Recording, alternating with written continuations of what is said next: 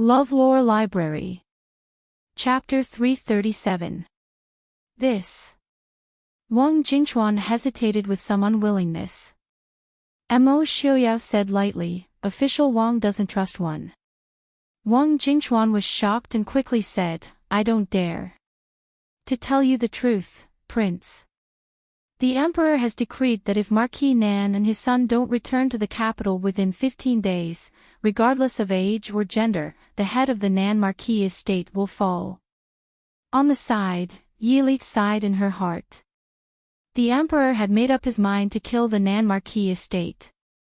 The lives of the Nan Marquis family members would be in danger before Nan Marquis returned. Even if they wanted to rush back to save them now, it would be too late. Most importantly, with the Prince Ding Mansion's current position, it was impossible to secretly save them.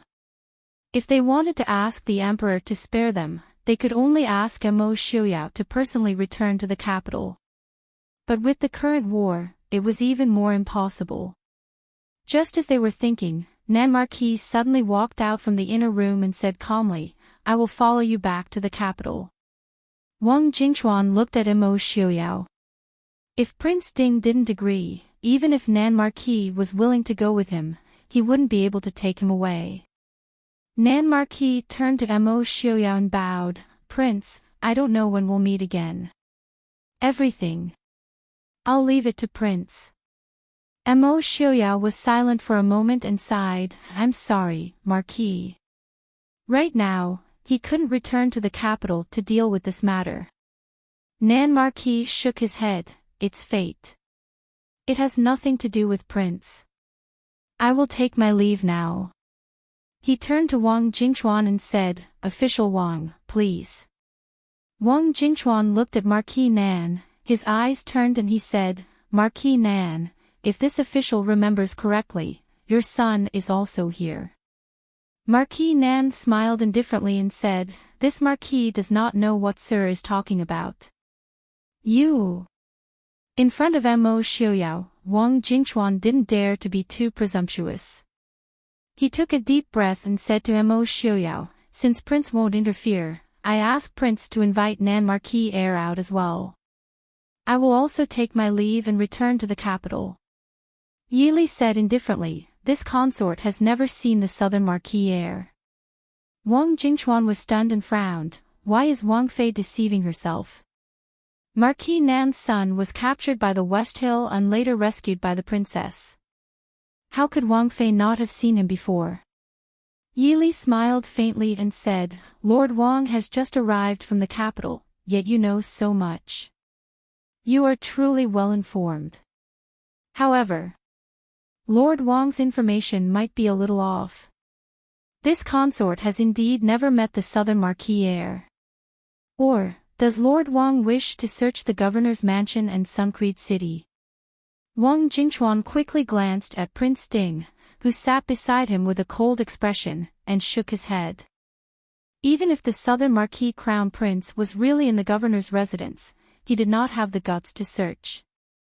Moreover, Suncreed City, the governor's mansion, and even the cities in the northwest were all under Prince Ding's control. Who could be sure that the southern Marquis heir was definitely here? If he could not find him and angered Prince Ding, Wang Jingchuan was once again certain that he had taken on a hot potato this time. Wang Fei is right.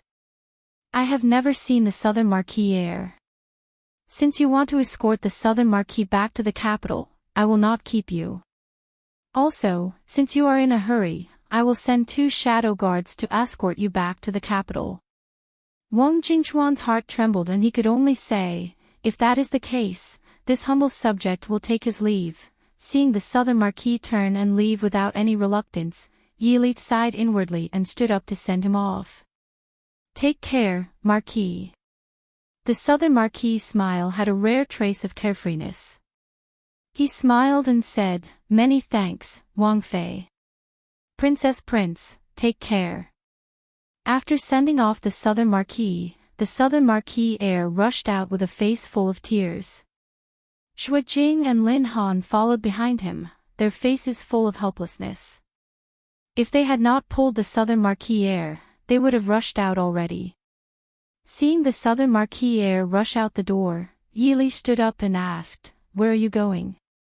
The Southern Marquis heir paused. Shui Jing and Lin Han had already blocked his path on the left and right.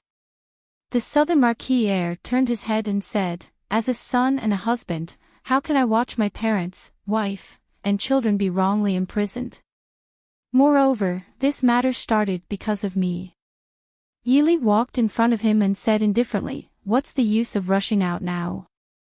Apart from one more person being thrown into prison and escorted to the execution grounds. Or do you want to go to the Emperor to explain? Do you think the Emperor will give you this opportunity?" The Southern Marquis heir painfully covered his face. How could he not understand what Yili was saying? But right now, he was going to accompany his father back to the capital. He was going to accompany his family and face this together. What else could he do? Southern Marquis, there may be a way out. Looking at them, Mo Xiaoyao frowned slightly. The Southern Marquis heir looked at Mo Xiaoyao in surprise. Mo Xiaoyao frowned and said, "Duke Hua has the iron scroll that Emperor Gaozong bestowed upon the Hua family. Even the death penalty can be avoided." But the Southern Marquis heir hesitated. He had heard of the Iron Scroll, but in this dynasty, only the Hua family, who had saved Emperor Gaozong's life, had been bestowed a copy. Even the Ding King's residence, which had protected the country for generations, did not have such a thing. But with such a valuable item, the Hua family. Mo Xiaoyao lowered his eyes and said, "Duke Hua will not be stingy with a dead object. I'm afraid." He was afraid that if Mo Jingqi was determined to take the Southern Marquis life, even if the Iron Scroll saved him, he would not be able to escape death. Yili clearly thought of Mo Xiaoyao's concerns. She nodded slightly and said to Lin Han, "Send a letter to Mo Hua. Tell him to do his best to protect the Southern Marquis." The Southern Marquis heir gradually calmed down. He bowed to the two and said, "Nan Junfei thanks the princess." Yili shook her head and said, "Heir, there is no need to be so courteous." The Southern Marquis heir smiled bitterly and said, "My name is Junfei. In the future, Prince, please call me by my name. I am no longer an heir." Princess, just now, Lord Zhou left a letter for you." The guard outside the door presented a sealed letter. Yili raised her brows. She took the letter and looked at it curiously. There was no problem. "Lord Zhou." The guard nodded and said, "Just now, before he left, Lord Zhou privately gave this letter to me. He asked me to pass it to Prince." Mo Xiaoyao frowned and said, "Does Yili know Zhou Yu?" When Zhou Yu came in, Yili's expression showed a trace of surprise. Although it was fleeting, Mo Xiaoyao, who had been paying attention to her, still saw it. Yili shook her head and said, "He should be this year's Jinshi. We met once last year." Even if Yili's memory wasn't photographic, it wasn't too far off. As soon as Zhou Yu spoke, she remembered that it was the scholar who sold paintings at Shindexian last year. She did not expect that not only did he pass the Jinshi exam, he also became a registrar of the Supreme Court. Although his position was not high, it was a real vacancy. As long as his ability and luck were not too bad, he should have a good future. Opening the letter, Yili lowered her head to read it. Her expression immediately changed. She silently handed the letter to Mo Xiaoyao. Mo Xiaoyao looked at it and his originally unhappy expression immediately darkened. He slapped the table and stood up. He said sternly, "Someone immediately chase after Marquis Nan. Kill anyone who dares to stop you." Shui Jing and Lin Han's expressions changed. They responded in unison and quickly walked out. Nan Junfei also knew that something had happened. His expression changed and he also followed Shui Jing and Lin Han out. Only Mo Xiaoyao and Yili were left in the hall. The atmosphere became even heavier. Seeing Mo Xiaoyao's dark expression, Yili did not say anything. She silently sat to the side and looked at him. After a long time, Mo Xiaoyao seemed to have finally awakened from his extreme anger. There was a trace of tiredness and helplessness between his brows. Picking up the letter on the table again, Mo Xiaoyao looked at Yili with a bitter smile and said, "Li, I'm so tired." Yili silently leaned on his shoulder and gently patted him on the shoulder. Mo Xiaoyao reached out a hand to hug the person sitting beside him.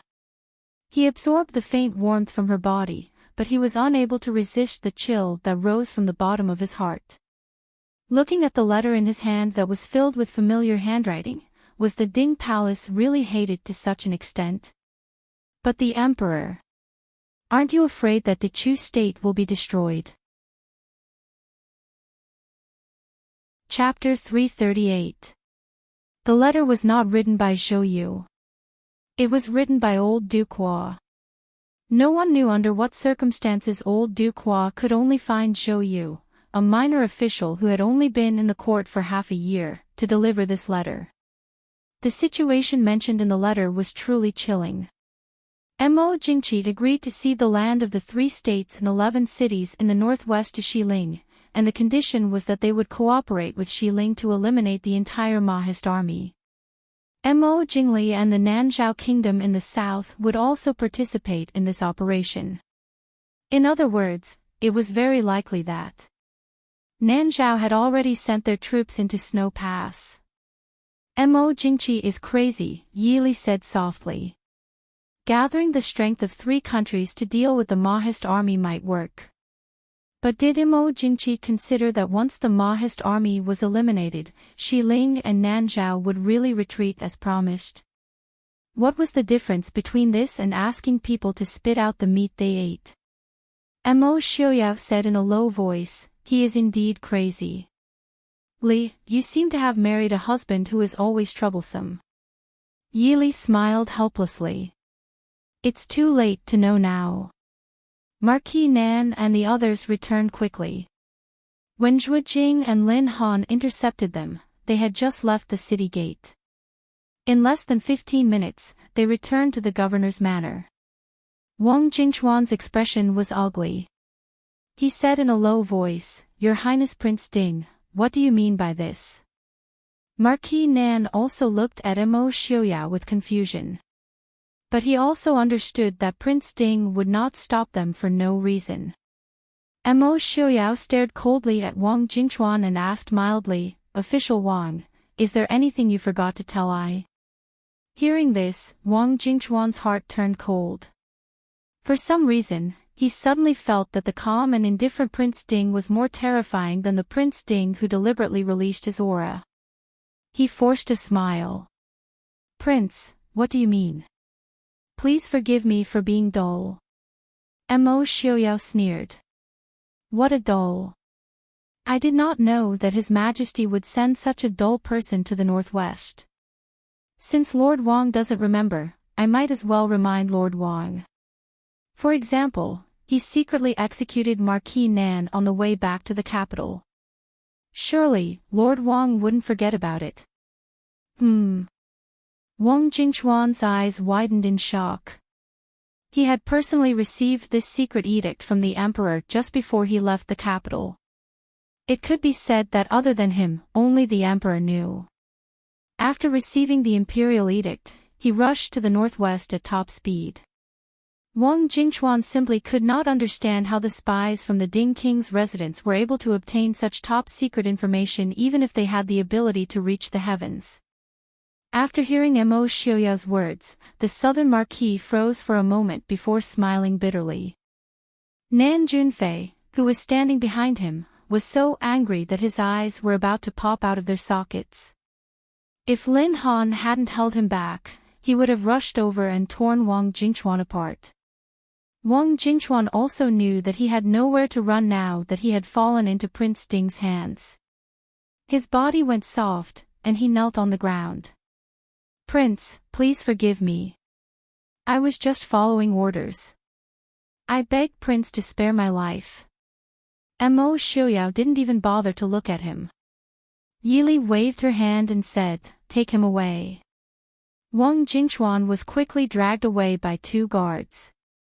Yili then looked at Zhou Yu, who was standing silently at the side. She smiled faintly and said, "Lord Zhou, are you not afraid?" Zhou Yu's expression was calm. He cupped his hands and said, "I believe that Wang Fei is not someone who would kill the innocent." Yili smiled faintly and nodded. She said, "I have to thank Lord Zhou for this. But Lord Zhou's actions, I'm afraid it will be difficult to explain after returning to the capital." Du Qua had asked Zhou Yu to deliver the news of the Emperor and Shi Ling's transaction, but the matter regarding the Southern Marquis was added in by Zhou Yu after he figured it out. Wang Jingchuan thought that the news was secretive, but he didn't know that Zhou Yu had been by his side for the past few days. From his usual actions and demeanor, Zhou Yu had deduced the Emperor's punishment towards the Southern Marquis family. Zhou Yu was silent for a moment before saying, "Last year, it was thanks to Wang Fei's help that I was able to gather enough silver in time to invite a physician to treat my mother. A few days ago, my mother died of old age. I was supposed to ask Ding Yu to observe mourning for my mother, but I was sent to follow official Wang to the northwest. It is clear that it was a coincidence that I was asked to repay Wang Fei's kindness. Right now, I am alone in this world and have nothing to worry about." Mo Xiaoyao was thoughtful. He nodded and said, "If that is the case, is official Zhou willing to give up his scholarly title and temporarily stay in the northwest?" Zhou Yu stilled. He wasn't afraid of death, but he didn't want to seek death. Prince Ding's actions clearly meant to protect him. Glancing at Yili, who was sitting at the side with a smile, Zhou Yu quickly made a decision. "Many thanks to Prince for taking me in. What about the Southern Marquis and official Wang? Does Prince have any ideas?" Yili asked with a smile. Mo Xiaoyao smiled and said, "Since Li is asking like this, she must have an idea." Yili smiled. "The Northwest is in the midst of war. The people of Xiling are everywhere. It is not surprising that official Wang's group encountered bandits or Xiling soldiers and was completely wiped out. What does Prince think?" Mo Xiaoyao praised, "Li is right." The Southern Marquis stepped forward and bowed in thanks, "Many thanks to Prince Wang Fei." Yili shook her head and said, "Marquis can stay here without worry. But I will have to inconvenience you for a few days." The manner of the Southern Marquis. The Southern Marquis smiled sadly and said, "Let's leave it to the heavens. I only hope that when the Emperor hears that we have died, he will be merciful and let us go." After settling the Southern Marquis and his son, Lin Han received orders to arrange the scene of Wang Jingchuan's death. Although the Southern Marquis and his son and Zhou Yu were fake, at least Wang Jingchuan was the real deal. Lin Han was also an expert in disguise, personally trained by Yili. Naturally, he would not leave behind any flaws at the scene. However, the Southern Marquis and his son would have to conceal their identities for the time being. These matters could only be considered small matters now. Yili and Mo Xiaoyao's attention was completely focused on the secret letter sent by Du Qua. After receiving the news, even the usually indifferent Feng Zhiyao could not help but be enraged. He jumped up from his chair and was about to lead his troops back to the capital when Mo Xiaoyao stopped him. Feng Zhiyao said with a heavy expression, "It has already come to this point. Prince still wants to protect Mo Jingqi. He still wants to protect the Chu state. Mo Jingqi doesn't even care about this country. Why should we interfere?" Mo Xiaoyao's expression was indifferent. He said in a low voice, "I never wanted to protect Mo Jingqi. The Maoist army also doesn't want to protect the Chu state's vast territory. It's the people living on this land. Feng San, if we break off relations with Mo Jingqi now and ignore Xiling, Nanzhao, and Beirong, the Chu state will be in chaos." Feng Zhiyao said coldly, "Then what should we do now?" Even if we don't say anything, will Mo Jingqi just let it go? If we fight with Xi Ling, can Prince guarantee that he won't stab us in the back? Mo Xiaoyao was silent. He could not guarantee it. For Mo Jingqi to sign such an agreement with Xi Ling, it meant that he was already prepared to stab the Mahist army in the back at any time. But now, a pair of warm and soft hands gently held his. Mo Xiaoyao raised his head and met Yi Li's smiling eyes. Yi Li looked at Feng Zhiyao, who had never been so angry before. It's right not to announce it now. We don't have evidence. These years, Mo Jingqi has cultivated quite a lot of forces. The Mahist army only has 700,000 soldiers. Feng San, do you still remember how many soldiers the Chu state has? Chapter 339. Feng Zhiyao was startled. He gradually calmed down and thought for a moment before saying, more than 2 million. Also, Mo Jingqi is the emperor. He may have hidden armies that we don't know about. Yi Li nodded. Once we shed all pretense of cordiality, most of the time, the commoners will still believe the imperial family. Even if the commoners believe us, it will be beneficial in the long run, but it won't be beneficial in the short term. As for us, it is very likely that we will have to face more than 2 million soldiers. The Mahist army, no matter how brave they are, they won't be able to stand at the top of so many soldiers. Feng Zhiyao said unwillingly, are we just going to endure it? Yi Li shook her head. It's not that we're going to endure it. We need time. Feng Zhiyao was silent for a long time before saying in unison, I understand. But Princess Consort, I need to return to the capital. Mo Xiaoyao frowned. What can you do if you return to the capital? Feng Zhiyao smiled bitterly. Prince, even the shadow guard in the capital hasn't received this news yet. You and I both know where this news came from. I'm worried. Mo Xiaoyao said, you'll be more dangerous for her if you go back. Feng San, you've never been a patient person. Feng Zhiyao said dejectedly, that's right, all these years, if it wasn't for Prince stopping me, Mo Xiaoyao looked at him and raised his eyebrows. You blame me. Feng Zhiyao shook his head and smiled bitterly. No, I know, no matter what I do, she won't go with me. Prince, saved both of our lives. Mo Xiaoyao said, don't worry and stay in the northwest. I promise that even if all the people in the capital are dead, she will still be alive. Feng Zhiyao suddenly raised his head, looking at Mo Xiaoyao. Prince has arranged for people. Mo Xiaoyao said, we grew up together. Besides, she has helped the Ding kingdom a lot these years. How could I not care about her life and death? Feng Zhiyao's eyes flashed with relief. He sat down again. Thank you, Prince. Mo Xiaoyao said indifferently, I didn't do it for you. Feng Zhiyao smiled and said, I know. I thank Prince on my behalf. After appeasing Feng Zhiyao, Yi Li tapped her slender fingers and said thoughtfully, last time, we schemed against Enchanting. It seems that he is determined to get back at us this time. Mo Xiaoyao shook his head and said, whether or not there was the last time, Enchanting will deal with the Mahist army by hook or by crook. After the defeat that year, the Mahist army had long become a sore point for Shiling Genom of Gojosian. This year, Genom of Gojosian was almost 50 years old. For a general, it could be said that he was in the prime of his life. But if it dragged on, he would never have the chance to defeat the Mahist army and avenge the humiliation of that year. Yi Li looked at Mo Xiaoyao and said, I'm afraid that you will be very busy recently. Leave Xinyang to me.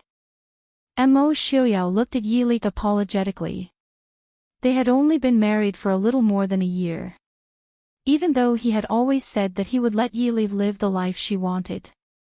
But in reality, from the day they were married, Yi Li had not had a single day of peace. Yili raised her eyebrows and smiled. The ones who fly away in the face of disaster are not people, but birds. Or does Prince not believe in my ability?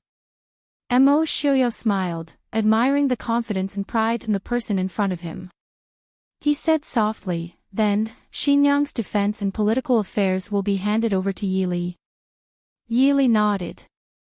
Don't worry, I will.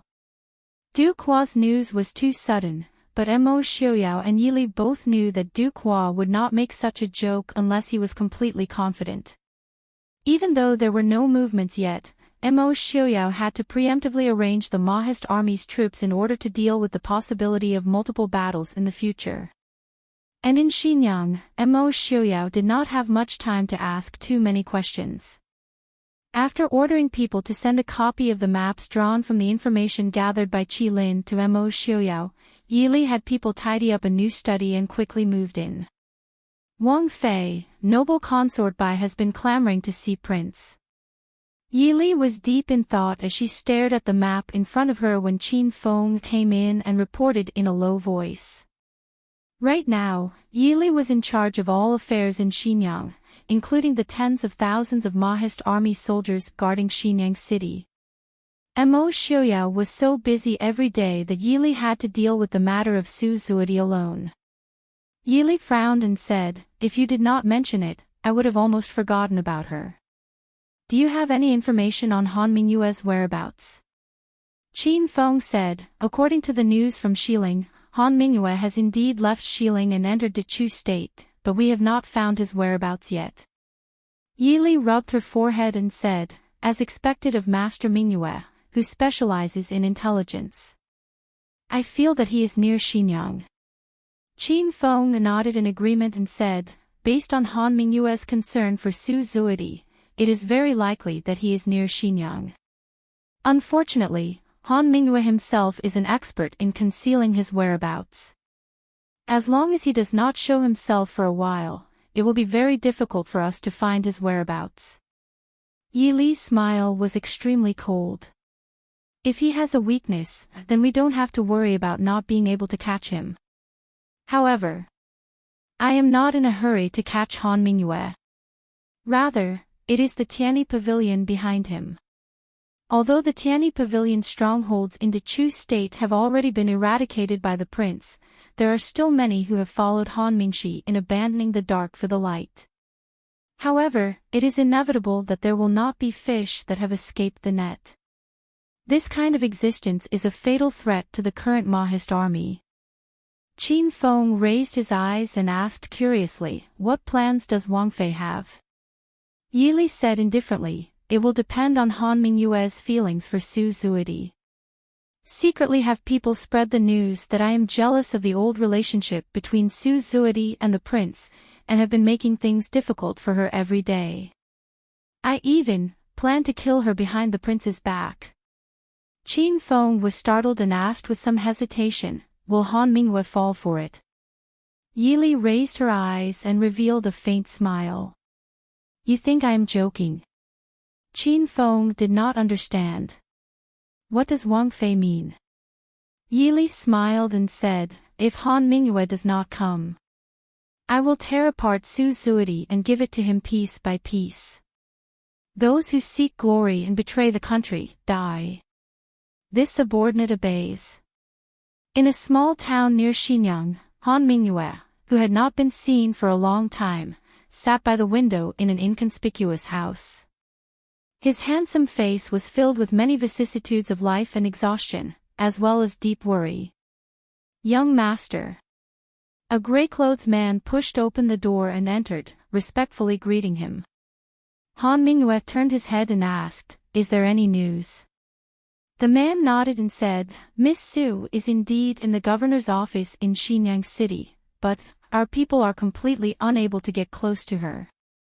Han Mingyue was not surprised and said in a low voice, she has been placed under house arrest by Prince Ding.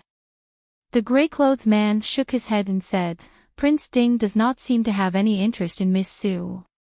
Ever since Miss Su entered the governor's office, Prince Ding has basically not asked about her. Right now, all of the affairs in Xinyang City have been handed over to Princess Ding to handle. Han Mingyue was startled and turned to look at him. All of the affairs in Xinyang City have been handed over to Princess Ding. Then what is Prince Ding doing? The gray-clothed man frowned slightly and said, "This subordinate suspects that Prince Ding has already found out about Genom of Gojoseon's plan and is very likely to have already made arrangements in secret. Otherwise, right now, there are still hundreds of thousands of soldiers stationed outside Xinyang City. Prince Ding would definitely personally take charge of the military affairs. Young master, this matter, should we report it to Genom of Gojoseon?" Chapter 340. Han Mingyue glanced at him indifferently and asked, "We are here for Drunken Butterfly's comfort. The Mahist army has nothing to do with us. Do you understand?" The gray-clothed man was slightly startled and immediately nodded. "This subordinate understands." "This subordinate doesn't know anything. Since we already know Miss Sue's whereabouts, should we send people to rescue her?"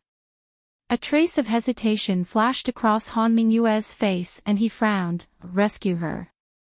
Based on their past relationship, Prince Ding shouldn't hurt her.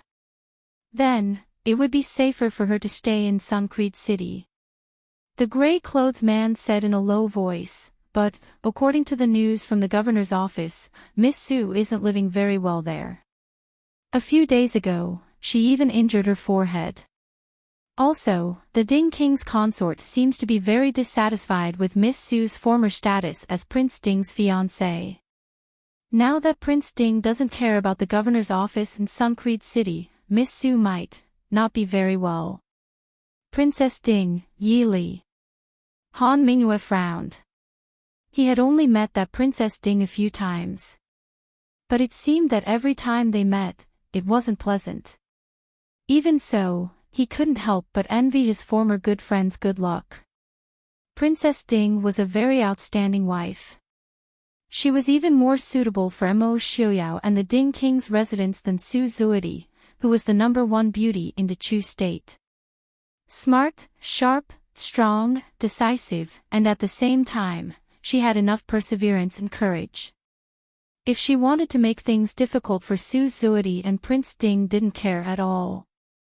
Su Zuodi wouldn't be able to win against Yi Li no matter what. Han Mingyue understood what kind of person the woman he adored was.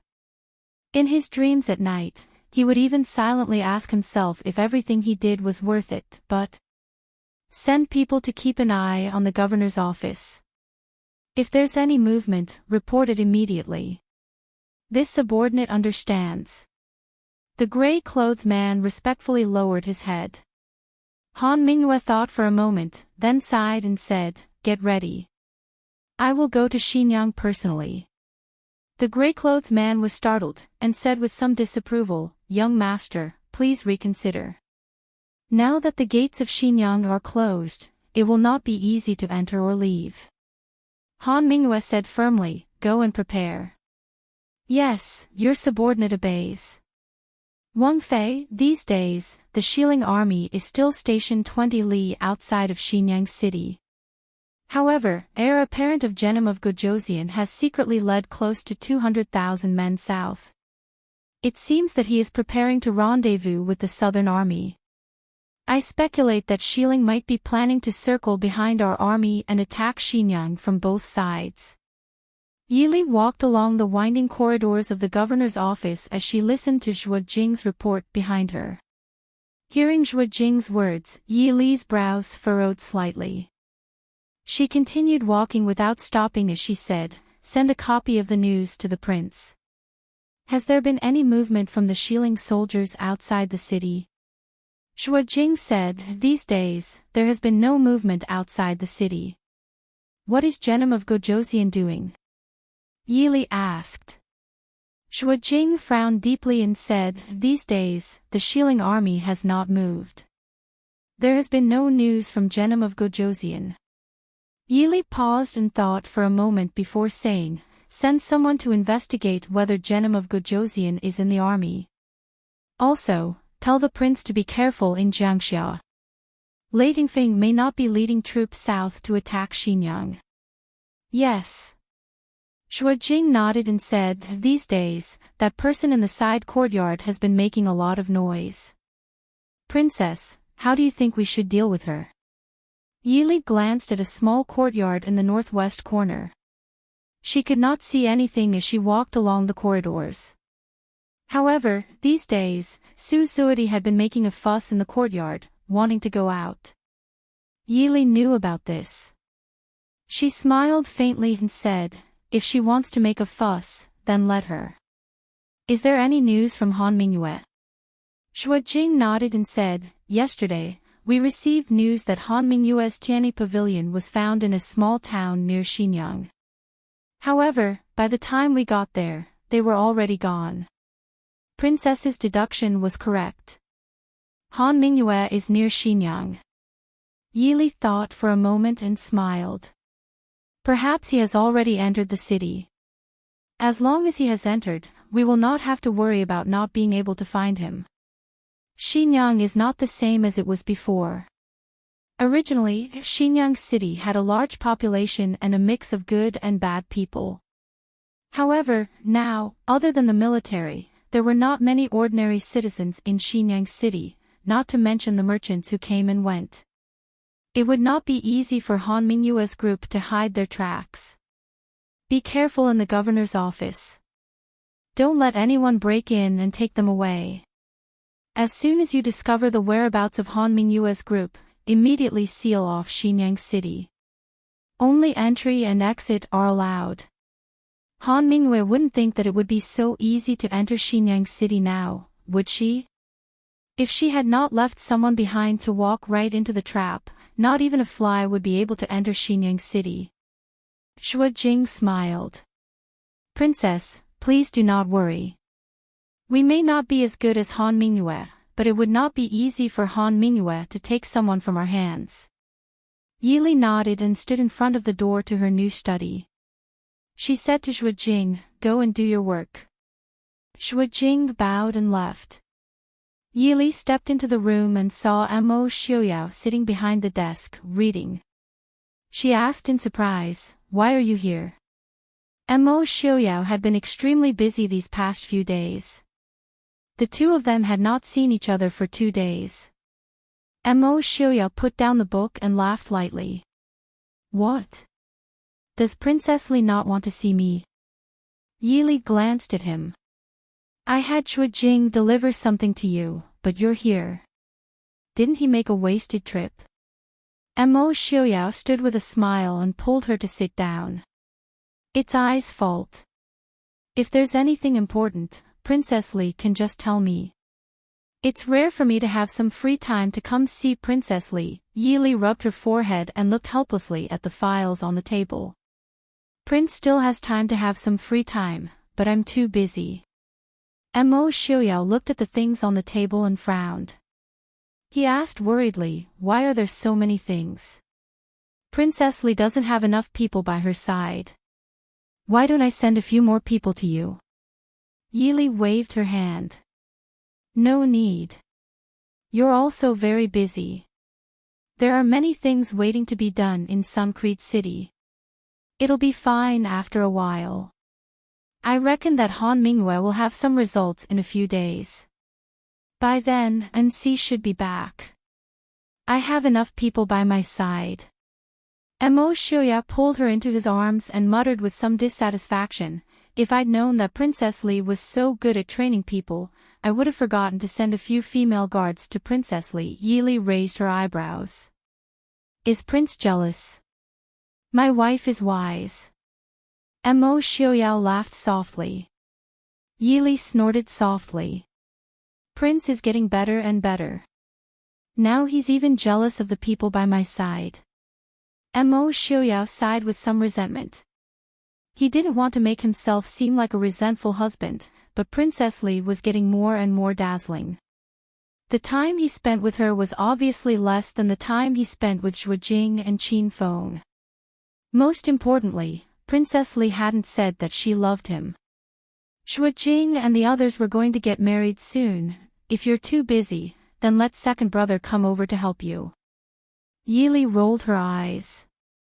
Second brother came in the name of supervising the army. What's wrong with him following me? I'm not worried about second brother. Mo Xiaoyao said quietly. Chapter 341. Within an ordinary residence in Xinyang City, Han Mingyue sat on a bamboo couch with a gloomy face, looking at the gray-clothed man kneeling on one knee. What did you say? The gray-clothed man's face showed no signs of fear, calmly replying, reporting to young master, our men are completely unable to get close to Miss Su. Han Mingyue waved his hand, and the porcelain on the table fell to the ground, shattering into pieces. Trash. I don't believe that in just a few days, Princess Ding would be able to surround the governor's mansion so tightly that not even a drop of water could escape, leaving you with no openings at all. The gray-clothed man pondered for a moment before saying, Princess Ding seems to have a unique way of arranging her guards. 2 months ago, all the countries had gathered their men, but they were still unable to completely break into the Ding mansion. I think, with our current manpower, it is impossible to safely take Miss Su away from the governor's mansion. Han Mingyue said in a low voice, then get more men. Even if we have to get all the men from the northwest, we must save Drunken Butterfly. The gray-clothed man frowned slightly and said, Young master, please reconsider. If too many people suddenly appear in Xinyang City, I'm afraid it will arouse Princess Ding's suspicions. At that time, it will be even more disadvantageous for Miss Su. Han Mingyue closed his eyes and sighed softly, forget it, I'll leave it to you. If you need any men, go ahead and pick them. You must ensure Drunken Butterfly's safety. The gray-clothed man hesitated for a moment, then nodded and said, I understand. Han Mingyue frowned and asked, has there been any news from the governor's mansion? The gray-clothed man said, other than a serving maid, Princess Ding does not allow anyone to get close to Miss Su. I've sent men to get close to that maid, but that maid is extremely loyal to Princess Ding, and will not help us get close to Miss Su. But I've managed to get some information from her. Miss Su's head is indeed injured, and although a doctor has been called to treat it, I'm afraid it will leave a scar. Miss Su has been calling for help these days, but the courtyard is surrounded by the Prince Ding mansion's shadow guards. I'm afraid Miss Su is. Han Mingyue's eyes flashed with a trace of heartache, and waved his hand, enough. Quickly save Drunken Butterfly. Yi Li. If you hurt her, don't blame me for being merciless. In the West Hill barracks, Genom of Gojoseon looked at the news he had just received.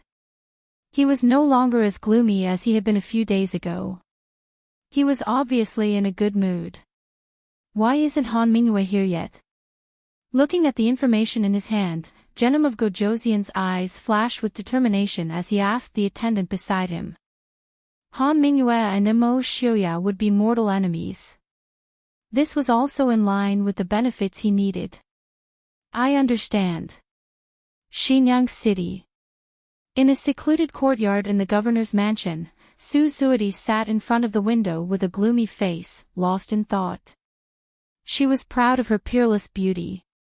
Over the years, her flower-like beauty had mesmerized many heroes, nobles, and emperors.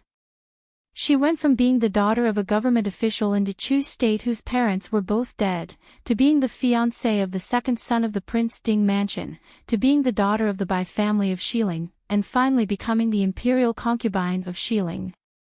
She had never doubted her beauty. But now, it was because she was too confident in herself that she was imprisoned in this small courtyard. She used to think that even if Mo Xiaoyao blamed her for leaving him behind when he was seriously injured, as long as she came back and apologized to him, Mo Xiaoyao would definitely forgive her and be overjoyed. But as she remembered that day in the study, when she crashed into the pillar, she saw Mo Xiaoyao's indifferent expression. There was not the slightest ripple in his calm eyes. It was as if the person in front of him was not someone who was about to die from crashing into a pillar, but an ordinary servant reporting to him. At that moment, she clearly understood one thing. Mo Xiaoyao did not care about her. He would not be captivated by her beauty, nor would he feel pity for her. But because of this, the love she had always hidden in her heart grew even stronger. She was madly jealous of Yi Li. That man should have been hers, and the position of Princess Ding should have been hers. But now, she was imprisoned here by Yi Li, unable to move. "Miss, it's time to eat." A servant girl walked over with a light meal and said carefully. This beautiful Miss Bai was not easy to serve. These days, the maidservants who served her had already deeply realized this point. "Get out. Tell Yi Li that if he doesn't let me out, I will starve to death here," Su Zuidi said harshly. The servant girl raised her head to look at her, then immediately lowered it again and said in a small voice, "The princess said, even if Miss Bai starves to death, the prince will not blame her. So, if Miss Bai doesn't want to eat, then forget it. Miss Bai, don't be angry with the princess." Chapter 342. Impossible. Su Zuidi got up and fiercely glared at the cautious maid in front of her, saying, "Xiaoya wouldn't do this to me. I want to see Yi Li, tell her to come out and see me." Looking at the beautiful and crazy woman in front of her, the maid was so scared that tears welled up in her eyes. "Miss Su. Princess is very busy. You should eat quickly. This servant will leave it here." After saying that, she put the food on the side table and ran out as if there was a man-eating monster behind her. Su Zuidi looked sideways at the food on the table. There were 4 simple side dishes, a soup, and a bowl of rice. There were no exquisite ingredients, no superb cooking, and even the knife skills were ordinary. At a glance, she could tell that it was a home-cooked meal for ordinary people. Su Zuidi had been living a life of luxury all these years. No matter what, the best always belonged to her. How could she take a fancy to such things? With a wave of her hand, she waved all the food to the ground. The maid had just run out when she heard the noise inside and hurriedly came back. Looking at the mess on the ground, she said helplessly, Miss Bai." Su Zuidi raised her chin and said coldly, "How can I eat such lowly things? Go change it and make it again." The maid said awkwardly, "But now everyone eats like this." "Impudent." Su Zuidi said angrily, "Do you know who this young lady is? You actually dare to make me eat this kind of thing? But His Highness and Princess Consort also eat these. Miss Bai, these dishes are very delicious, you are too wasteful." Now that the Xiling army was besieging the city, although there was enough food in the city, the vegetables were gradually becoming scarce. Even the prince and princess only had to eat a simple meal every day. They didn't even have to cook for Miss Bai. Su Zuidi was so angry that her face turned blue. After getting along with this maid these days, she already somewhat understood her. She looked as timid as a mouse and would cry after saying a few words, but sometimes she was so stubborn that it drove people crazy. And she couldn't even punish her, because once she acted excessively, the guards outside would come in to stop her. Su Zuidi, who was quite angry, snorted and said, "Get out." The little girl carefully glanced at her and then respectfully retreated. Miss Bai was still angry, so it was better to come in later to clean up. She was the only one left in the room. Su Zuidi looked at the mess of food on the floor and felt irritated. She hadn't eaten anything after throwing a tantrum in the morning and at noon, so she was indeed a little hungry now. Thinking of the suffocating days, she gritted her teeth and returned to her room. "Yi Li, you better not fall into my hands. Otherwise, this imperial concubine will make you beg for death." "Drunken butterfly," an extremely soft call came from the corner. Su Zuidi was startled and turned around to look. Unknowingly, Han Mingyue had appeared in the corner behind the window. Su Zuidi stared blankly for a moment, then suddenly came back to her senses and cried out in surprise, Mingyue. Han Mingyue shook her head, indicating for her to lower her voice. Su Zuidi came back to her senses and looked out the window vigilantly. She went up and closed all the half-closed windows. She turned around and said angrily to Han Mingyue, "Why are you only here now? Do you know how badly I've been bullied?" Han Mingyue looked at the floor and said with a helpless and bitter smile, "Sorry, you've been wronged." Han Mingyue carefully looked at Su Zuidi and let out a sigh of relief in her heart. Although she had lost some weight, she didn't seem to have been tortured. The wound on her forehead wasn't very obvious either. Even if there was a scar left in the future, it wouldn't be to the extent that it would affect her appearance. When Su Zuidi saw Han Mingyue's arrival, she only revealed a look of joy for a moment, but she quickly restrained her smile and said, "Did you bring the purple stamen dew?" Han Mingyue frowned and said, "Princess Ding didn't give you any medicine. Does your wound still hurt?" The mention of Yili clearly touched Su Zuidi's bottom line. She flicked her sleeves and said angrily, "Don't mention that slut." Han Mingyue sighed and took out a delicate little porcelain bottle from his chest and handed it to Su Zuidi. Su Zuidi took the porcelain bottle and sniffed it, then turned with satisfaction and went into the room to apply the medicine in front of the bronze mirror. Han Mingyue followed her into the bedroom. Looking at the simple furnishings in the room, she understood where Su Zuidi's anger towards that little girl came from. She had never been able to endure hardships since she was young. No matter what was slightly inferior, she wouldn't settle for it. But now she was locked up in this simple and crude place by Yili. It would be strange if she was in a good mood. After applying the medicine, Su Zuidi was finally in the mood to turn around and look at Han Mingyue. She was satisfied to see a trace of infatuation and adoration in his eyes. This made her confidence recover a lot from the setbacks and blows she had suffered here these past few days. Slightly raising her head, Su Zuidi asked softly, "Mingyue, are you here to save me?" Han Mingyue's expression changed slightly. She sighed and nodded, "If not to save you, why would I come here? I've arranged for people to receive us outside. We can leave here in a little while." Su Zuidi was startled. She hesitated for a moment and shook her head, "No, we can't leave like this." Han Mingyue frowned, "What else do you want here?" Su Zuidi gritted her teeth and said, "Yili. That slut. Help me kill her." Han Mingyue's smile was somewhat forced and bitter. He looked deeply at Su Zuidi and tried to reason with her, "Zuidi, I promised. I won't do anything to Yili again. Not only because of Mo Xiuyao, but also because of Han Mingxi." No matter how much Han Mingyue was infatuated with Su Zuidi, Han Mingxi was still his only blood brother. He was the closest person to him by blood in this world. He was well aware of his brother's feelings for Yili. Although he knew that it was only Han Mingxi's wishful thinking, Han Mingyue knew that if he really did anything to Yili, Han Mingxi would definitely not forgive him. He had never really thought of becoming enemies with the little brother he had raised since childhood. Su Zuidi's expression changed and she sneered, "Promise. Another promise. I knew that in your heart, I'm nothing. Since that's the case, why do you still care if I live or die? I don't need you, young Master Han, to save me.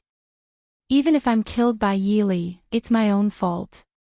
You can leave by yourself. Don't worry about me." "Zuidi," Han Mingyue said in a low voice, "now is not the time to be willful. It's already good enough that we're able to get out safely. It's impossible for us to touch Yili. You should also understand these days that Mo Xiuyao will not stand on your side." Su Zuidi choked when her sore spot was hit. She also understood that Han Mingyue was right. But she was unwilling to let Yili go just like that. She rolled her eyes and looked at Han Mingyue, saying coquettishly, so you're saying that you'll help me teach her a lesson when you have the chance in the future, right? Han Mingyue was startled. What he meant was that he wanted Zuidi to stop provoking Yili. But it was clearly not the time to reason with her.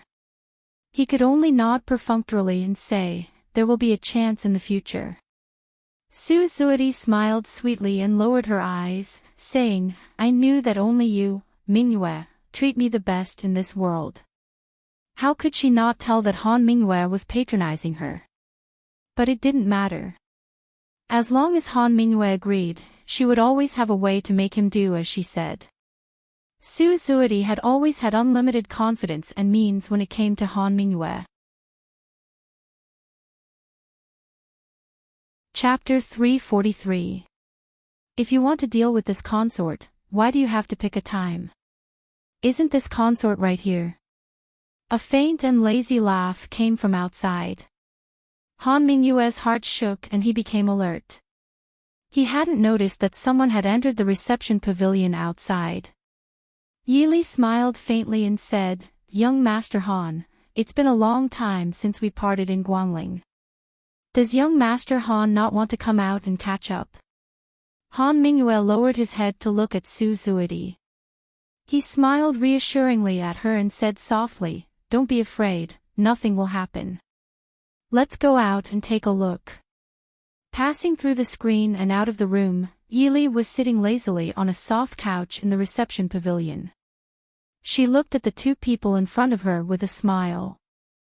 Seeing Han Mingyue, she smiled and said, Young Master Mingyu has good methods.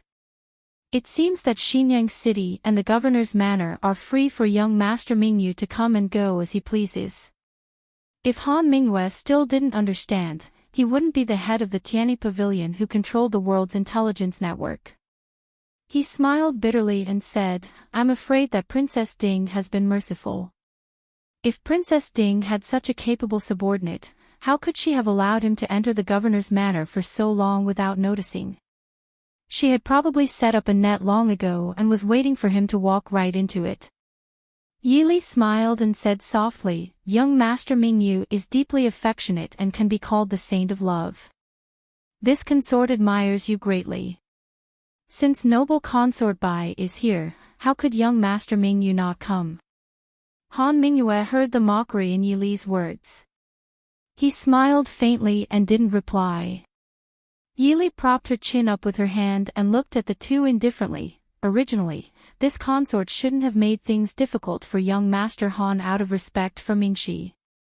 But the current situation is a bit special, so I have no choice but to offend you. Han Mingyue raised his hands in a greeting and said with an easy smile, landing in Wang Fei's hands, Han Mingyue accepts wholeheartedly, and will be at Wang Fei's disposal. Yili nodded slightly. Looking at the man in front of her who was as elegant as ever, she felt a thread of regret. Han Mingyue was not lacking in family background, appearance, ability, and means. In fact, she was much better than ordinary people. It was no wonder that he was able to become Mo Xiuyao's good friend in his youth. It was a pity that even though he was supposed to be a genius, he had fallen to his current state because of love. Han Mingyue did not have an easy time in West Hill. Even if he had a powerful force like the Tianyi Pavilion, as long as he could let go of Su Zuidi, he would be able to live a carefree life wherever he went. However, he was entangled with Su Zuidi. The royal family of West Hill did need the power in his hands, but they treated him as an outsider and guarded against him. He even eyed the power in his hands covetously. Other people's things were not as convenient as his own, was it not? Take young Master Han away. Yili waved her hand and said softly. Han Mingyue looked at her with a smile and said, Is Prince Ding not coming out to meet an old friend? Yili looked at him indifferently. Does young Master Han think that Prince still has time to meet a friend? Han Mingyue pondered for a moment and nodded slightly to show that she understood. He frowned and asked, I understand why Wang Fei is putting in so much effort. If I give you what Wang Fei wants, what does Wang Fei plan to use in exchange? Yili stared at Han Mingyue for a long time before she laughed softly and said leisurely, "Does young Master Han think that I plan to make a deal with you?" Han Mingyue raised her eyebrows, indicating that was exactly what he meant. Yili said regretfully, "Originally, if young Master Han came directly to make a deal with me, I would indeed agree. But now, it took me a lot of effort to make young Master Han stay. If it is an equivalent exchange, I feel that I am losing out. Moreover, I can still get what I want without making a deal with young Master Han." Han Mingyue frowned, disbelief written all over his face. "That is impossible. If the Tianyi Pavilion can be controlled so easily, then I don't need to be here anymore." Yili shook her head and said, "To be honest, I have no interest in the Tianyi Pavilion. Even if young Master Han gave it to me, do you think I would dare to use it?" Han Mingyue stared at the elegant and graceful woman on the seat with vigilance. It seemed that from the first time they met, he had never guessed this woman's thoughts correctly. This made him feel even more inexplicably uneasy. Yili said indifferently, "Since I can't use it, then my suggestion is to destroy it." Han Mingyue took a deep breath, shock finally appearing on his handsome face. "You want to destroy the Tianyi Pavilion?" The Tianyi Pavilion was something that many heroes and even emperors coveted. Having it in their hands was equivalent to having the Tianyi Pavilion in their hands. Yet, the woman in front of him wanted to destroy it without even blinking an eye. "In fact, I am already destroying it," Yili said indifferently. Han Mingyue closed his eyes. When he opened them again, there was only silence in his eyes. "You have people in the Tianyi Pavilion." Yili smiled appreciatively and clapped her hands lightly. A man in gray walked in from outside and calmly glanced at Han Mingyue and Su Zuidi, who was beside him. Then, he respectfully bowed to Yili and said, "Subordinate and C greets Princess." Yili smiled and nodded, saying, "Rise. You have worked hard these days." And C respectfully said, "Subordinate is unable to fulfill Princess's orders." Yili said, "You have done well, just like Xue Jing and Lin Han. From today onwards, you are no longer a shadow guard." And C bowed again and said, "Subordinate Wei Lin greets Princess." On the side, Han Mingyue's face was ashen. He looked at Wei Lin and said indifferently, "You are the shadow guard of the Prince Ding mansion."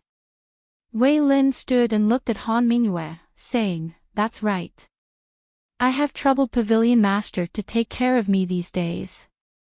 Han Mingyue's smile was bleak. Didn't he take care of him? In less than half a year, he had promoted an unknown person to his most trusted right-hand man. Of course, it was because the other person had once risked his life to save him, but it was also because he admired the other person's talent and ability. He powerlessly turned his head to look at Yili and said, "I didn't expect the shadow guard of the Ding mansion to be so outstanding. Or is it the people around Princess that are especially outstanding?" He had once been close friends with Mo Xiaoyao and naturally had some understanding of the shadow guard of the Prince Ding mansion. However, Wei Lin's abilities and methods were far superior to the shadow guards. In the beginning, he had suspected that Wei Lin was a spy sent by Genom of Gojoseon or the Bai family of Xiling, or even the Emperor of Xiling or other powers. But in the end, it was proven that he had no relationship with any of these people. So he had given his trust, but he had never thought that he was a person of the Ding mansion. Yili smiled and said, "Young Master Han is too kind. Ask young Master Han to leave. Maybe the prince will have time to chat with young Master Han. Young Master's people in the northwest. Young Master doesn't have to worry about them. Isn't it useless to worry about them?" Han Mingyue was speechless. After a long time, he said, "Princess is wise." Han Mingyue admits defeat. Yili smiled faintly and did not speak. She waved her hand to have people take him down. Looking at the two guards who were walking towards him, and then looking at the people standing beside Yili, Han Mingyue sighed and did not try to resist. Instead, he allowed himself to be captured. When it did not involve Su Zuidi, Han Mingyue had always been a smart person. Of course, he knew that in the situation in front of him, even if he resisted, it would be futile. Looking at Su Zuidi apologetically, Han Mingyue said softly, "Zuidi, it seems that we will have to stay in the governor's residence for a few more days." Su Zuidi gritted her teeth and stared hatefully at Yi Li, who was sitting leisurely. She glared at Han Mingyue and said, "You have never succeeded in anything. No wonder the prince said that you are unable to do anything right." Chapter 344. Han Mingyue lowered her head bitterly. Yi Li looked at the two people in front of her and sighed, "Is it worth it? Since I've already made my choice, there's no such thing as whether it's worth it or not," Han Mingyue said indifferently. She cupped her hands at Yi Li and turned around to let the guards take her away. Yi Li calmly looked at the stunning woman in front of her. After the initial amazement, and after experiencing the various forms Su Zuidi had taken these days, she gradually became indifferent to that stunning face. Yi Li looked at her and slightly raised the corners of her mouth. The most beautiful woman in the Chu state was nothing more than this. Her appearance was indeed blessed by the heavens, but she seemed to lack a feeling of reluctance. Perhaps what one wanted was always the best. The world remembered the world-famous stunning beauty in the Chu capital, and Su Zuidi's early death had shrouded her beauty in a mysterious veil. But when such a stunning woman really appeared in front of them, they couldn't help but feel a faint sense of loss. The most beautiful woman in the world was nothing more than this. Su Zuidi was clearly aware of Yi Li's scrutinizing gaze, if at first she was secretly pleased with herself. Gradually, when she noticed that Yi Li's gaze revealed a kind of disapproval, she couldn't help but feel angry. After enduring for a long time, she finally couldn't help but angrily rebuke, "What are you looking at?" Yi Li calmly withdrew her gaze and said indifferently, "Imperial concubine Bai, is there anything else? If there's nothing else, go back to your room and rest. This concubine will take her leave." Su Zuidi snorted and turned to go back to her room. Yi Li smiled faintly and also got up and walked out. Qin Feng and the others followed behind her. Yi Li asked while walking, "How is it outside?" Wei Lin said, "Princess, please rest assured. All the forces of the Tianyi Pavilion in the northwest region have been wiped out in one fell swoop." Yi Li nodded with satisfaction and said with a smile, "Although Prince tried to remove many of the Tianyi Pavilion spies, there were still many who escaped. Originally, it didn't matter, but now that the two countries were at war, the existence of this force in the northwest was a headache." Wei Lin lowered his head and smiled faintly, "This is your subordinate's duty." Shuo Jing patted Wei Lin's shoulder and laughed, "Shao Si, you don't need to be modest. Wang Fei is right. If it wasn't for you, we would have to spend a lot of effort to catch Han Mingyue.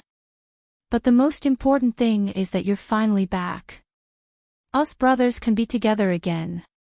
It would be even better if Boss was back." Wei Lin raised his head and glanced at Yi Li. Yi Li smiled and said, "If you have something to say, say it." Wei Lin said, "I met Big Brother once 2 months ago." Yi Li raised her eyebrows slightly, indicating for him to continue. Wei Lin said, "I originally planned to use the Tianyi Pavilion's power to investigate the Yanwang Chamber of Commerce and Sickly Scholar. Later, I received some scattered information and found an excuse to go to the border and happened to meet Big Brother. But according to Wang Fei's orders, I didn't acknowledge him and didn't say anything." Yi Li nodded and said, "It seems that An Yi did a good job." Wei Lin smiled faintly and said, "I think so too. Thanks to Wang Fei's guidance, I saw that Big Brother was already a captain." Shuo Jing clicked his tongue and said, "Although a captain's rank isn't high, Big Brother was able to reach this level in just a few months. He's worthy of being called Big Brother. Maybe in 2 years, Big Brother will become a general." Qin Feng, who was born in the Black Cloud Cavalry, sneered, "Stop dreaming. It might not be difficult to be promoted from an ordinary soldier to a captain, but to be promoted from a captain to a general is more than 1 or 2 steps. Don't even think about it if you don't take 8 to 10 years. Feng San Gongzi has been following the prince through fire and water since he was a teenager, and now he's only a deputy general. Shuo Jing didn't care at all. A deputy general is still a general. Can you be promoted to a captain in 2 or 3 months?" Qin Feng was silent. He really couldn't. Yili smiled and stopped the war of words between her subordinates. She said with a smile, "Don't worry about an E for now. Have the guards at Han Mingyue's place been arranged?" Qin Feng replied respectfully, replying to Wang Fei, "It has been arranged. It's just that, this subordinate doesn't understand. Why haven't I seen Han Mingyue and Su Zuodi locked up together? If they're separated, a lot of soldiers will be wasted. Right now, we don't have enough soldiers guarding the governor's office." Yili's clear eyes curved slightly and she said with a smile, "What if they're put together and they're wiped out? Don't worry, if I were Genom of Gojoseon, I wouldn't send people to save Su Zuodi. So, the people on Su Zuodi's side can be a little more careful and put them at Han Mingyue's side to set up hidden sentries." Seeing that her subordinates didn't understand, Yili said with a smile, "If Genom of Gojoseon really cares about Imperial Concubine Bai, why would he let her come to Xinyang alone? Imperial Concubine Bai has been imprisoned by us for so long. Have you seen any movements from Genom of Gojoseon?" Everyone suddenly understood, then Han Mingyue's side. Yili smiled even more happily, "Without saving Su Zuodi, even if I let Han Mingyue go now, he won't leave." Qin Feng finally understood. Wang Fei wants to use Su Zuodi to control Han Mingyue. Yili sighed helplessly, "You can say that. Keep an eye on Su Zuodi. She can't die yet." Reporting to Prince. "We have lost contact with young Master Han." In the tent of the Shiling camp, a subordinate reported respectfully. Genom of Gojoseon's weasel hairbrush paused slightly. "What about the Tianyi Pavilion?" The subordinate hesitated for a moment, then said, "We also lost contact with the Tianyi Pavilion last night. According to what I saw, I'm afraid it's not good."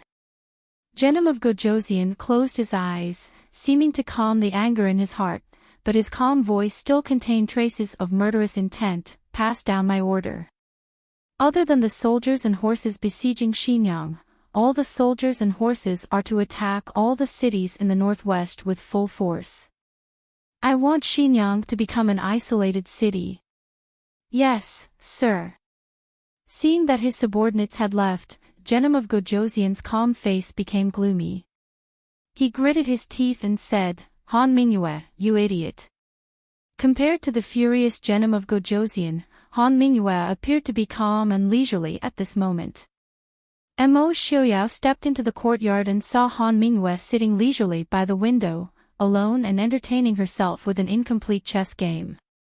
Hearing the footsteps, she smiled without raising her head and said, "Ah Yao, how about a game of chess?" Mo Xiaoyao walked over and sat down. He picked up a black chess piece and casually placed it on the table. Han Mingyue raised her eyebrows with interest and placed the white chess piece in her hand. Mo Xiaoyao's expression was calm. He picked up a black chess piece and placed it down. The two of them played back and forth. In less than half an hour, the originally difficult game had become completely one-sided. Large numbers of white players died on the chessboard. Han Mingyue sighed and said, "Yao's chess is murderous. You're getting worse and worse." Mo Xiaoyao said coldly. Han Mingyue did not care about her old friend's evaluation. She smiled faintly and said, "I'm not like you. I'm not born to be emotionless." Emotionless? Mo Xiaoyao smiled coldly and snorted at her words. He did not claim to be a saint of love, but he was not truly emotionless and cold-blooded. It was just that the person he cared for appeared too late. More importantly, he knew what it meant to do and what not to do. He also knew what kind of person was worth protecting and what kind of person must be abandoned. The Mo family never gave their feelings without principles. Thus, Mo Xiuyao was not moved by Han Mingyue's infatuation. He only felt disdain. Chapter 345. I thought you weren't here to catch up with Mo Xiuyao said calmly. Han Mingyue nodded and said, You've already discovered Genom of Gojoseon's plan. Mo Xiuyao didn't answer, only looking at him calmly. Han Mingyue smiled and said, Now that I'm in your hands, you don't have to be so guarded against me. Now that all of Xinjiang is in the hands of Princess Ding, as the prince of the state, you naturally have to do something more important. I've thought about it, and this is the only thing more important than the current siege of Xinjiang. But I'm a bit curious. Since you already know, why haven't you made a move? Looking at Mo Xiuyao, who was silently playing chess, Han Mingyue muttered to himself for a moment, then suddenly said, Is it because of Mo Jingqi? I originally thought that Genom of Gojoseon had only contacted Mo Jingli and Nanzhao. I didn't expect that Mo Jingqi would also be involved. In that case, you should be more careful. Perhaps even the northern tribes will come to join in the fun. Xiuyao, I'm beginning to wonder how you're going to break Genom of Gojoseon's sure-kill plan. Mo Xiuyao smiled coldly and said, Since you know so much, you should know that I didn't come to find you to play chess. Han Mingyue smiled lazily and said, I didn't tell Genom of Gojoseon what you already know. Isn't that enough? Mo Xiuyao looked at him calmly. Han Mingyue shrugged helplessly and said, The Tianyi Pavilion's influence in Dechu State has been scattered by you. This time, I came back with the intention of tidying it up. Even if you take it now, it's useless. Mo Xiuyao smiled coldly and said, I don't need the Tianyi Pavilion. Han Mingyue was startled, looking somewhat puzzledly at Mo Xiuyao. She only heard Mo Xiuyao apathetically say, This prince doesn't dare to use the things that were taken from the hands of a traitor. Han Mingyue smiled bitterly, Sure enough, birds of a feather flock together. It's exactly the same as what Princess Ding said. Then what do you want? Mo Xiuyao said, I want the Tianyi Pavilion to disappear from this world. Han Mingyue was shocked, and the chess piece in her hand fell onto the chessboard with a bang, disrupting the original game. Looking up at Mo Xiuyao's cold and calm face, Han Mingyue shook her head and smiled bitterly. Xiuyao, it's fine if you don't make a move, but once you do, it's earth-shattering. Do you know how much trouble it will cause if the Tianyi Pavilion disappears? The Tianyi Pavilion wasn't a nameless gang or a small chamber of commerce. Instead, it was known as the world's #1 intelligence organization. Even though its influence in the Dechu state was greatly damaged after Mo Xiuyao attacked it with all his strength, it was still not something an ordinary organization could compare to. Once the Tianyi Pavilion disappeared, it meant that the hidden powers in the world would be reshuffled. The room was silent. Only the sound of Mo Xiuyao leisurely placing the messy chess pieces back on the chessboard could be heard. When Han Mingyue thought that Mo Xiuyao wouldn't answer, she heard him say indifferently, So what? Han Mingyue smiled helplessly. Indeed, so what? Even if the Jianghu court was in chaos, what did it have to do with the Ding King's estate? Moreover, because the Tianyi Pavilion's influence in the Dechu state had declined, the Dechu state would receive the least impact. The Ding King's estate could even take the opportunity to plant their own people there. Han Mingyue put her hand to her forehead and thought for a while before raising her head to look at her former good friend. What benefits can I get? Mo Xiuyao smiled coldly. I let you live. Isn't that a benefit? Han Mingyue was speechless. He always thought that Mo Xiuyao wouldn't kill him out of habit. However, He always forgot that the moment he chose to betray Mo Xiuyao, their friendship was no longer the same as before. Looking at the calm and indifferent Mo Xiuyao in front of him, Han Mingyue suddenly understood. If she didn't agree, Mo Xiuyao really wouldn't show any mercy to her. Shrugging helplessly, Han Mingyue said, "I don't seem to have a choice." Mo Xiuyao calmly looked at the chessboard in front of him. Han Mingyue frowned and asked, "How do you want to deal with Drunken Butterfly?" Mo Xiuyao's originally calm expression finally changed. He frowned slightly and disgust was clearly written on his handsome face that wasn't covered by the mask.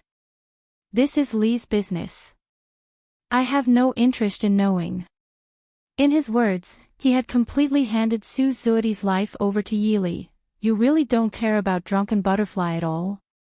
Han Mingyue stared at him and asked in a low voice.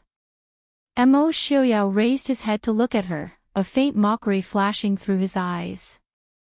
"If I really cared about her, do you think you would still be alive now?" It was because he didn't love Su Zuoti that he let them go when Su Zuoti and Han Mingyue left him together. He even helped them deal with the aftermath. But he didn't expect that Su Zuoti and Han Mingyue's departure together was just an excuse to stop his anger. After leaving the Chu capital, Su Zuoti abandoned Han Mingyue without hesitation and went straight to Xiling. Then she became the daughter of Xilings by family and the imperial consort of Xiling. From the beginning to the end, Han Mingyue was just the one being used. Han Mingyue looked enviously at Mo Xiuyao and smiled faintly. "Sometimes I really envy you. We could be said to have known each other since we were young. I liked Drunken Butterfly almost from the first time I saw her, but her gaze always followed you. And you. To be honest, I've never realized that you really cared about anyone or anything before. Except for the Ding King's estate and your father and eldest brother." Mo Xiuyao raised his eyebrows. "Are you complaining that I didn't treat you well enough back then, which led to your betrayal?" The word betrayal made Han Mingyue's expression change slightly. Betraying his best friend and brother in this life was an indescribable guilt in his heart. He shook his head slightly. "No, the second young master of the Ding King's estate is elegant and carefree. Towards his friends, he is chivalrous and righteous. But Xiuyao, do you know, from the beginning, I knew that you didn't like Drunken Butterfly." At this point, Han Mingyue suddenly smiled as if he thought of something. Seeing Mo Xiuyao's gaze, Han Mingyue smiled even more happily. "You treat Drunken Butterfly very well. You give her all the good things. Whatever she wants, as long as it is reasonable, you will definitely get it for her. You are different from the other sons of aristocratic families. You never linger around and never look at other women. For example, that equally famous imperial consort Lu. But, you also never seriously looked at Drunken Butterfly. That kind of beauty, in your eyes, seemed to be no different from any other ordinary woman in the world. When Feng San, when almost all of us were struggling in love at that age, you were completely detached from it, as if you weren't a person of this world. At that time, I was thinking, I might not have no chance."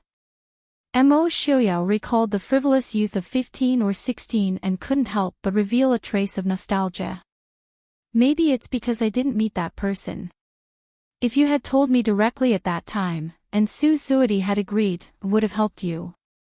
Thinking back to the past, Mo Xiuyao couldn't help but admit that Han Mingyue was right. Towards Han Mingyue openly revealing that he had thought of his fiancée, he didn't feel angry. As long as it wasn't his Li Li, as long as the other party also agreed, he didn't feel that helping a pair of lovers would make him feel that he had lost face. Of course, Han Mingyue and Su Zuoti were impossible. Because the one Su Zuoti wanted from the beginning was never Han Mingyue. He might really be heartless, but that was because he hadn't met the one he wanted. Chapter 346. But I forgot, even if it wasn't you, it might not be me. Han Mingyue's words revealed a trace of pain and conflict. When he took the woman he admired for many years away from Jing with mixed feelings of guilt and joy, he found that betraying his good friend was not the most painful moment of his life. It was when he found that the woman he admired was not the person he had imagined, and he could only be trapped and unable to extricate himself. I really envy you. Xiaoyao, let Zui die live. I beg you. What does young Master Han plan to use in exchange for Su Zuidai's life? Yi Li's voice was clear and melodious as it sounded outside the door. Mo Xiaoya put down the chess piece in his hand and walked to the door. Holding Yi Li's hand, he asked with a lowered head, "How come you have time to come here?" Yi Li smiled faintly and glanced at Han Mingyue. It seems that in Genom of Gojoseon's eyes, young Master Han is much more valuable than the most beautiful woman in the world. Han Mingyue grimaced, Wang Fei is joking. Doesn't Wang Fei also understand? I won't run away. Yi Li looked sideways at Han Mingyue and sighed, what is love? If it wasn't for the special situation now, Ben Fei really couldn't bear to make things difficult for young Master Mingyue. Han Mingyue lowered his eyes and didn't speak. Had he fallen to the point where he needed other people's pity? What does Wang Fei want this one to use in exchange? This one just made a deal with the prince and now I have nothing. Han Mingyue spread his hands and looked at Yi Li with a smile. Yi Li pursed her lips and said with a smile, these words, do you believe young Master Han? Even a crafty rabbit has 3 burrows. Young Master Han is a smart person, how could he place all his bets on Tianyi Pavilion? Han Mingyue's smile faded slightly. She took a deep look at Yi Li who had a gentle smile on her face. She sighed and said, Xiaoyao is really fortunate to be able to marry a princess. Yi Li smiled faintly, thank you for your auspicious words. Han Mingyue was speechless. She took out a jade pendant and threw it over, saying, since Wang Fei is so confident, then this, you should know how to use it.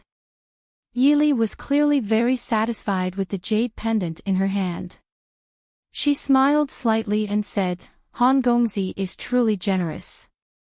Since young Master Han is like this consort is not a petty person.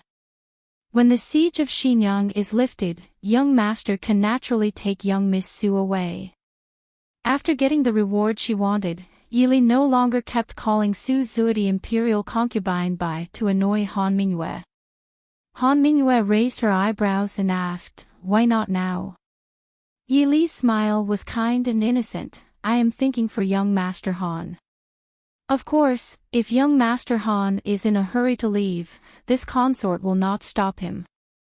Han Mingyue was silent for a long time before she raised her hands in salute and said, then I will have to trouble Wang Fei. Leaving Han Mingyue's courtyard, the two walked hand in hand. Mo Xiaoyao lowered his head to look at Yi Li who was playing with the jade pendant in one hand. He asked softly, why did Miss Li release Han Mingyue and Su Zuidi? Yi Li was startled. She raised her eyebrows and said, didn't the prince not plan on taking their lives? Mo Xiaoyao snorted softly and said, what are their lives worth? Whether he wants it or not, it's just a matter of words. Yi Li sighed in her heart. Fine, she had misunderstood. She had thought that Mo Xiaoyao did not have the heart to take Han Mingyue and Su Zuidi's lives, but it was not easy to speak. After being together for so long, how could she have thought that Mo Xiaoyao was such an indecisive person? As expected, she had been influenced by Su Zuidi, right? For Mingxi's sake, it's better to keep Han Mingyue alive. Since we have kept Han Mingyue alive, we can't not keep Su Zuidi. Otherwise, I'm afraid that Han Mingyue will really turn against us. Su Zuidi is the best weapon to contain Han Mingyue. Thinking about it, Yi Li laughed softly and said, besides, we have received enough compensation. These things are more than enough to buy Han Mingyue and Su Zuidi's lives, right? Mo Xiaoyao raised his eyebrows. Looking at the jade pendant in her hand, he asked curiously, "What good things have made Li so happy?" Yili laughed, "Don't you want to know where the Tianyi Pavilion's money has gone all these years? Han Mingyue is known to love money as much as his life. How could he not have enough money? But whether it's the current Han family or the Tianyi Pavilion in Dechu State, we didn't find much money, did we?" Mo Xiaoyao looked at the jade pendant with some surprise. "Han Mingyue's property." Yili laughed, "Not only money, but also food, cloth, weapons, and medicinal materials. Han Mingyue is indeed Han Mingyue. When it comes to making money, he is much better than Mingxi. It's a pity, his brain has to go crazy from time to time." Speaking of this, Yili was not without regret. In this world, among all the people she had met, including Lang Haoyu and the Feng family, no one had the means to make money like Han Mingyue. When she saw the results of Wei Lin's investigation, she also couldn't help but feel pity. If Han Mingyue hadn't been burdened by Su Zuidi, she wouldn't have minded cooperating with him. Now that the cooperation had failed, she would just sit back and reap the rewards. Mo Xiaoyao raised his eyebrows. Han Mingyue wants to make money during the chaos of war. To be able to tempt Li, one could imagine how much resources Han Mingyue had hoarded. In the chaos of the world, those with foresight don't have to worry about not being able to make a fortune. Yili laughed. Mo Xiaoyao nodded and said, "Since Li said so, it doesn't matter if they stay. However, you'd better have people keep an eye on Su Zuidi." Yili looked at Mo Xiaoyao in surprise. Mo Xiaoyao lowered his head and laughed. "I know that Li thinks that Su Zuidi doesn't have any ability, right? In fact, without Su Zuidi, Han Mingyue wouldn't be a threat at all, right? Does Li understand what I mean?" Yili nodded. "I understand. I'll have people keep an eye on Su Zuidi." She had indeed looked down on Su Zuidi, intentionally or unintentionally, but Mo Xiaoyao was right. If Su Zuidi didn't have any ability, how could she have controlled Han Mingyue for so many years? After reaching an agreement, Yili generously gave Han Mingyue a certain degree of freedom. At the same time, for Han Mingyue's sake, she didn't let people keep an eye on Su Zuidi and confined her to that small courtyard. Han Mingyue was a smart person and naturally knew what was best for himself and Su Zuidi. Genom of Gojoseon did indeed value Han Mingyue, but that was because of the power and wealth in Han Mingyue's hands. And now, Han Mingyue, who had nothing, would only become a cannon for Genom of Gojoseon to vent his anger. As for Su Zuidi, Han Mingyue also knew that neither Mo Xiaoyao nor Yili would give her too much patience. So if Han Mingyue wanted Su Zuidi to live well, the best way was to watch over her. Yili's mood didn't become better after achieving victory against Genom of Gojoseon once again. Because she was very clear that the current situation was still very unfavorable for the Ding Palace. Looking at the generals coming in and out of Mo Xiaoyao's study every day, Yili knew in her heart that once again, they would have to say goodbye. 3 days later, the news of Jiangxia being besieged once again came. Mo Xiaoyao quietly looked at the graceful woman sitting beside him, his eyes filled with deep regret and reluctance. The 700,000 Mahist army was already on standby, but for the first time in his life, he hesitated before embarking on an expedition. He had never hated Mo Jingqi's selfish and despicable methods so much. If he could, he wished that no matter where he went, he could have his Yili by his side. Yili looked at the rare childish man in front of her with some amusement. She reached out and rubbed his handsome face, softly saying, "You should set off. Don't worry, whether it is Xinyang, Jiangxia, or the entire Northwest, I will guard it for you." Chapter 347. Mo Xiaoyao reached out and pulled her tightly into his embrace. The man who had never cried before felt his eyes grow wet and hot, but he did not want his wife to discover his weakness at this moment. Sometimes, love did not need to be expressed with words. Sometimes, there were words and things that could express its meaning better than the word itself. Yili pursed her lips and smiled faintly. She raised her hand to return his embrace. You don't trust me. Mo Xiaoyao shook his head. In this world, if I can't even trust Lili, then who can I trust? If that's the case, then don't worry and do what you need to do. Yili held his shoulder and raised her head to speak seriously. She was not the type to cling to others. Even if she did not want to separate, she knew that there were some things that had to be done. Since that was the case, she would protect this vast land in the northwest for him, so that he would no longer have to worry about anything. The burden that the heavens had placed on this man's shoulders was already heavy enough. Since she had chosen him, then let her share some of his burden. Lili, when this war is over, no one can let you leave my side. Mo Xiaoyao gritted his teeth and kissed the fragrant lips of the person in his embrace fiercely. They kissed deeply until both of them were out of breath. Yili laughed softly. I won't stay under your wing forever, Mo Xiaoyao. If I've decided on someone, then I want to stand shoulder to shoulder with him. Mo Xiaoyao trapped her in his embrace and said unhappily, You've never hidden under my wing. But I look forward to the life I'll walk shoulder to shoulder with Lili. After sending off Mo Xiaoyao, Yili stood on the city gate tower of Xinyang and gazed at the departing figure in the distance. Mo Xiaoyao did not take Xinyang's soldiers with him because Xinyang, like the entire northwest, was facing hundreds of thousands of strong enemies. Only Lu Jingxian and a few other generals followed him to the new battlefield. Feng San, who had always been by his side and could be considered his most trusted aide, was left behind in Xinyang.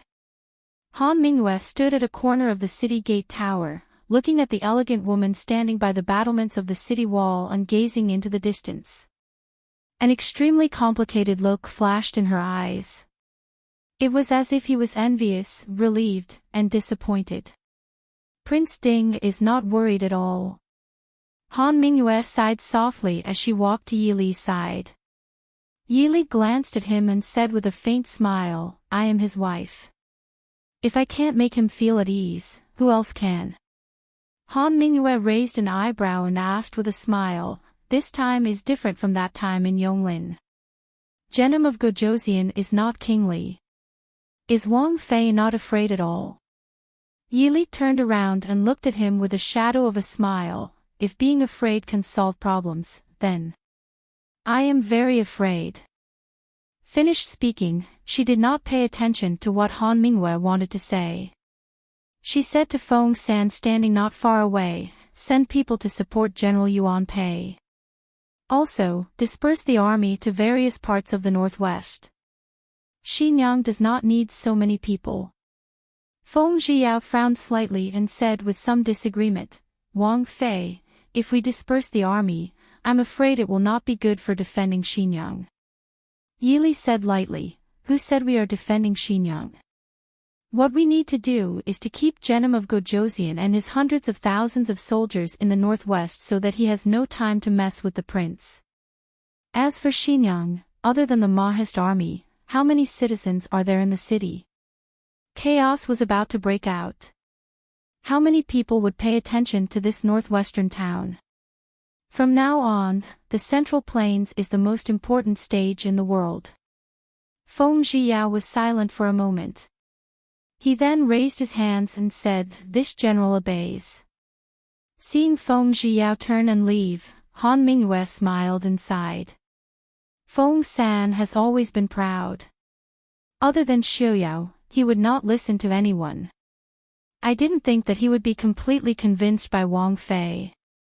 Not only Feng Zhiyao, even he was shocked by the courage and decisiveness of the woman in front of him who was not even 20. He finally understood why the cold-hearted Mo Xiaoyao would value this Princess Ding so much. This kind of woman was enough to intoxicate the heroes of the world.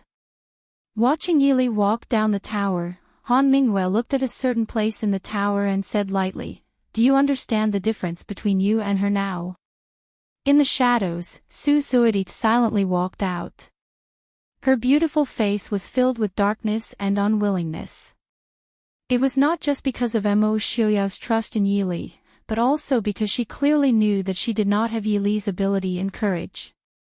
Seeing Yili calmly command the army and give orders, she envied and even yearned to have that kind of power. But she also knew deep in her heart that she did not have that kind of power. Just like how she, who had been raised in the boudoir and fought all over the palace, could not understand every order that Yili gave. She snorted unwillingly and said, "So what?" Han Mingyue was speechless. After a moment of silence, she said, "Let's go. When the war ends, we will leave here. Don't do anything unnecessary. If you anger Princess Ding, even I cannot save you." Su Zuidi gritted her teeth and glared at Han Mingyue for a moment. In the end, she did not say anything. Mo Xiuyao's departure meant that the temporary peace in Suncreed City was no longer there. On the city gate tower, the Mahist army soldiers were waiting information. They were extremely vigilant against the Xiling army that was eyeing them like a tiger watching its prey. In accordance with Yili's orders, Feng Zhiyao had secretly sent most of the Mahist army out of Suncreed City. Genom of Gojoseon may or may not have discovered it. Or perhaps he thought that a Suncreed City without many guards was more in line with his interests. Almost every day, there were large and small battles outside Suncreed City. But the Xiling army that had been unstoppable before had never been able to step into the city gates like last time. The news from all over the northwest and the Mahist army that seemed to have suddenly spread throughout the northwest made Genom of Gojoseon frown, even though he had received the news that Mo Xiuyao was surrounded by nearly 800,000 soldiers. He had already understood the true intentions of the woman who appeared on the city gate tower from time to time and indifferently looked down at the bloody storm below. But at this time, he could no longer withdraw. If he did not completely take down the northwest, his plan to encroach on the central plains would be foiled. What made him even more furious was that even the news of Mo Xiuyao being surrounded by a large number of soldiers did not cause the woman in the city to lose her composure in the slightest. While occasionally mocking Mo Xiuyao for marrying such a cruel and heartless wife, he could not help but secretly speculate on what kind of woman she was. On the city gate tower, Yili had finished dealing with military and government affairs as usual. She climbed up the city gate tower and gazed at the billowing banners of the Xiling camp in the distance. Wang Fei. Feng Zhiyao climbed up the city gate tower. Looking at the slender and gentle figure of the woman in front of him, he couldn't help but sigh inside. Only people like him, her trusted aides, knew what kind of pressure and burden this young woman was shouldering.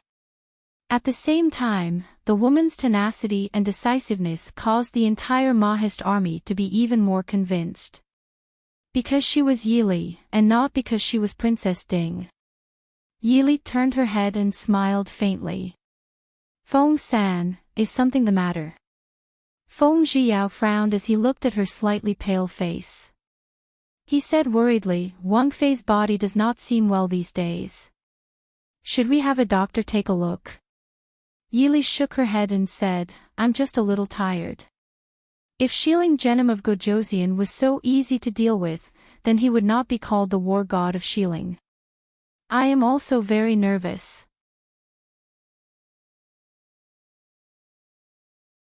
Chapter 348. Feng Zhiyao looked at her and smiled. "I can't tell that princess is nervous.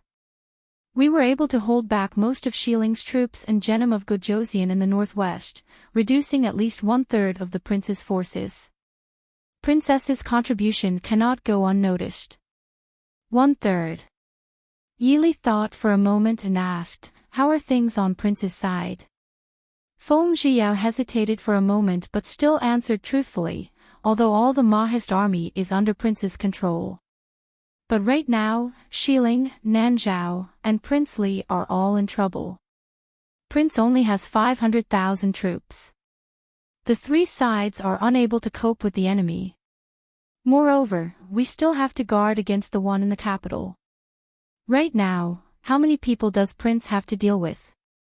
At least 800,000.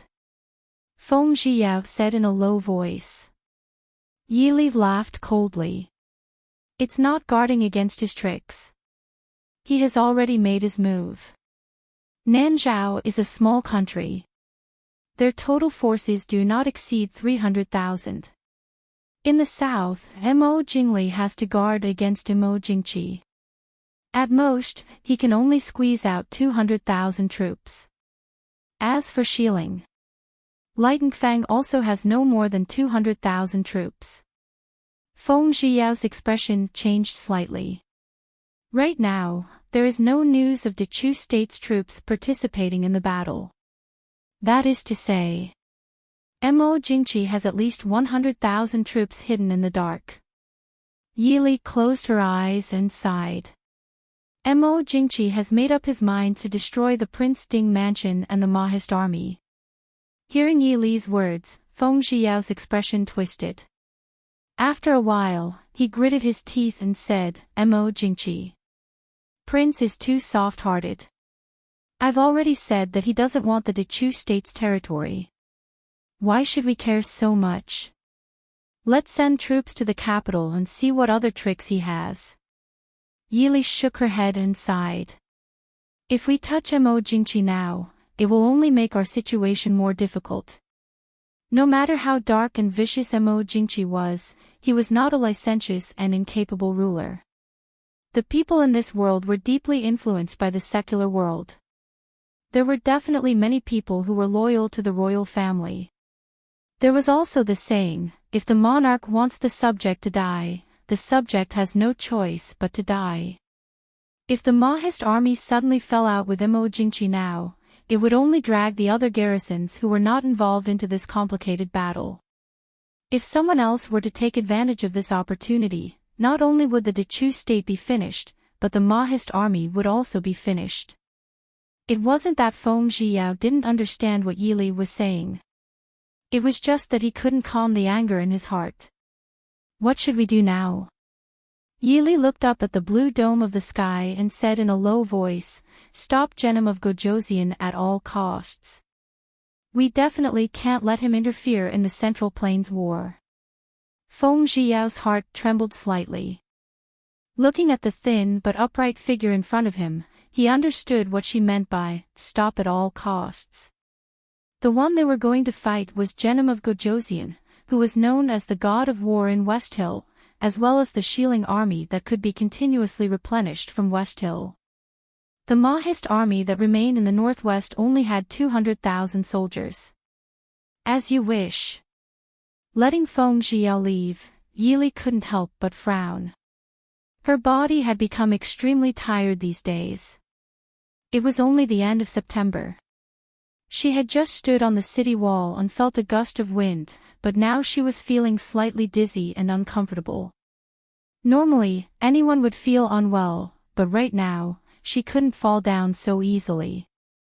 With one hand on the city wall, she lowered her eyes and waited for the waves of dizziness to pass. Yili raised her head and rubbed between her brows. She couldn't help but feel irritated. You're not feeling well. Han Mingyue's voice came from behind her. These days, Han Mingyue had been very well behaved. Other than having people secretly keep an eye on him, Yili didn't pay attention to him. Han Mingyue was also very obedient. Most of the time, he stayed in his courtyard or chatted with Su Zuidi.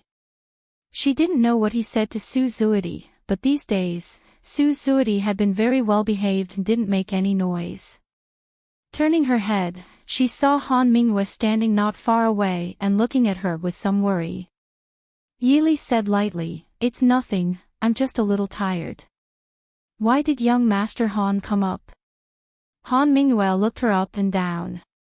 He came forward and said, if Wang Fei trusts this one, why don't you let this one take a look at you? Yili tilted her head to look at him and said in surprise, young Master Han knows medicine. Han Mingyue gave a faint smile and said, a little. He stepped forward and took one of Yili's hands to feel the pulse. Yili didn't struggle and just looked at him silently. Han Mingyue felt the pulse and frowned. He raised his head to look at Yili and then took the pulse again. After a while, he sighed and let go of Yili's hand. Yili looked at him and said with a smile, "Young Master Han's expression, does Ben Fei have an incurable disease?" Han Mingyue shook his head and looked at Yili with a complicated expression as he said, "I don't know if this is good news for Wang Fei." Yili gave a faint smile and indicated that no matter what the news was, she could accept it. Han Mingyue said in a heavy voice, "Wang Fei is pregnant, not even a month old yet." Yili stilled. Her mind seemed to go blank and she seemed to think of many things. Han Mingyue's words had a great impact on her. Even though she had lived 2 lifetimes and experienced things that normal people wouldn't experience even in 10 lifetimes, but having a child was still the first time in her life. She hadn't prepared to have a child yet. Even if she was safe, in her original plan, having a child should only happen after she turned 18. But now, this child had come at the wrong time. But in her heart, she couldn't help but feel a strange excitement and joy. She was pregnant, this child was her and Imo Xiaoyao's first child, and it would be her closest blood relative. Han Mingyue silently observed Yili's expression. He watched as shock, suspicion, joy, and worry flashed across that beautiful face before slowly turning to determination. He instantly understood what decision Yili had made. Looking at her slender figure, Han Mingyue said sincerely for the first time, "Wang Fei, this child probably came at the wrong time." Yili stared at his face. After a long silence, she said, "Can this Fei assume that young Master Han will not tell anyone other than you and me about this matter?" Han Mingyue said with a worried frown, "Wang Fei, you should know that the present situation does not allow you to keep this child. If the prince was here, he would also think the same." Yili shook her head and said, "You're wrong. Xiao Yao is the same as me, he will choose to protect this child." Han Mingyue said, "That is because Xiao Yao is by your side, he can protect you. But right now, you are a woman leading an army of hundreds of thousands, and you are also pregnant. If there is any accident, I think that Xiao Yao will definitely not be willing to use your life to exchange for the life of an unborn child." Yili lowered her eyes and looked at her still flat stomach. She said indifferently, "This Fei knows what to do. Many thanks for young Master Han's concern."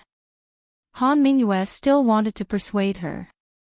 He understood Mo Xiaoyao, and he also understood Mo Xiaoyao's feelings for Yili. If something happened to Yili because of this child, he didn't dare to imagine what kind of reaction Mo Xiaoyao would have. But when he saw the determined expression on Yili's beautiful face, he closed his mouth in the end. He had seen many things that a mother could do for a child over the years, and Yili was the most determined woman he had ever seen. How could she listen to his advice? Sighing, Han Mingyue promised, "Without Wang Fei's permission, I will not tell anyone about this matter. But Wang Fei should immediately find a doctor to take a look. Medicine to protect the baby and tonics are essential."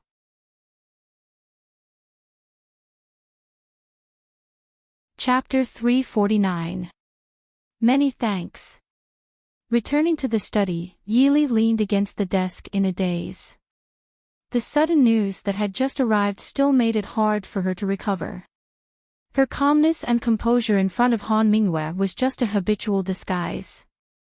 After thinking for a long time, she raised her hand to gently caress her flat stomach that had not changed at all. Yili's clear face became even gentler. This place actually had a child that she and Mo Xiaoyao shared. People who had never been a mother would never understand how wonderful this feeling was. Maybe in a few more months, she would be able to feel the change in him and feel the baby kicking and punching in her stomach. A faint smile appeared on her lips and the expression between her brows became even more determined. "Someone come." The one who came in was Wei Lin. He walked to the door and respectfully said, "Wang Fei, go get a doctor." Wei Lin stilled and said worriedly, "Is Wang Fei not feeling well?" Yili shook her head and said, "Go." Thinking that Yili was not feeling well, Wei Lin did not care about anything else as he turned and flew out. Not long after, he dragged in a youth that was only in his 20s. Looking at the excessively young doctor in front of her, Yili raised her eyebrows. In fact, the average age of the doctors in the army wasn't too old. After all, the hardships of marching wasn't something that those old doctors could bear. But the youth in front of her was a bit too young. No matter if she admitted it or not, Chinese medicine did not completely rely on talent. More often than not, it relied on experience. Wei Lin clearly understood Yili's doubts and went forward to explain, "Wang Fei, Dr. Yang is Mr. Chen's martial nephew. Mr. Chen also has high praise for his medical skills. These 2 years, he has been at the Black Cloud Cavalry in the northwest. This time, he has followed the Black Cloud Cavalry to stay in Xinyang City." Yili nodded and smiled apologetically at the youth. "Since it's like this, Dr. Yang, please take my pulse." Obviously, it was not the first time that the young doctor had encountered other people's doubts about him. He did not care and went forward to sit down. He took out the pulse pillow and placed it properly to feel Yili's pulse. A long while later, the young doctor's furrowed brows relaxed. Standing, he raised his hands to Yili and said, "Congratulations, Wang Fei." This subordinate sees that Wang Fei is pregnant. Wei Lin was stunned when he heard this, and he was at a loss for what to do. If Wang Fei was pregnant normally, the Prince Ding mansion and the entire Mahist army would rejoice. But now that she was pregnant, it meant that Wang Fei and little Shizi's comfort could not be completely guaranteed. Yili lowered her eyes and muttered in a low voice, "I really do." The youth nodded his head with certainty and said, replying to Wang Fei, "This subordinate is certain." Yili looked at him and asked, "Do you need me to prescribe any medicine?" The young man shook his head and said, "Princess Consort's health is very good, and her pulse is also very good." There was no need for any pregnancy-stabilizing medicine among his subordinates. Since it wasn't necessary, there was no harm in avoiding it. But the necessary tonics are still needed. Also, in the first few months, Wang Fei must be extra careful and not affect the fetus. The first few months. Then in the future. After 3 or 4 months, the fetus will be stable and there won't be any major problems. But at the same time, you still have to be careful and safe. Also, after 4 or 5 months, Wang Fei may not be able to move freely. When he said this, the young doctor couldn't help but become worried. He wasn't a doctor who sat at home all day and didn't care about anything. As a military doctor who followed the army, he naturally knew how dangerous the battlefield was and how many unpredictable accidents there were. Looking at Yili, he could only say, "Please be careful, Wang Fei." Yili nodded and said, "Ben Fei knows." Would it be all right for Dr. Yang to stay in the governor's office for the next few days? The young doctor raised his hands and said, "It is this subordinate's honor to be able to take care of little Shizi. This subordinate will obey. Thank you for your trouble, doctor. Please keep this matter a secret for me." Other than the people by Ben Fei's side, Ben Fei does not want anyone else to know. Although the young doctor didn't understand, he still agreed and said, "This subordinate will list the tonics and give them to Wang Fei's people." "Many thanks. Wei Lin, send Dr. Yang out." "Yes." Wang Fei. Feng Zhiyao blew in from the outside like a gust of wind. His usually carefree and unrestrained face was covered in a rare fine sweat. His cynical and elegant face had also turned pale due to nervousness. Yili raised her head to look at him. She asked with a smile, "What is it?" Feng Zhiyao lost his composure and pointed a finger at her. He quickly pulled it back, but his face still looked like he was having trouble digesting. "You, Wang Fei, you really. That's right. Not used to his trembling appearance, Yili generously nodded and admitted, yes, I'm pregnant. How can it be like this? Feng Zhiyao looked like he had been struck by lightning. He looked pitifully at Yili. Yili couldn't help but feel embarrassed. She helplessly put down the brush and said, Prince and I have been married for more than a year. What's wrong with having a child? Feng Zhiyao was silent. What was wrong with a married couple having a child? Of course there was no problem. But right now, the two armies were at war, and the general of one army had a child. Was this considered a problem? With a sad face, Feng Zhiyao sighed, Little Shitzi, you really didn't come at the right time. It would have been good even if he had come a few days earlier. At least when the prince hadn't left, the prince would have known how to deal with this matter. Yili unconsciously rubbed her flat stomach. She laughed softly and said, even if it's not the right time, it's already here. What can I do? All right, it was indeed her fault that she didn't use contraception properly. Feng-san, do you have any suggestions? I need to immediately report this to Prince. That was Imo Shioyao's child, the little Shitzi of the Ding Palace. How could he dare to have any suggestions? No. Yili shook her head and said, at most, only Zhuojing and a few others know about my pregnancy. Among the generals, only you know about it. You can't spread it outside. Feng Zhiyao frowned, why is that? Yili said helplessly, Prince can't leave right now. Why should we distract him? Also, it won't do us any good if the news of my pregnancy gets out. Feng Zhiyao said worriedly, but the safety of Princess Consort and the little Shitzi. I'm afraid we can't hide it for long. Yili thought and said, I estimate that this war will end in at most 3 months. At that time, the child won't be 4 months old. As long as we are careful, there won't be any problems. Feng Zhiyao still wanted to persuade her but was stopped by Yili. It's already not easy for Prince to deal with the allied forces. If he has to worry about us, do you think it will do him any good? Feng Zhiyao looked at Yili's determined face and finally sighed softly. He said in a low voice, this subordinate obeys. Princess Consort, please take care. I understand. Yili nodded. At the end of September and beginning of October, the weather in the northwest had become cold. The occasional light rain and cold wind made the people living in the Chu capital feel the arrival of winter in advance. Entering winter, because of the various military provisions, the fodder for the military horses became scarce. The Xiling kingdom had never been rich in grain, so their grain reserves were naturally not very rich. Furthermore, they had not expected that this war, which they thought they were going to win, would end up in such a stalemate. Xiling's grain supplies began to show signs of being in short supply. In the middle of October, other than leaving some people to besiege Xinyang, Genom of Gojoseon had turned most of his troops to Hongzhou, which was known as the Granary of the Northwest. The Xiling soldiers also started their long-awaited pillaging. Wherever they went, they robbed the grain stores of the government, the crops that had not been harvested in time, and even ordinary villages.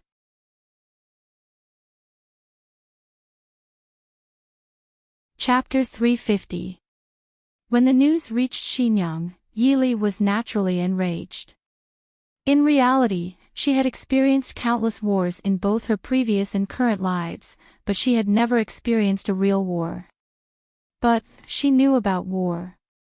Because in her previous life, she had lived in a time of peace and prosperity that had not been separated from war for too long. Compared to Mo Jingli's rebellion, that could not even be considered a real war. Mo Jingli was a citizen of the Dechu state, and he was not crazy. Even when two armies were at war, he would not casually harm the common people. Because in Mo Jingli's heart, they were still his common people. But the people of Xiling were different. What they wanted was not only the vast land of the Dechu state, but also the food, gold, and silver on it. They would even do their best to destroy the people living on this land. Xiling was bitterly cold. They needed someone to vacate this vast and rich land for them. She could imagine what kind of suffering the people in the northwest were suffering, but she was powerless to do anything. Wang Fei. In the spacious study, the generals seated all had ugly expressions. Feng Zhiyao looked worriedly at Yi Li's tightly clenched hands and cold expression. He frowned and said, "Wang Fei, please calm down. This matter is not Wang Fei's fault." Yi Li snorted and glanced at the generals below. She said lightly, "If it's not my fault, then whose fault is it?" Everyone lowered their heads and said in unison, "We are incompetent. Wang Fei, please punish us." Yi Li lowered her eyes and sighed softly, "I am not in a position to punish you. I only hope that everyone will remember one thing. The Mahist army's duty is to protect the country. But now, the people of Xiling are wreaking havoc in the northwest. The common people have no way to make a living. Everyone, stand on the city walls and look out. Do you know what this is? This is the shame of the Mahist army. To let the common people who need your protection be abused by a foreign race is the shame of a soldier. At the same time, it is also the shame of the Ding kingdom." Everyone couldn't help blushing. Several young generals couldn't help but jump out. "Princess, please give the order. We are willing to be the vanguard to expel the West Hill bandits and shake the soul of our Mahist army." Yi Li shook her head and sighed. She picked up the booklet on the table and handed it over. "Take a look. How do you want to settle this debt?" After taking the booklet from Yi Li, everyone's expression changed after reading it. Genom of Gojoseon had sent reinforcements to the northwest. It was obvious that they wanted to eliminate the Mahist army in the northwest and then surround Prince's escape route. Over the past few days, the garrisons in the northwest had suffered significant losses. "Feng San, what do you think?" Yi Li asked. Feng San raised his head and looked at Yi Li, hesitating. Yi Li said, "Just tell me the truth." Feng San gritted his teeth. "I think we should abandon Xinyang." Everyone was in an uproar. Xinyang had been massacred and Prince had personally taken it back from the West Hill people. If they lost it again, the Mahist army would lose face. Yi Li's expression was calm. "Tell me the reason." Feng Zhiyao said, "Xinyang has 3 sides of flat land. It is easy to attack and hard to defend. Moreover, it is now an empty city. There is no point in defending it. Once the Xiling army takes over the 11 cities in the northwest, Xinyang will become an ancient city. At that time, even if we can take it for a few months, what's the point?" Yi Li nodded. "Continue." Feng Zhiyao walked to a large map hanging not far away. He raised his head and looked at it. Pointing at a certain place, he said, "This subordinate's opinion is to abandon Xinyang, seize the road from Li River, and reject Hongzhou. Hongzhou is the granary of the northwest. The terrain is complicated and steep. Even though the Xiling army is trying their best to open the road to Hongzhou, they are still met with setbacks. We are familiar with the terrain of the northwest. We can definitely reach Hongzhou before their main force arrives. We can also clear out the vanguard troops already there. In addition, Hongzhou is a stronghold. It is the gateway to the northwest. As long as we defend Hongzhou, even if Genom of Gojoseon has thousands of soldiers and horses, they will not be able to enter the central plains from the northwest." The study was silent. Everyone stared at the map as if thinking about Feng Zhiyao's words. Yi Li looked up at the crowd. "What do you all think?" After a long time, the young Yun Ting stepped forward and said, "I agree with General Feng's suggestion. I am willing to be the vanguard and open the road for the princess." Soon, more and more people seconded the idea. Looking at the excited generals, Yili nodded and said softly, I understand. Everyone, go back and prepare. No matter what kind of battle we will face, I hope that everyone will be prepared and have enough energy. Yes, Princess. The generals all took their leave. Only Feng Zhiyao, Xue Jing, and the others were left in the study. Feng Zhiyao looked at Yili and said in understanding, Princess also agrees with my suggestion. Yili smiled faintly and said, after delaying in Xinyang for so long, is Feng San anxious? Feng Zhiyao shook his head and said, I understand that Princess has her own considerations. Besides, Princess's current body is not suitable for long-distance travel. If they wanted to delay Genom of Gojoseon in the northwest and retreat to Hongzhou, they could not do it too early or too late. If they did it too early, Genom of Gojoseon would see through their intentions. If they did it too late, they could really bury the 3 prefectures and 11 cities in the northwest. Yili said, my body is fine. You can go prepare. There is one more thing that I need you to do personally. Feng Zhiyao saw that Yili was serious and his expression became serious. He said solemnly, please give your orders, Princess. Yili lowered her eyes and said, even if we retreat to Hongzhou, I do not want the people of West Hill to get a single grain of rice or grain in the northwest. Feng Zhiyao paused and said, Princess means, scorched earth. Yili said faintly. Feng Zhiyao was silent. Although he had never heard of this phrase, it did not prevent him from understanding what it meant. Feng Zhiyao's expression changed as he looked at the beautiful woman with a cold expression in front of him. He respectfully said, this subordinate accepts the order. You may leave. I will leave. Seeing Feng Zhiyao's figure disappear through the door, Yili closed her eyes tiredly. A faint trace of sadness appeared between her brows. Xue Jing looked at her and said in a low voice, my lady, the West Hill army is now burning and killing in the northwest. The people are already suffering. It is not your fault. Yili shook her head and smiled bitterly, but I am afraid that I have made their suffering worse.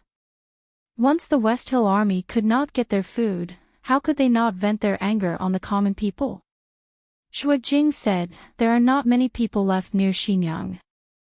Yili raised her hand and rubbed her forehead.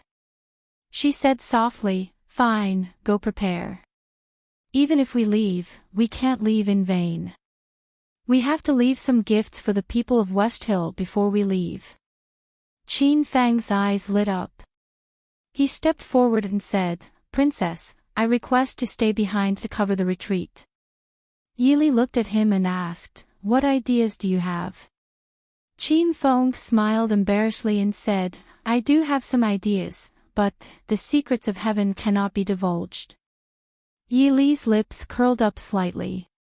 She smiled and said, I happen to have some ideas as well. Why don't we discuss them together? It was not just Qin Feng. Xue Jing and the others also became spirited. Qin Feng said loudly, I will obey. Early October, after several days of relentless attacks, and more than a month later, the West Hill army once again aggressively charged into Sumcrete City. However, this time, what greeted them was not a ground full of gold and silver, nor was there any food or military supplies. There wasn't even any panicking people. What appeared in front of them was a completely empty city. Other than the sounds they made, there was no other sound in the entire city. All the residents in the city had long since left. Not even a grain of food could be found in the empty houses. All of the shops had either been emptied or destroyed on the spot. Even the wells in the city had been thrown in with a lot of debris. It would take a lot of effort to refill them.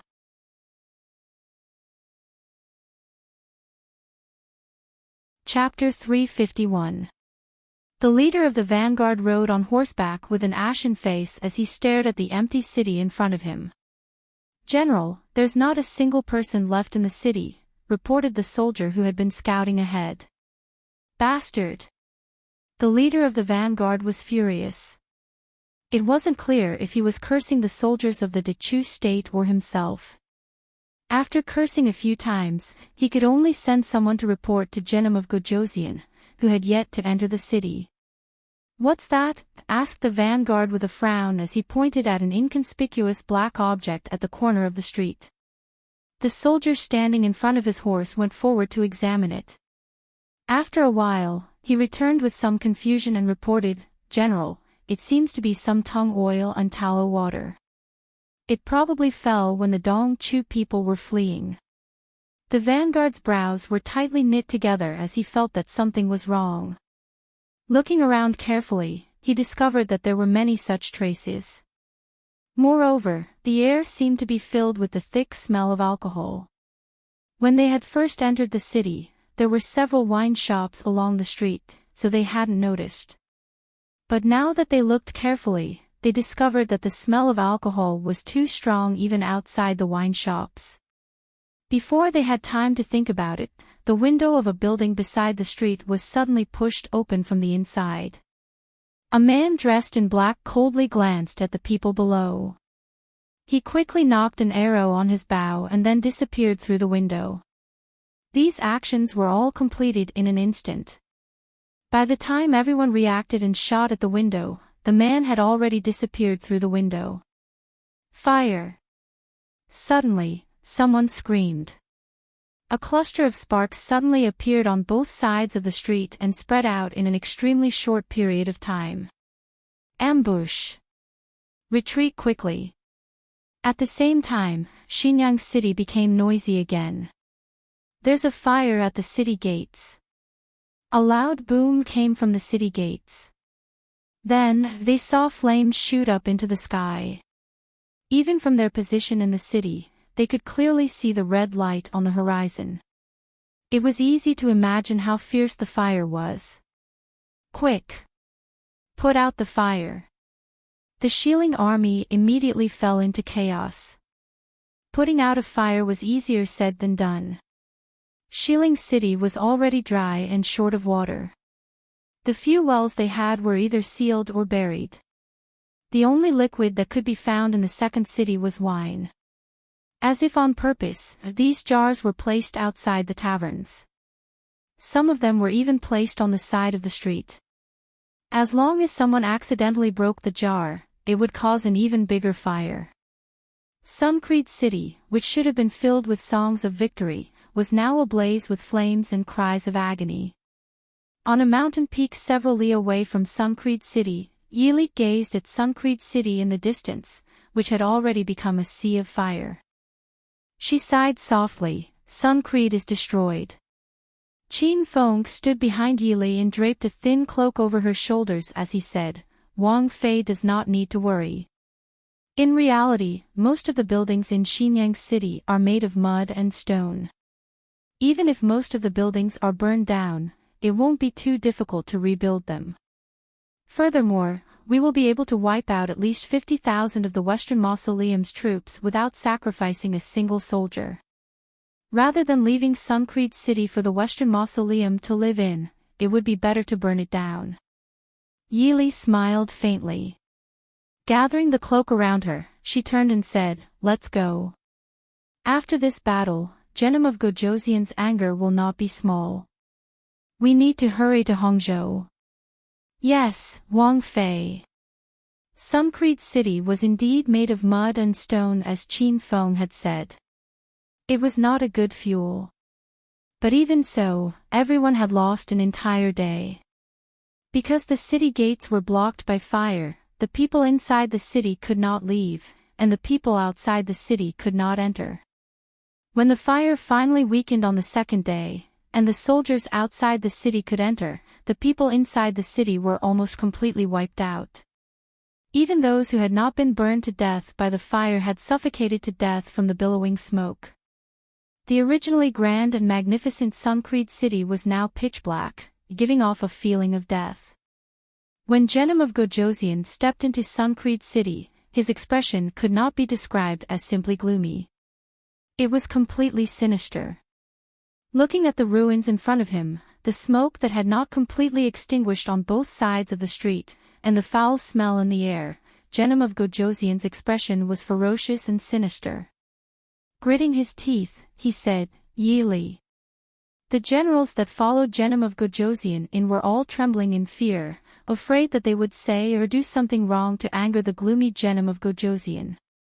After a long time, Genom of Gojosian suddenly raised his head to the sky and laughed. "Good.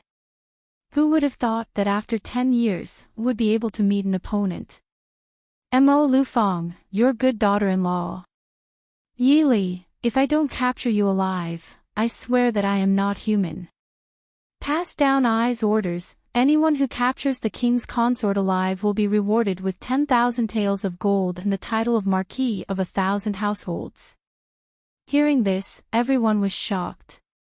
This kind of reward was almost comparable to the reward given to the founding princes of the past. Genom of Gojosian turned around and scanned the surroundings. With a cold laugh, he said, "Leave some people to guard Suncreed City. The rest of the army depart for Hongzhou." Yes. Hongzhou City. Hongzhou was not the largest city in the northwest, nor was it the most fortified city in the northwest. However, due to its geographical location, the Shilling army had been blocked by the Mahist army and had not been able to get close to Hongzhou City.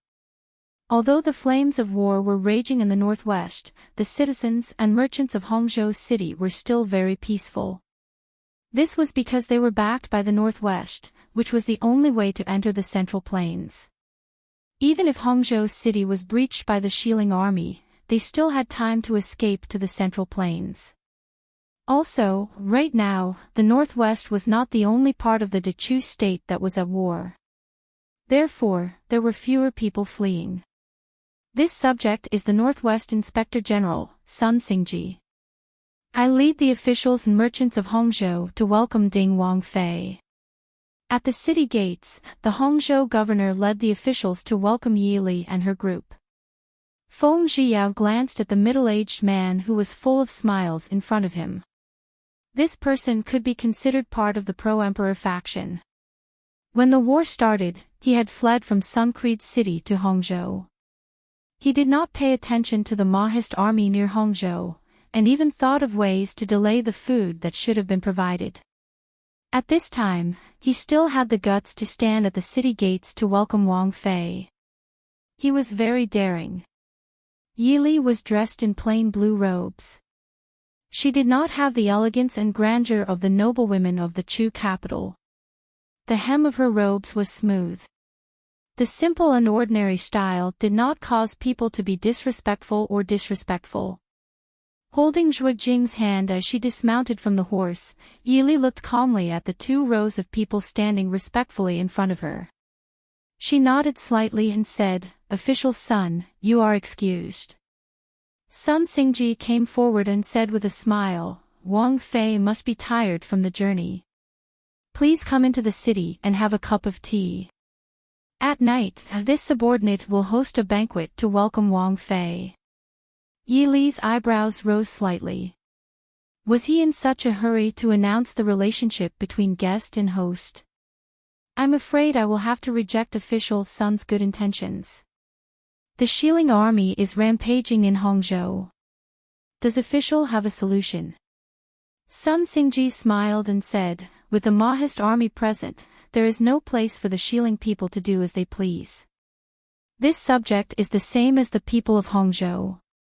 This subject is very assured, very assured."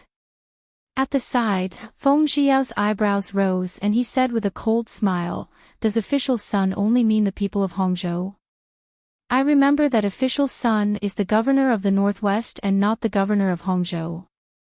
In addition, Lord Sun's meaning just now seems to be that the Westhill people are wantonly raiding the Northwest, and it is the Mo army's fault." Sun Xingji's face stiffened, but he quickly smiled apologetically and said, "This official does not dare." Not daring did not mean that he did not dare. Feng Zhiyao snorted lightly and ignored him.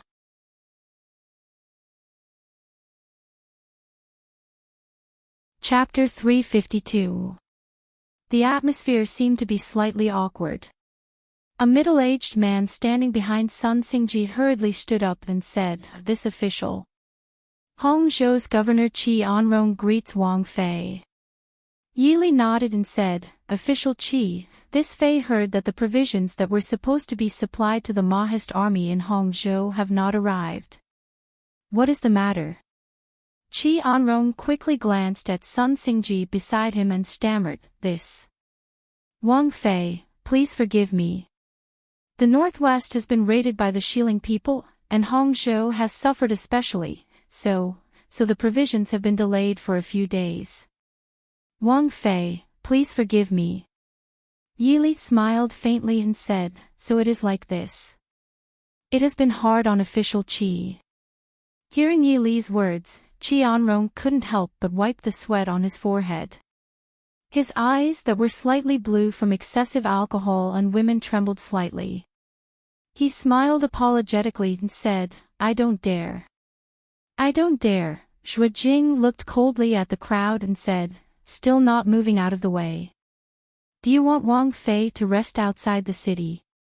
Qi Anrong hurriedly moved out of the way and made a path. "Wang Fei, please, Wang Fei." Yili was about to walk into the city when Sun Xingji's voice came from behind her. "Wang Fei, please wait." Yili turned back and looked calmly at Sun Xingji. Her beautiful brows rose slightly as she waited with a smile for him to continue. Sun Xingji looked around and swallowed before he puffed out his chest and said, "Wang Fei has come to Hongzhou. The officials and people of Hongzhou naturally welcome you. But the Maoist army cannot enter the city with Wang Fei." Yili smiled and asked, "Why?" Sun Xingji said seriously, "If so many people enter the city, it will cause chaos in the city. Wang Fei, please reconsider.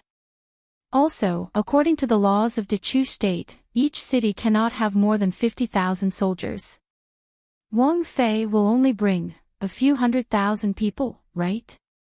Sun Xingji's voice grew louder as though he found he was in the right. Yili was not angry and only stared calmly at the smug middle-aged man in front of her. Seeing that Yili did not speak, Sun Xingji became even happier. Even the cautiousness he originally had was gone by 70 to 80%. He smiled and said, "Wang Fei, is what this lowly official said reasonable?" A beautiful smile bloomed on Yili's lips. Sun Xingji, who was so proud of himself, didn't notice the frown on his face. The people around Yili silently took 2 steps back to avoid being caught in the crossfire. "Lord Sun, do you know that this consort just set fire to Xinyang?" Yili's voice was clear and cold. Sun Xingji couldn't help but shiver. His smile was still stiff on his face as he stared blankly at the woman whose expression had suddenly changed. "Wang. Princess Consort, this consort dares to burn down Xinyang. I'm not afraid of killing 2 more useless officials." As soon as these words were spoken, the hearts of everyone present shook. They abruptly raised their heads to look at the green-clothed woman with an elegant appearance but a frosty expression. They were intimidated by the murderous aura that seemed to have materialized. They could not help but feel a chill in their hearts. The slight disdain that originally existed disappeared in an instant. Sun Xingji's face paled and then quickly turned red. They truly hadn't received the news from Xinyang. Even Yili, who had come to the city gates to greet them, had just received the news and hurriedly arranged for them to come. Hearing that Yili had set fire to Xinyang, although he was shocked, he did not want to lose face in front of the various officials and merchants of Hongzhou City. After all, he was an important official appointed by the imperial court to oversee the Northwest. In the Northwest, he was the highest-ranking official. His expression changing slightly, Sun Xingji said, "Princess Ding. Xinyang is the largest city in the Northwest. You didn't even discuss with this official before setting fire to the city. Do you have any respect for the imperial court or the emperor?" Yili smiled faintly and said, "Discuss. This consort wanted to find someone to discuss it with. But, where was Lord Sun at that time? Sun Xingji was slightly flustered. He quickly looked around and said confidently, "This official is the governor of the Northwest. Naturally, I can't always be in charge of Xinjiang." Yili smiled coldly and said, "But this consort heard that Lord Sun left on the first day Xinjiang fell. Does Lord Sun know how many people were killed when Xinjiang fell?" Without waiting for him to speak, Yili said, "Less than 1 in 10 of Xinjiang's citizens survived. The number of casualties is more than 100,000. Since Lord Sun is an official of the Northwest, you should share the joys and sorrows of the Northwest people. If they're dead, why are you still alive?" These words caused Sun Xingji's face to turn green and white. He finally sensed the cold murderous intent coming from the Maoist army that followed Yili. His heart trembled and he didn't dare to say anything more. Qi Anrong quickly came forward and said, "Your Highness, please calm down. Your Highness, please enter the city and rest for a while." Yili glanced at him faintly and successfully shut him up. Then, she lifted her foot and walked into the city. Xue Jing, who was following behind Yili, stopped in front of Qi Anrong and said with a cold face, "Everyone, go do what you need to do. Wang Fei probably won't have time to attend the welcoming banquet." Then, he didn't care about Qi Anrong's expression and turned to follow Yili into the city. Qi Anrong paused and looked helplessly at Sun Xingji. "Lord Sun, Sun Xingji huffed lightly and said, "The Northwest still belongs to the Emperor." With a flick of his sleeve, he followed into the city. After entering the city, the scene in Hongzhou City made the Maoist army generals angry. The entire city wasn't filled with song and dance, but just by looking at the city defense and the soldiers guarding the city, no one could tell that this was an army and city that was about to be invaded by a powerful enemy. The city defense was sparse, and the soldiers and generals were not alert at all. The generals following behind Yili all had ugly expressions. It was a blessing from the heavens that Hongzhou hadn't been taken over by the West Hill people. Before they could enter the governor's manor, Yili said coldly, "Bring the governor of Hongzhou to me." "As you command." Entering the governor's manor, groups of servant girls and servants immediately came to greet them. The first few well-dressed noblewomen led a few young girls who were also adorned in jewelry to greet them. "This concubine respectfully welcomes Wang Fei." Yili casually swept a glance. Just by looking at the quality of the clothing of the noblewoman at the front, she knew that these were the womenfolk of Sun Xingji and Qi Anrong. Sun Xingji's governor's manor had originally been in Xinjiang. Ever since he fled to Hongzhou with his wife and children, he had been temporarily living in the governor's manor. Somewhat irritated, Yili glanced at the bejeweled womenfolk in front of her. She waved her hand and said, "Take them away." After speaking, she directly walked past the dazed womenfolk and headed for the main hall. The Maoist army's speed was naturally unquestionable. By the time Yili's group reached the main hall of the governor's manor, the general of Xinjiang City had already been brought to the gate. Yili glanced at him and discovered that he wasn't among the people who had come to greet them at the city gates. Stepping into the main hall, Yili walked to the table and sat down. Sun Xingji and Qi Anrong also walked in one after the other. Seeing Yili seated high up in the main hall, Sun Xingji's expression changed slightly. "Wang Fei, the visitor is a guest. How can a guest bully the host?" Yili's brows were tightly knitted. She was somewhat annoyed by this fearless Sun Xingji. Did he think that just because he was one of Mo Jingqi's people, she wouldn't dare to do anything to him?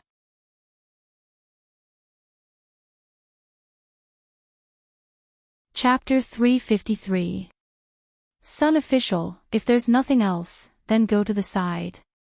Ben Fei will talk with Sun official after this matter is taken care of.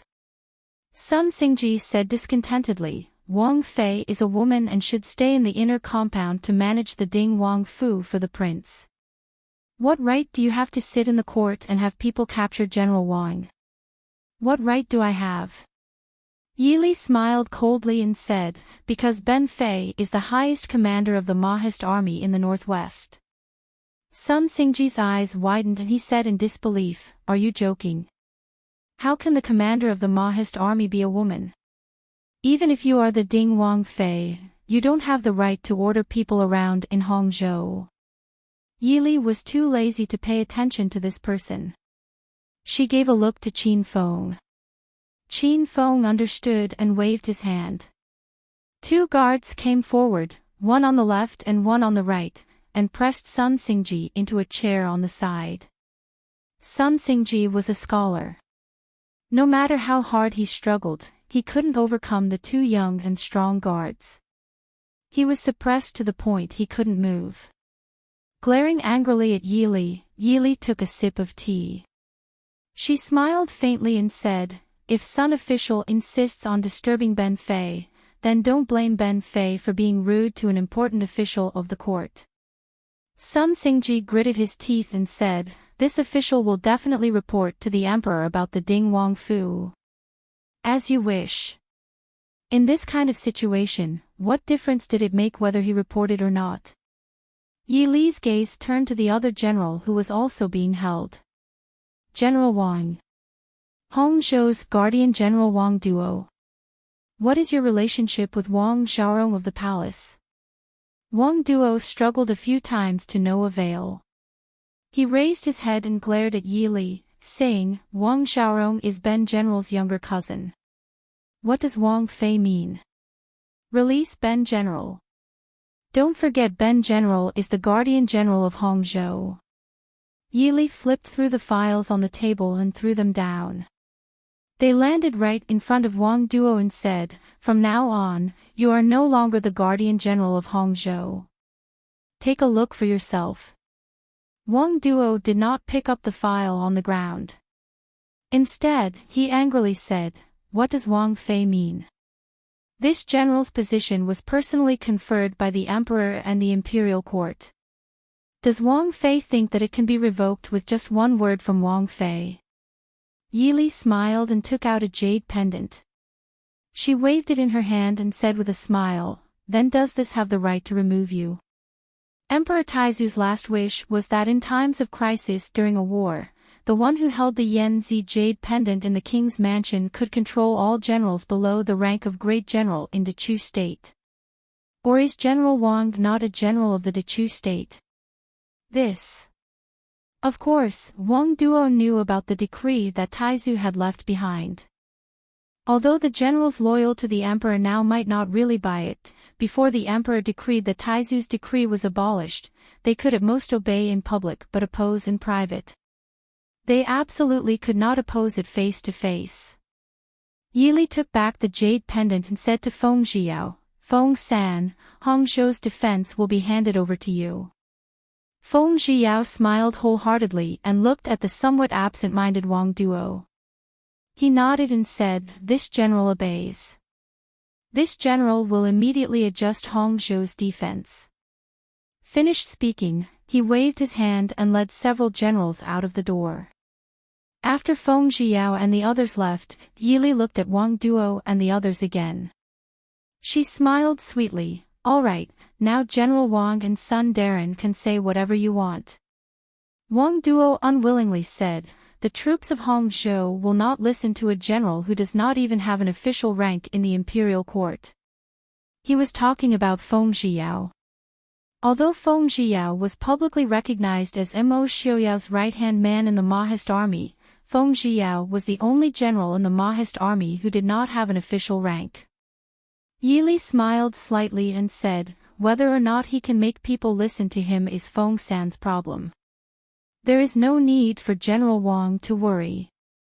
Wang Duo gave a light snort and had nothing to say. Yi Li looked sideways at Sun Xingji who was sitting to the side and smiled, Sun Darren has something to say. Sun Xingji sneered, with Wang Fei's prestige, how would this official dare to speak? Yili pursed her lips and smiled. Since you don't dare to speak, then there is no need to speak.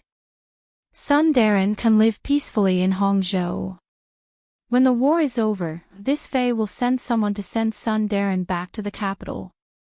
If unfortunately Hangzhou is lost, this Fae will give Sun Darren a chance to live and die with Hangzhou. Hearing this, Sun Xingji's face twisted. He gritted his teeth and said, "Many thanks, Wang Fei." After sending off Sun Xingji and Wang Duo, Qianrong was the only one left in the hall. He looked at the woman on the seat with fear and trepidation.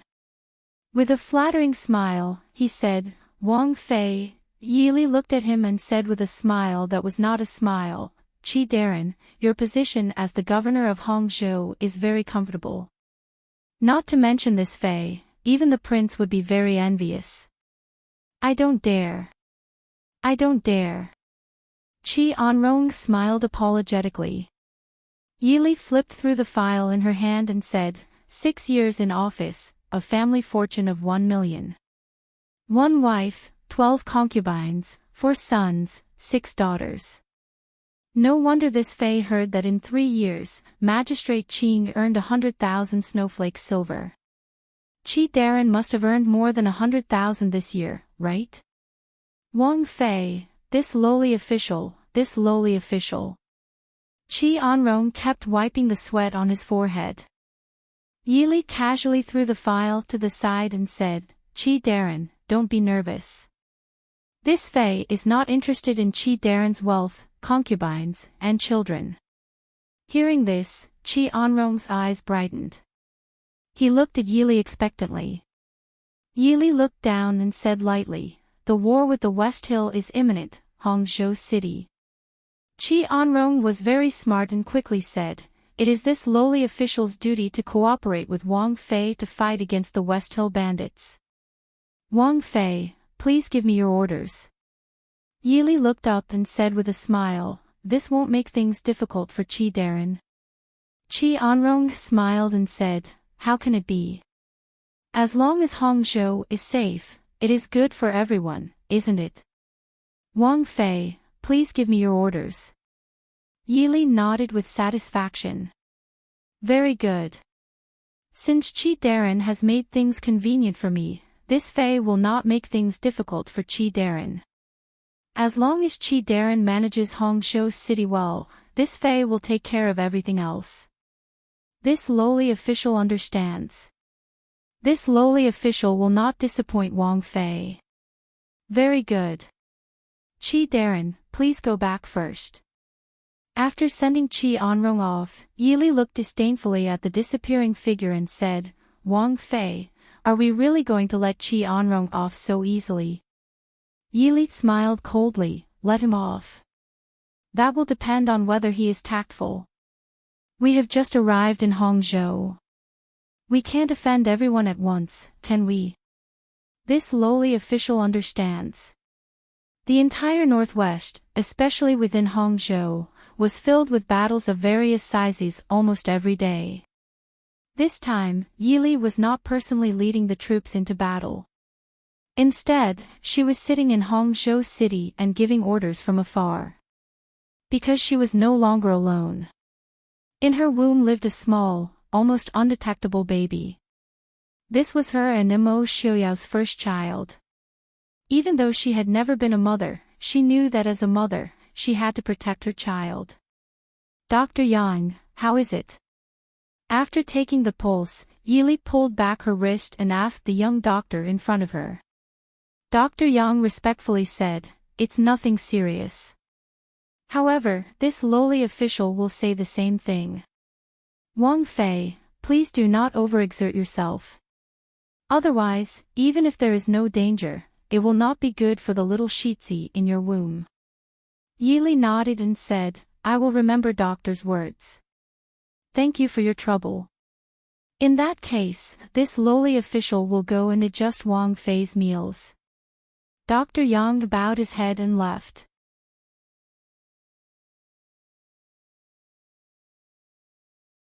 Chapter 354. After the doctor left, Zhuojing and the others finally raised their heads to look worriedly at Yili. Zhuojing frowned and said, Wang Fei, for the sake of little Shitzi, Wang Fei should rest more. The others nodded. Yili grimaced and said helplessly, how can I be negligent now? But you will have to work harder. The sooner you can take charge, the more free I will be. Zhuojing lowered his head in shame.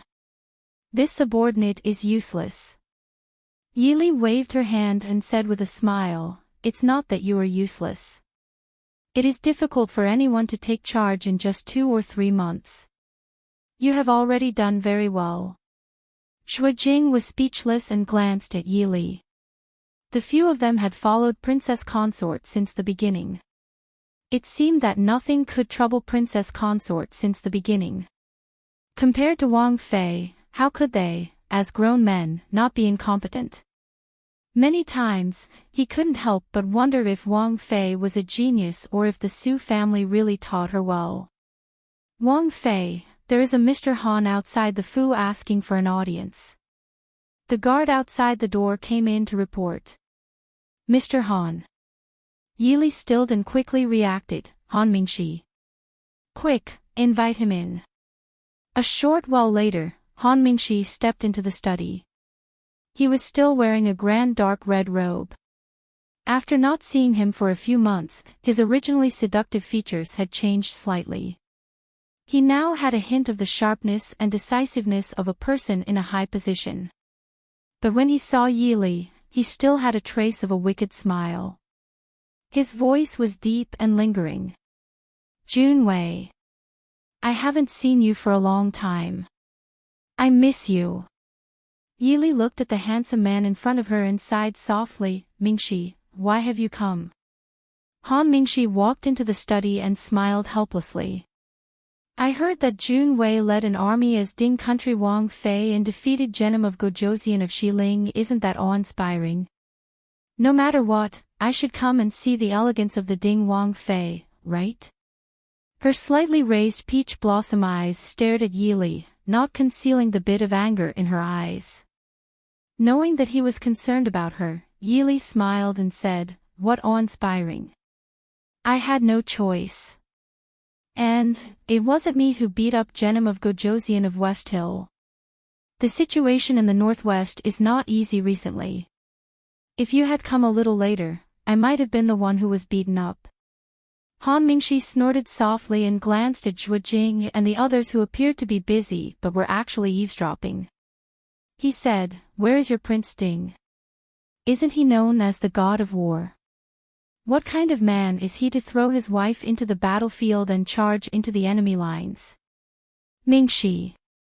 Yili looked at him with a smile. I know you care about me as a friend, but in this situation, no matter how powerful Xiaoyao is, he can't split himself. Han Mingxi sneered and turned his head to ignore her. But when he heard Yili defend Emo Xiaoyao, his clear and handsome eyes darkened slightly. Yili saw Han Mingxi's dejection, but since some things were destined, they shouldn't be tangled up. If one was indecisive, it would hurt others and oneself in the end. She stood up and said with a smile, you came at the right time. Hangzhou is not bad now. Why don't you rest for a while and we can talk about it tomorrow? Oh right, Master Mingyue is also in the Fu right now. You should go and see him. When she mentioned Han Mingyue, Han Mingxi was startled again and his expression was complicated. Every time he thought of his older brother who had raised him since he was young, Han Mingxi felt angry and helpless. The kindness of raising him and teaching him was not something that could be resolved with a word of severing ties. Han Mingxi respected his older brother even more than his parents who had passed away early. The reason why he was so against Han Mingyue taking action against Yili was because of his friendship with Yili, but it was more because he understood that it was not worth it for his older brother to betray his brother and go against the Ding Palace for such a woman. It was a dead end. And now, the same reason why Han Mingxi came all the way to Hangzhou, other than because Yili was here, it was also because he had received the news that Han Mingyue had been captured. Hearing Yili's words, he knew that Han Mingyue was not doing badly. At the same time, he also understood that Yi Li could let Han Mingyue go so easily because of him. He couldn't help but feel warm in his heart. Junwei, thank you. Yi Li smiled faintly. What are you thanking for? Han Mingyue had made a deal with Xiao Yao. Since Xiao Yao spared his life, there is no difference between letting him live a better or worse life. You brothers have not seen each other for a long time. Go and take a look.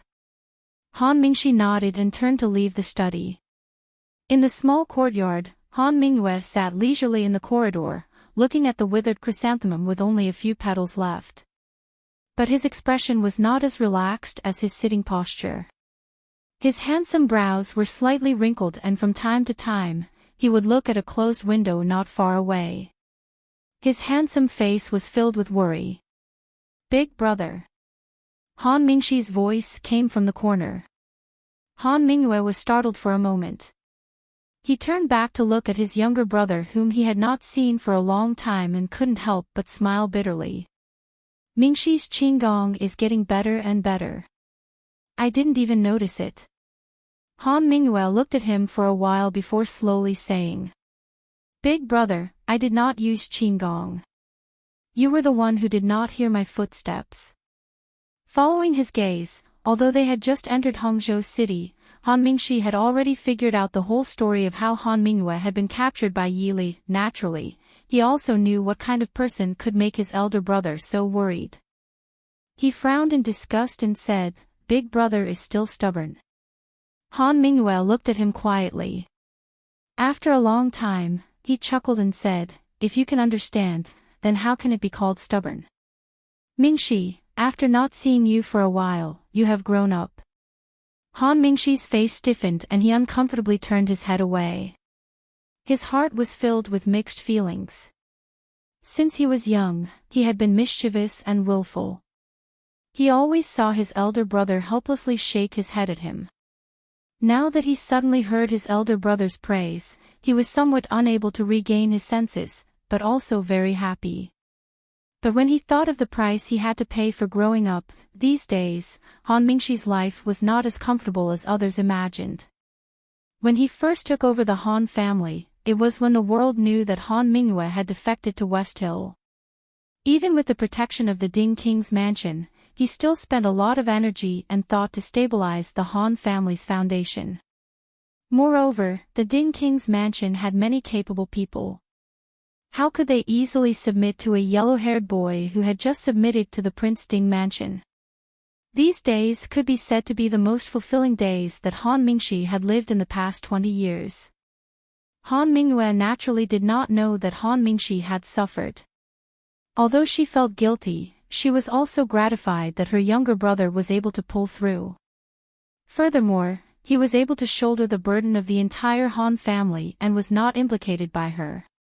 She reached out and patted Han Mingxi's shoulder, softly saying, It's been hard on you. Are you still blaming your elder brother? Han Mingxi's eyes were hot, but he stubbornly turned his face away. When his emotions had calmed down, he turned his head to gaze at Han Mingyue and asked, Junwei has already told me about your deal with Prince Ding. What does elder brother plan to do in the future? Han Mingyue smiled faintly and said, I'm afraid that there is no place for us in the Dechu state and West Hill. When all of this is over, I will take Zui Dai to live in seclusion in Nanzhao. Han Mingyue looked at him steadily and asked, You are so sure that Zui Dai will go with you? Elder brother, to be honest, in terms of choosing women, you and Prince Ding are not just a little bit different.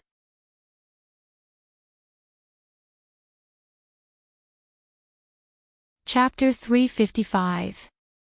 Han Mingyue said with a smile, If I had the same taste as Prince Ding, my life would be even more difficult now. So, Mingxi, if you can't, stay away from Princess Ding. Men can be unreasonable when they get jealous. Han Mingxi was a little embarrassed and his big brother saw through his thoughts. Thinking about it again, he felt that his big brother's words made some sense. His big brother had taken a fancy to Su Zuidi. if he really wanted her, there might be a way to get her. But a woman like Yili. Glaring hatefully at Han Mingyue, who changed the topic, he said, I know what I'm doing, but I'll give you a piece of advice. You and I both know what kind of woman Su Zuidi is. If you really want her to follow you obediently, why don't you try my method? Han Mingyue looked at him curiously with raised eyebrows. Han Mingxi sneered and said with a malicious smile, if you destroy her face, she will naturally follow you obediently. But big brother, do you really love Su Zuidi or do you only love her face? Han Mingyue was silent. Did he love Su Zuidi as a person or her face? He himself might not be able to say it clearly. The person he loved. After so many years, he still didn't know that personality and that heart were not what he liked at all. Love that face. Su Zuidi was indeed very beautiful. But the world was so big that it was not impossible to find one or two women who could be compared to her. He only knew that that year, when he saw that stunning woman among the falling petals for the first time in the peach blossom forest, he sank into a deep dream and never woke up. Looking at Han Mingyue, who was still in a daze, Han Mingxi secretly sighed. How did his elder brother, whom he had once been so proud of, fall into the hands of a woman like Su Zuidi who only had looks? Thinking of his elder brother's resolute departure in Guangling back then, thinking of how dejected he was when Su Zuidi abandoned his elder brother back then, thinking of how he was now trapped with nothing, Han Mingxi's slightly narrowed eyes overflowed with a bit of murderous intent. Han Mingyue frowned slightly and looked at Han Mingxi. Mingxi, don't hurt her. Big brother is begging you. Han Mingxi looked at his elder brother's pleading face and felt a wave of sadness in his heart. Mr. Mingyu was like the bright moon and unparalleled romantic. But now, he was begging him, the disreputable hedonistic son of Mr. Fengyu, for the sake of a woman. At this moment, Han Mingxi finally understood something that was already set in stone.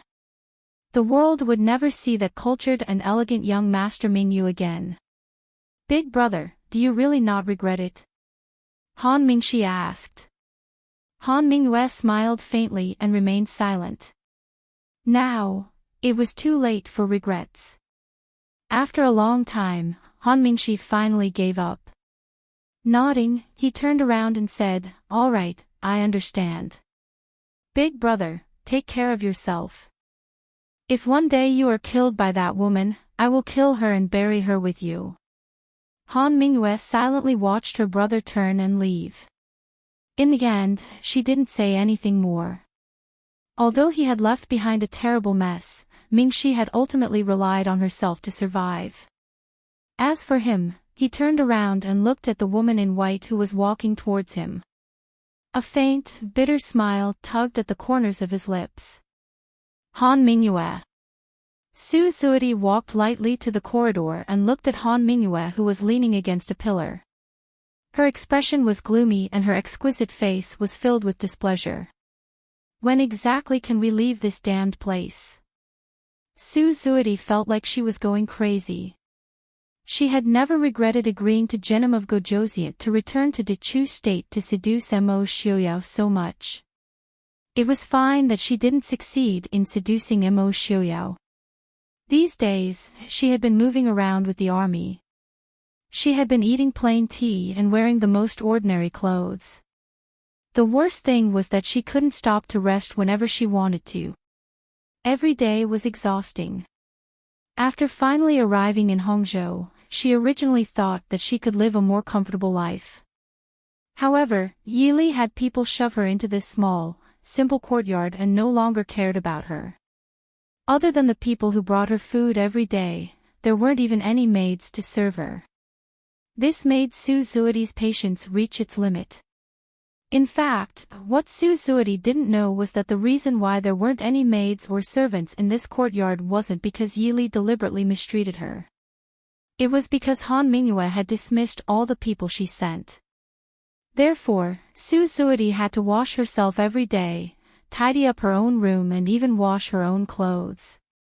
Seeing Su Zuidi's impatience and anger, Han Mingyue felt as if her heart was being stabbed by a blunt knife. She frowned and recalled Han Mingxi's words. She faintly lowered her eyes and asked, "Leave here? Where do you want to go?" "Back to Shilling, of course." Not noticing Han Mingyue's expression, Su Suodi answered matter-of-factly, "I want to return to the palace. I can't stand this damned place anymore." Han Mingyue looked up at her with a calm expression. "You don't want to take revenge on Princess Ding?" Su Suodi was startled and frowned with some hesitation. Of course she wanted to take revenge on Yili. She wanted to even in her dreams. But she wasn't a fool. As long as Mo Xiuyao was still alive, she wouldn't dare to take revenge on Yili. She grew up with Mo Xiuyao. She could look down on any man in this world, but she definitely wouldn't dare to look down on Mo Xiuyao. Looking at Han Mingyue, Su Suodi gently bit the corner of her lips and asked, "You said you would help me. Is that true?" Han Mingyue looked at her and didn't say anything. Su Suodi took his reaction as a tacit agreement. Her eyes wandered and her slender hand pressed against Han Mingyue's chest. Her voice was gentle and moving. "Mingyue, can you help me kill Xiuyao?" Han Mingyue's heart turned cold. He lowered his head and looked at the woman leaning against his chest.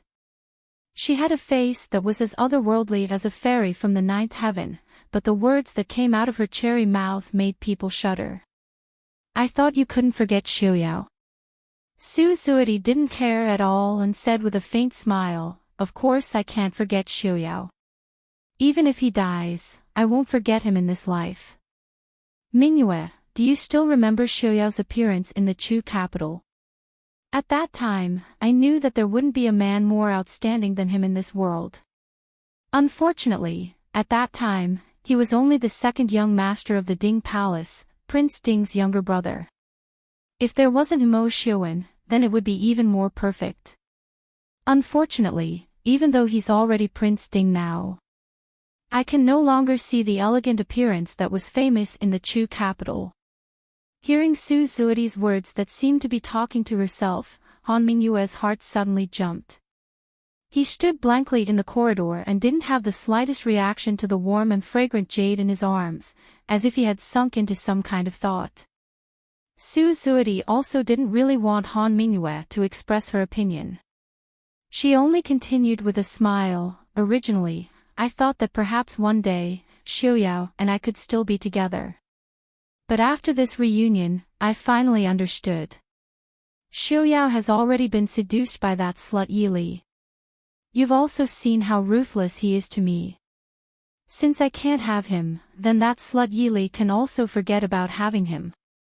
Speaking to here, Su Suodi's beautiful face had already become distorted because of the resentment on her face.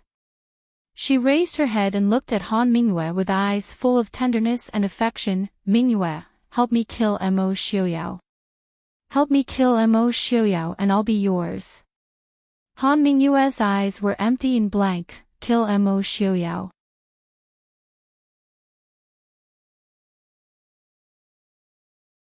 Chapter 356.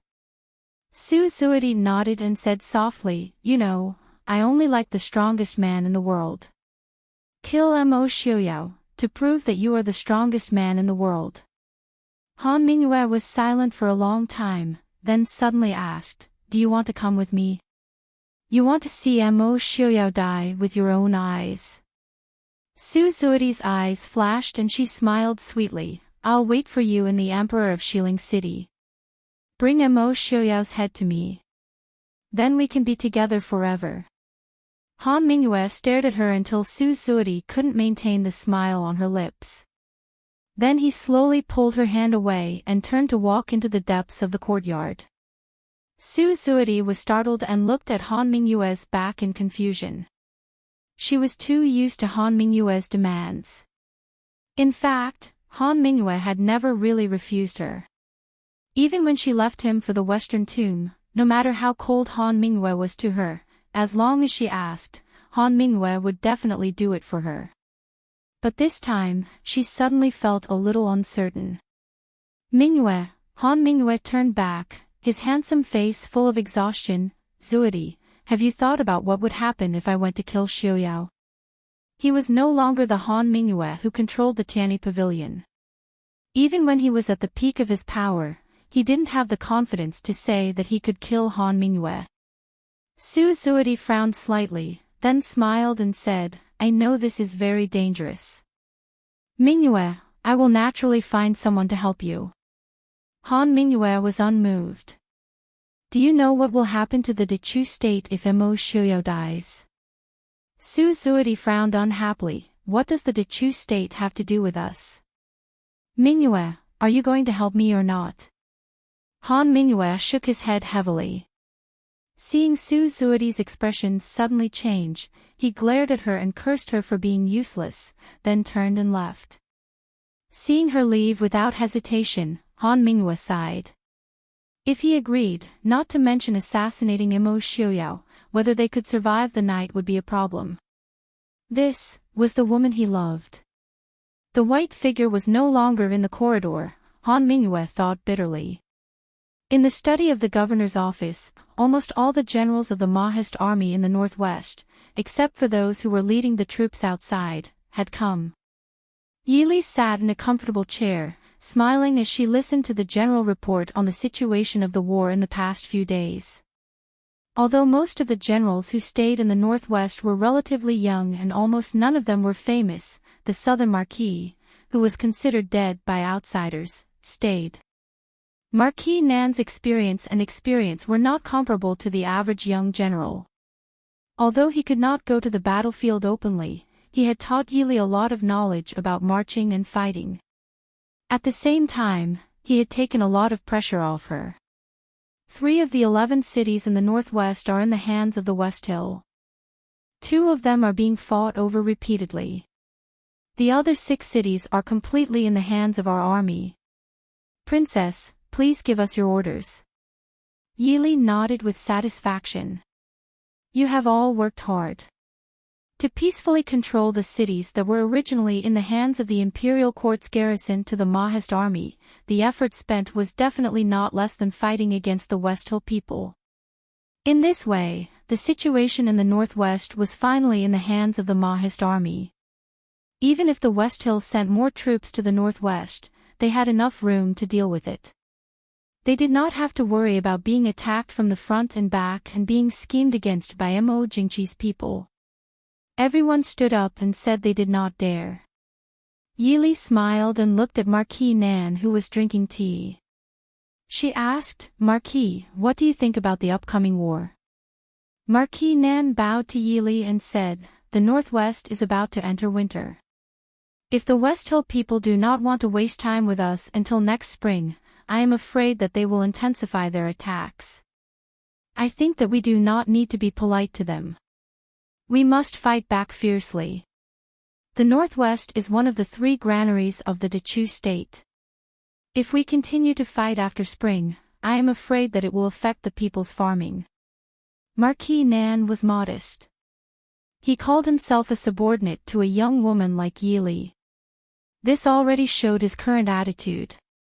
On the other hand, Marquis Nan was very satisfied with Yili's performance.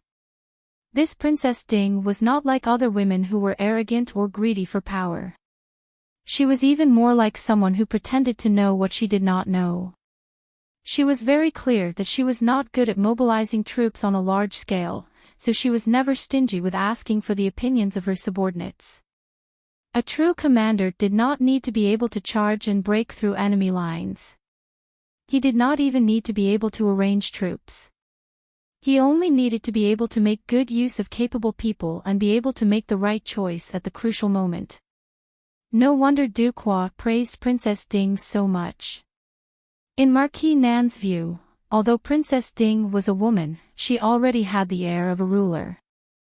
Yili nodded and said, Marquis Nan is very thoughtful. I am also very worried about this matter. Since that is the case, everyone should speak their own thoughts. In reality, Yili was not only worried about the problem of next year's spring plowing in the northwest. Although the Maoist army and the imperial court had not officially fallen out, everyone knew that regardless of the final result of this battle, the balance between the Ding Palace and the Dechu State's imperial family that had been maintained for more than 100 years would no longer exist. If the Mahist army was defeated, then there would naturally be no Ding Palace in the world. If they won, then Mo Jingqi would probably take advantage of the Mahist army's exhaustion from the battle to cause a great disaster.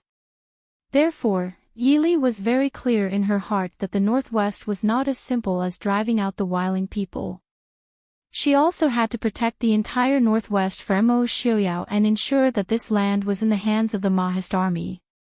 This was because it was very likely to become the Mahist army's last retreat. Therefore, they needed to pay more attention to food. These days, the Mahist army had been fighting and stopping. It was almost as if they were just delaying the footsteps of the Xiling army. There were almost no truly spectacular battles. Therefore, the soldiers were fighting very sullenly. They had long been ready to give the West Hill people a head-on blow. At this time, when they heard Yili's words, they suddenly became excited and began to talk about their own opinions. Suddenly, the whole study became noisy. Han Mingxi sat in the corner and quietly looked at the woman who was sitting leisurely in front of him and seriously listening to the general's opinions.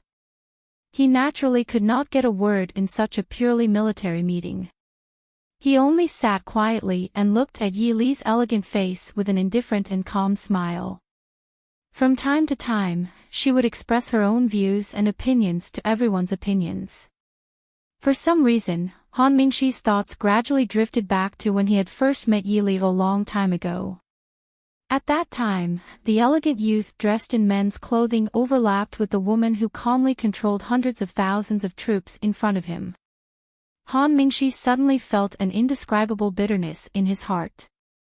If at that time, the thought in his heart had only appeared. Han Mingxi smiled bitterly and shook his head to get rid of the absurd thought in his heart. Even if they had known each other earlier, Jun Wei would not have chosen him, clear. Han Mingxi came back to his senses. He blinked and found that the noisy study had quieted down. The generals who had finished the meeting had all left. Only Zhuo Jing and Wei Lin were still sorting out the files in the side hall not far away. Yi Li looked at him with a smile and said, "What are you thinking about? It's rare to see you in a trance." Han Mingxi smiled and looked at her up and down. He said, "The war is coming. You are different now. Will there be any problem?" Yi Li was stunned. She unconsciously stroked her flat belly and smiled. "Feng Sen told you?" Han Mingxi nodded and asked, "Can't I know?"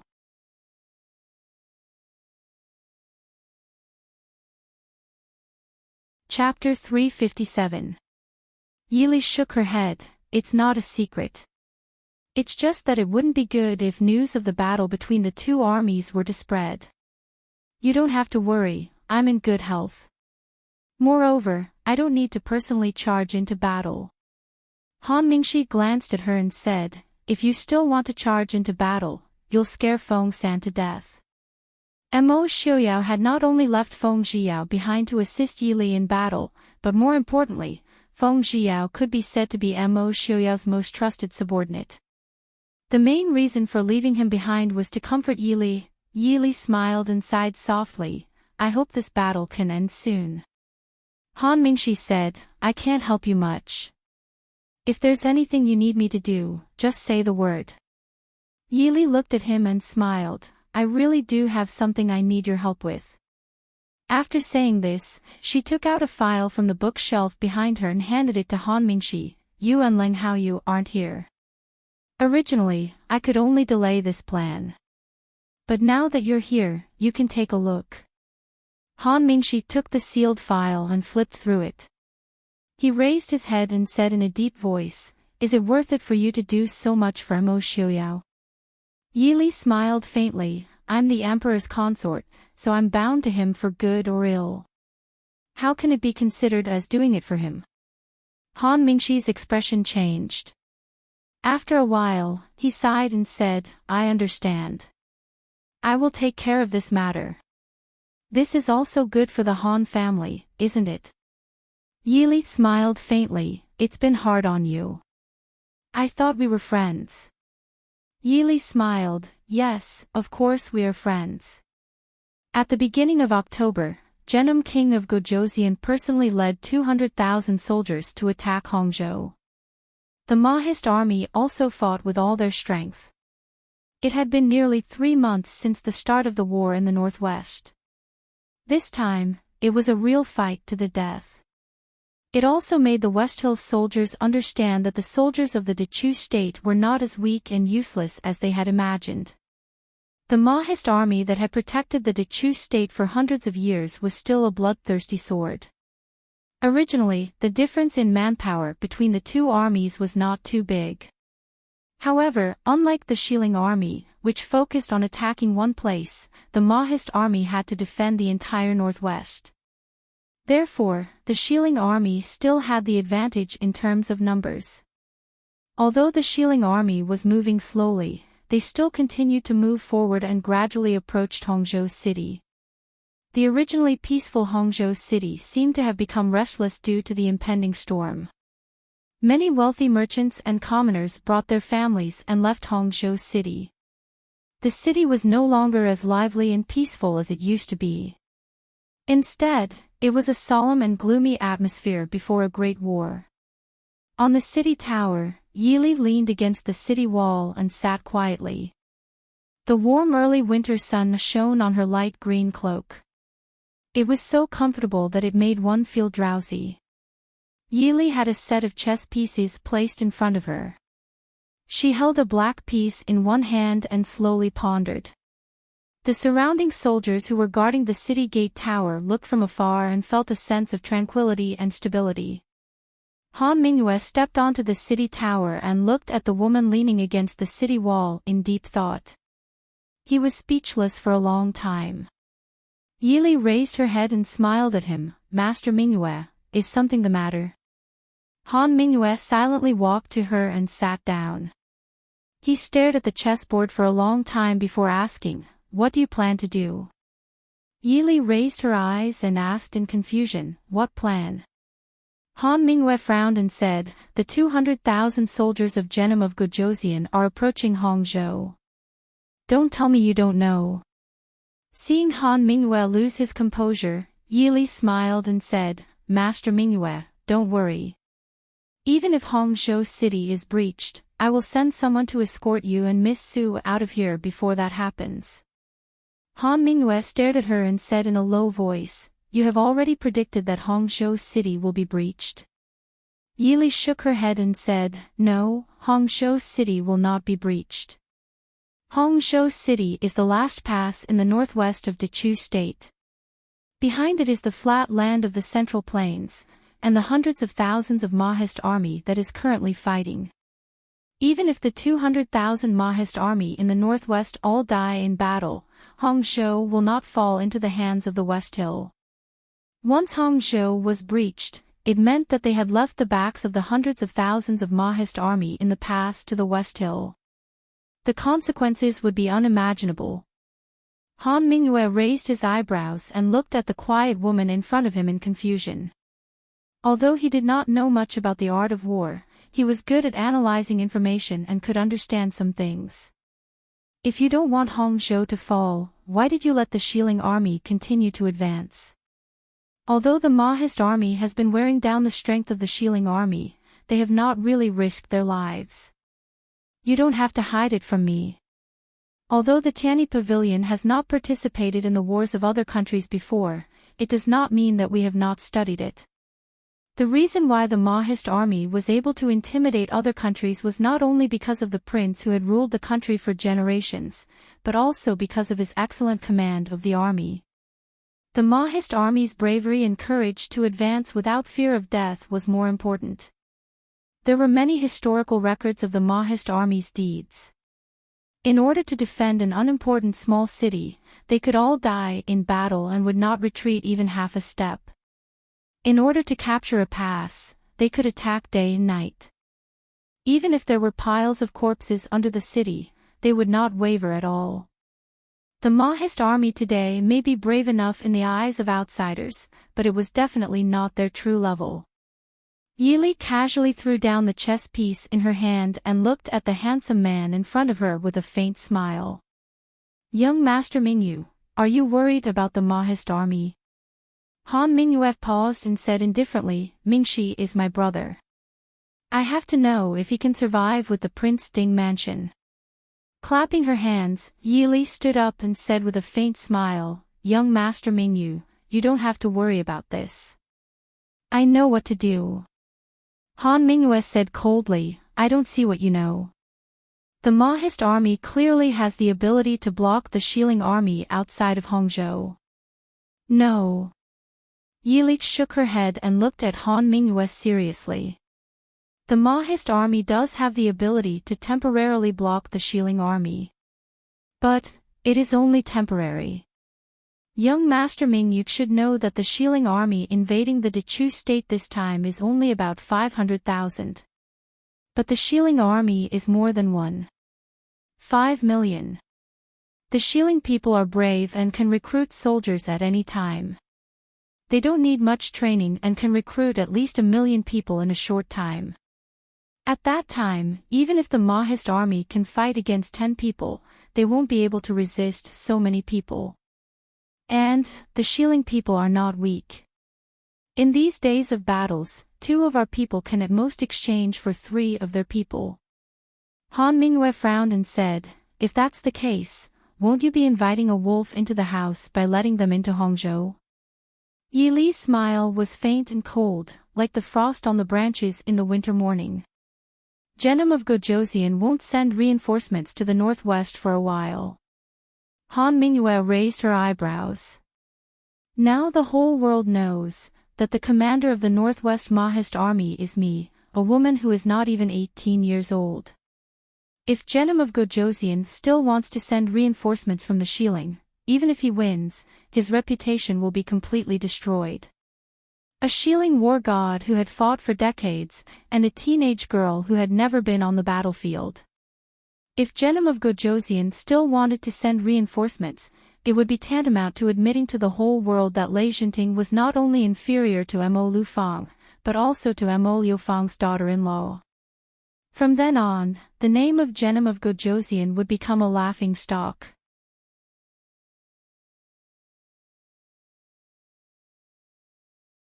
Chapter 358. You plan to. The smile on Yili's face gradually faded. She tilted her head to look at the wilderness in the distance and said indifferently, I want the 200,000 soldiers of Xiling to stay in the northwest. Han Mingyue's heart shook. He could clearly hear the unconcealed killing intent and bloodthirst in Yili's words.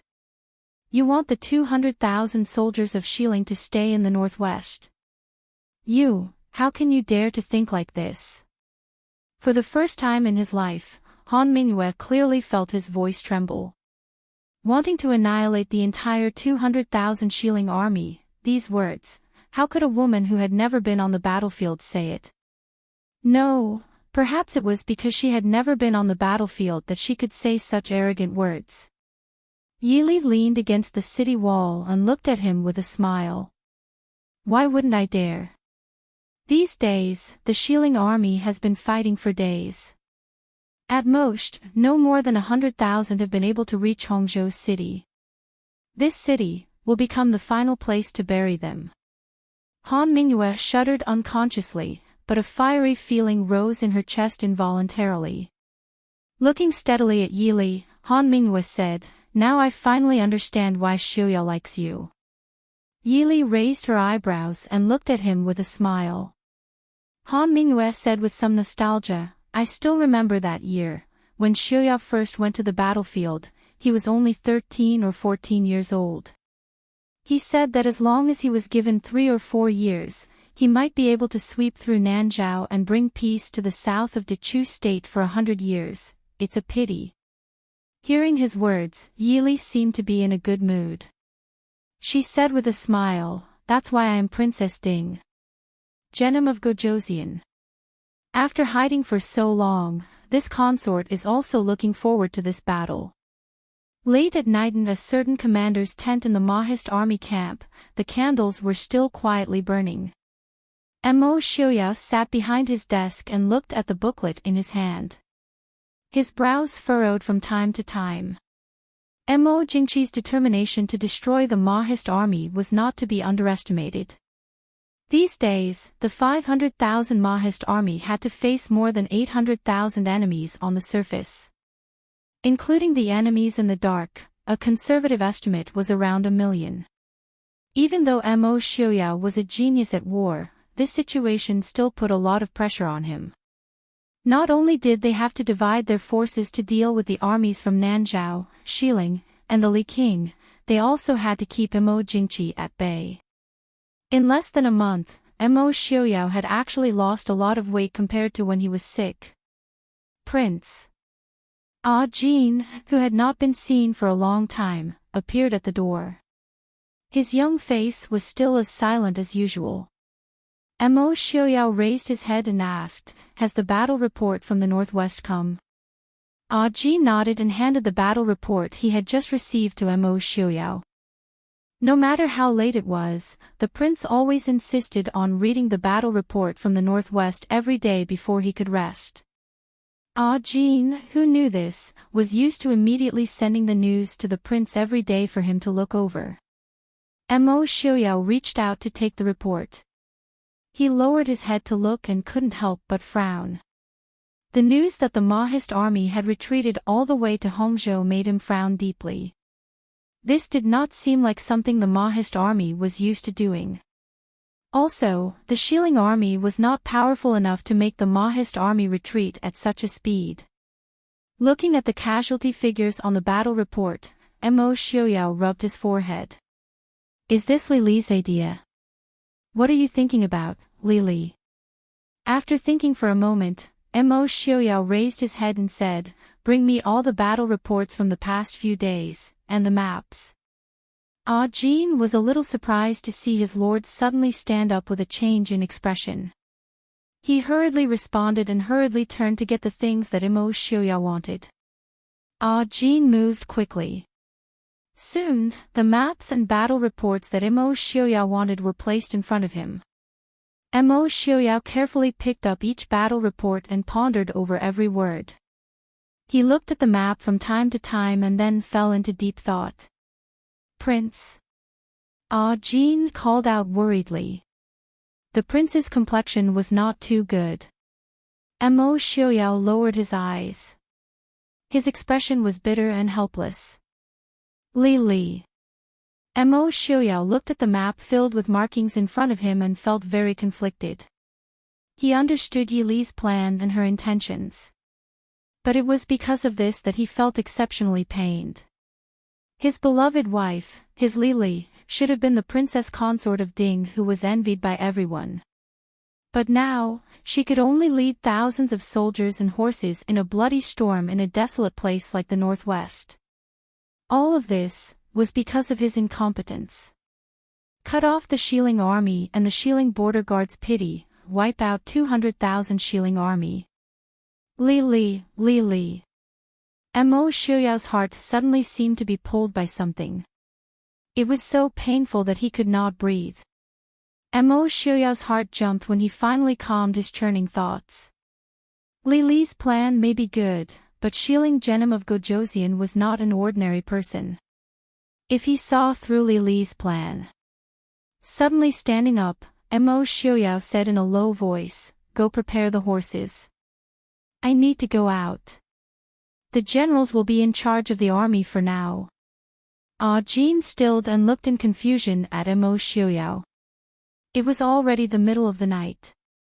Why would the prince suddenly want to go out? Looking at the files and maps spread out on the table, perhaps something had happened to the princess consort. Jin did not accept the order and said in a low voice, "Prince, it will be the 15th of the month soon. What if you're on the way? Furthermore, the war is urgent right now, so it's not appropriate for you to leave so suddenly." Mo Xiaoyao lowered his eyes and recalled that today was already the 13th of October. No matter what, it was impossible for him to reach Hong province within 2 days. and the important matters in the army needed to be dealt with.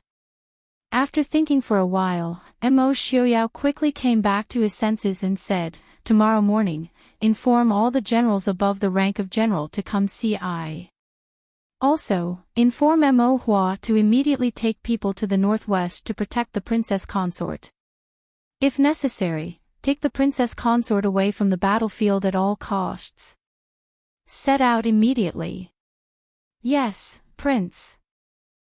Jean answered and left.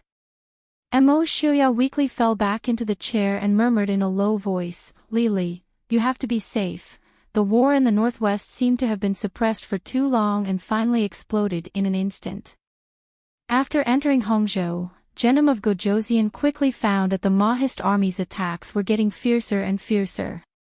The speed at which they wanted to advance was getting slower and slower.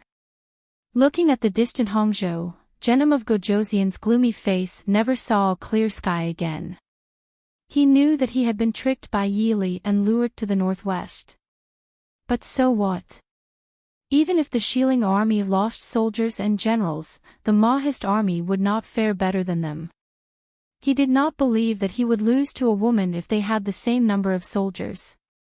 And time did not allow him to stop and wait for the reinforcements from the Xiling border to arrive. He had to take Hongzhou as quickly as possible and control the northwest to open a path for the incoming reinforcements. At the same time, he had to prepare to enter the Dechu state. "Prince, most of the Mahist army has already retreated to Hongzhou. They should be prepared to defend Hongzhou to the death." Genom of Gojoseon raised his eyebrows and smiled. "I thought that Yili had some great move. Defending Hongzhou to the death, can she defend for 10 days or half a month? By the time our army arrives, how many days will she be able to endure in Hongzhou city?" His subordinate advised, "Prince, do not lower your guard. Yili used only 20,000 soldiers to defend Everlasting Forest at Shattered Snow Pass. She really cannot be underestimated." Genom of Gojoseon put away his smile and said calmly, "I naturally will not underestimate Yili. Take Hongzhou as quickly as possible." Of course he would not underestimate her. He would use all his strength to take Hongzhou. Underestimating the enemy was not a mistake that people his age would make. Thinking of that seemingly graceful and elegant woman, he was really curious.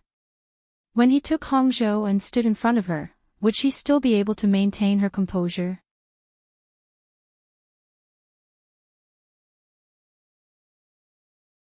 Chapter 359. On the 13th of the 10th month, the Xiling army finally arrived at the city gates, and Hongzhou city was met with an unprecedented fierce attack. But at the same time, the Xiling army also met with a stubborn resistance that they had never faced before. On top of the city walls, the Black Cloud cavalry shot arrows at the invaders like rain, but the people below the city walls also charged forward without any regard for their own safety. Genom of Gojoseon rode his horse behind the Xiling army. He could vaguely see a woman in green sitting at the highest point of the city walls, calmly looking down at the battle below. Behind the woman in green, a few tall men stood with their hands behind their backs, also watching this battle. From afar, Genom of Gojoseon could still recognize that the handsome man in red was Prince Ding's trusted aide, Feng Zhiyao. Seeing his opponent sitting so leisurely on the high platform, Genom of Gojoseon's eyes revealed a murderous aura. He was so angry that he laughed. What a great imperial concubine. On the high platform, Yili also looked at a place behind the Xiling army from afar. She turned around and smiled at Feng Zhiyao. "Feng-san, this is the first time we are fighting against Genom of Gojoseon face to face, right?" Feng Zhiyao rolled his eyes in boredom. "Isn't it? Before, we were either playing tricks or retreating while fighting. If we continue to fight like this, people will start to suspect that our Mahist army only knows how to retreat." Hearing Feng Zhiyao's resentful complaints, Yili smiled and said, "If that's the case, then we should celebrate." After saying this, Yili turned around and took the pipa from Qin Feng's hands. She lightly played it, and a clear melody flowed out from between her fingers. Yili smiled faintly, her 10 fingers nimbly dancing on the pipa. The sound of the pipa gradually grew louder and louder, gradually spreading throughout the entire battlefield. The soldiers who were fighting did not have the time to appreciate the majestic music. Even the slightest mistake on the battlefield could cost them their lives. However, that seemingly gloomy yet seemingly high-spirited voice clearly reached the ears of every soldier. The Mahist army's officers and soldiers seemed to recall the past glory of the Mahist army. It was as if they saw the heroic and domineering prince of the past leading them to charge and break through enemy lines. Expel the bandits and revive the spirit of our Mahist army. Not only did someone shout this, but the people on the battlefield immediately became murderous. Kill! Standing beside Yili, Feng Zhiyao's expression changed slightly as he said, "This is the song of King Yu breaking the battle formation." Yili did not reply. Her 10 fingers flew swiftly as she played a string of majestic, murderous notes. Yili had been raised by the Su family and the Su family since she was a child. How could she not know music? She just didn't like it. This song of entering the battle formation was originally a Guqin song. It was majestic, simple and elegant, with an ancient style. However, Yili felt that it was more suitable to be played by a pipa. Just like the ambush from her previous life, other instruments might be able to play it, but it would definitely be difficult to achieve the effect of a pipa. A pipa's fingering and range was very suitable for such an intense and majestic song. Feng Zhiyao clearly did not expect Yili to reply. He only said softly, "The song of King Yu breaking the battle formation has been lost for more than 200 years. Probably only the Su family would have such an ancient score. When two armies fought, it was said that the courageous would win. When the Mahist army soldiers were murderous because of their Wang Fei, the West Hill soldiers were weaker in comparison." In the distance, the Shilin army's banner flew out. Genom of Gojoseon stared dazedly at the figure in green in the distance, his eyes bright. The general beside him whispered, "Prince, the Mahist army is in full swing. Why don't we avoid them first?" It had to be said that the Wang Fei of Dingguo was indeed a talent. Just a piece of pipa music could raise the momentum of the entire Mahist army to a new level. Genom of Gojoseon looked up to the sky and laughed. He pointed the horsewhip in his hand to the highest point on the city wall and laughed loudly. "This kind of woman is interesting. Compared to her, all the beauties in the world are trash. Haha, whoever dares to retreat will be killed. This woman. I must have her." The general beside him nodded and did not dare to persuade him again. Genom of Gojoseon smiled and said, "I heard that Mo Xiaoyao is a genius in arranging troops. But I don't know if there is anyone in the Mahist army who can break the array now that Mo Xiaoyao is not in the army." Genom of Gojoseon obviously also recognized that the song just now was the song of King Yu breaking the array. The West Hill and Eastern Chu came from the same source 1,000 years ago. Although many of their cultures were different, they were similar. With a wave of his hand, the war drums sounded behind him. Several soldiers waved the red flags in their hands. Soon, the West Hill soldiers' array began to change. Such changes could not be hidden from Yili and the others who were looking down from above. Feng Zhiyao frowned and looked at the changes below. He said, 6-flower array. No. What's the difference? The West Hill soldiers below the city wall quickly formed a huge array that was circular on the inside and square on the outside. And this huge array was encased in countless small arrays. The Mahist army originally had fewer soldiers than the West Hill army. At this moment, they were as small as the ocean in the array. Feng Zhiyao snorted and waved his hand. A green flag appeared above the city wall. The Mahist army's array also changed. A huge black dragon occupied the entire battlefield. The domineering and arrogant dragon head was the most elite black cloud cavalry of the Mahist army. Wherever it went, no one dared to go against its sharp edge. When the black dragon swung its tail, the enemy's array could only be in disarray and on the verge of collapse. Behind the shieling army, a small black flag rose.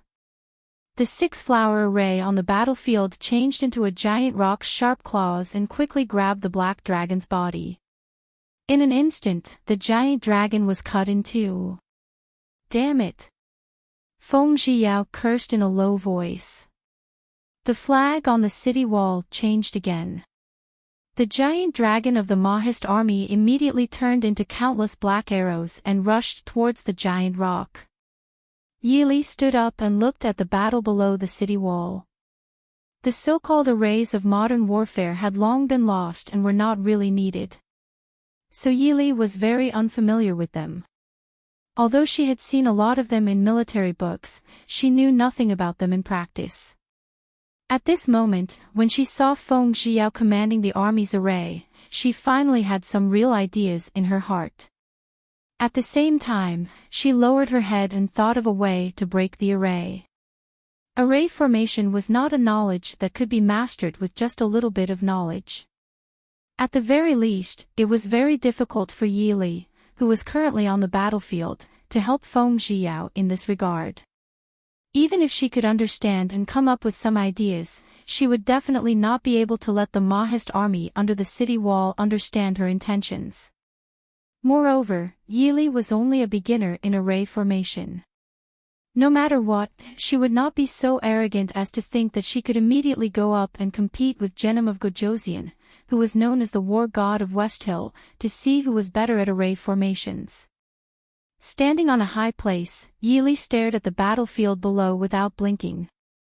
As expected, after a few changes in the array, the Mahist army's array gradually began to collapse and fall into the shieling army's encirclement. Princess. Qin Feng frowned and wanted to say something anxiously. He came from the Black Cloud Cavalry, but he was not the highest commander of the Black Cloud Cavalry. Cavalry also did not know much about arrays and were not proficient in them. But this did not stop him from seeing the fact that the Mahist army was gradually losing. Yili raised her hand to stop him from saying what he wanted to say. She lowered her head and thought for a moment before saying, Feng San is indeed not Enchanting's match.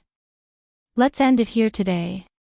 This battle seemed intense, but in reality, neither side used their full strength. It was just a test.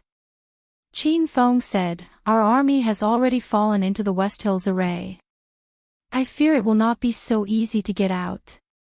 Princess, does Princess have a way to break the array? As if out of habit, Qin Feng looked hopefully at Yili. They had not followed Princess for long, but unconsciously, they all thought of Princess as an omnipotent genius. Yili shook her head and said with a smile, I really do not know much about arrays.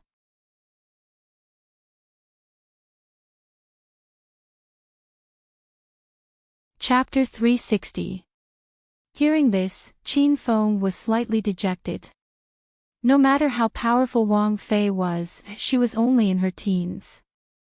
How could she know everything? Many generals might not be able to study it thoroughly even after spending decades.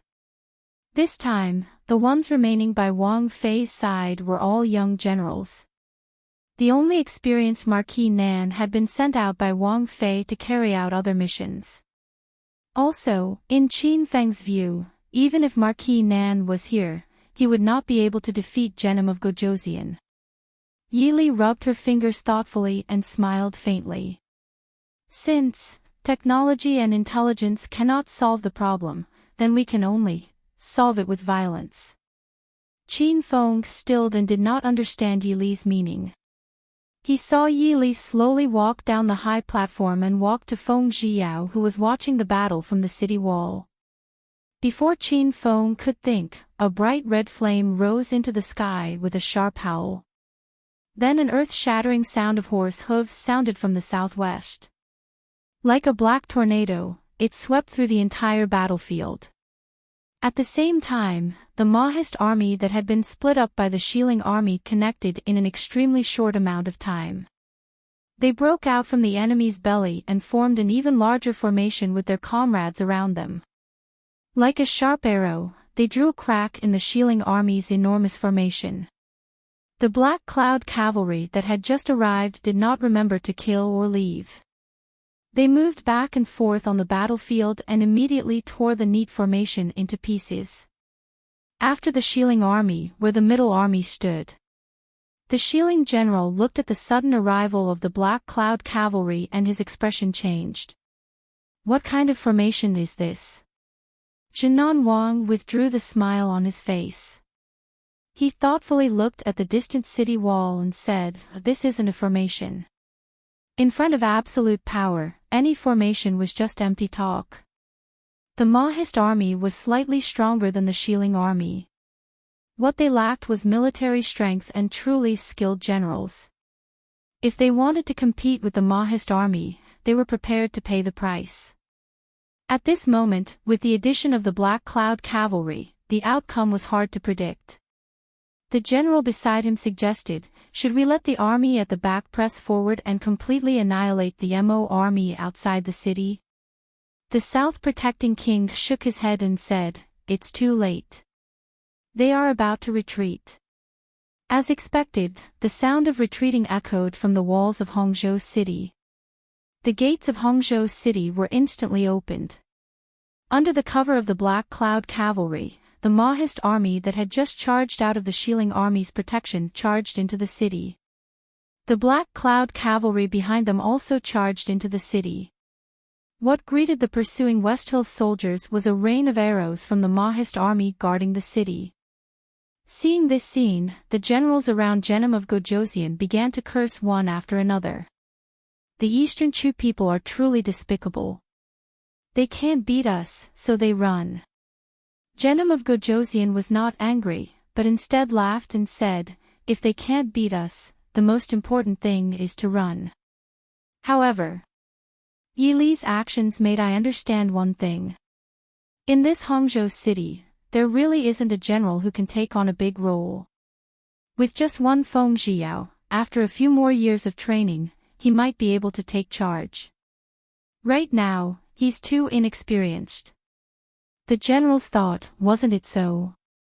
The two sides had equal forces, but the Eastern Chu people needed the help of the Black Cloud cavalry to retreat into the city. If it wasn't because there was no one in the army, then what was? Mo Xiuyao is fighting against 3 allied forces at the same time.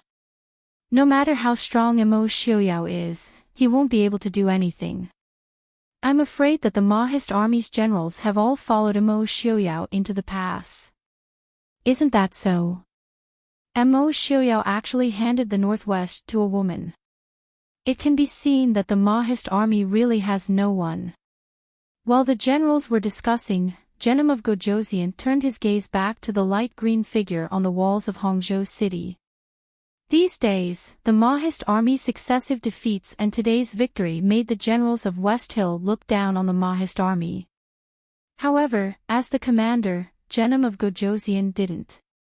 Not only that, it made him pay more attention to the young princess consort of Dinghua. These days, it was true that they had won in a row, but they didn't get any real benefits in Hongzhou. Along the way, all the ripe grains in the northwest had already been harvested.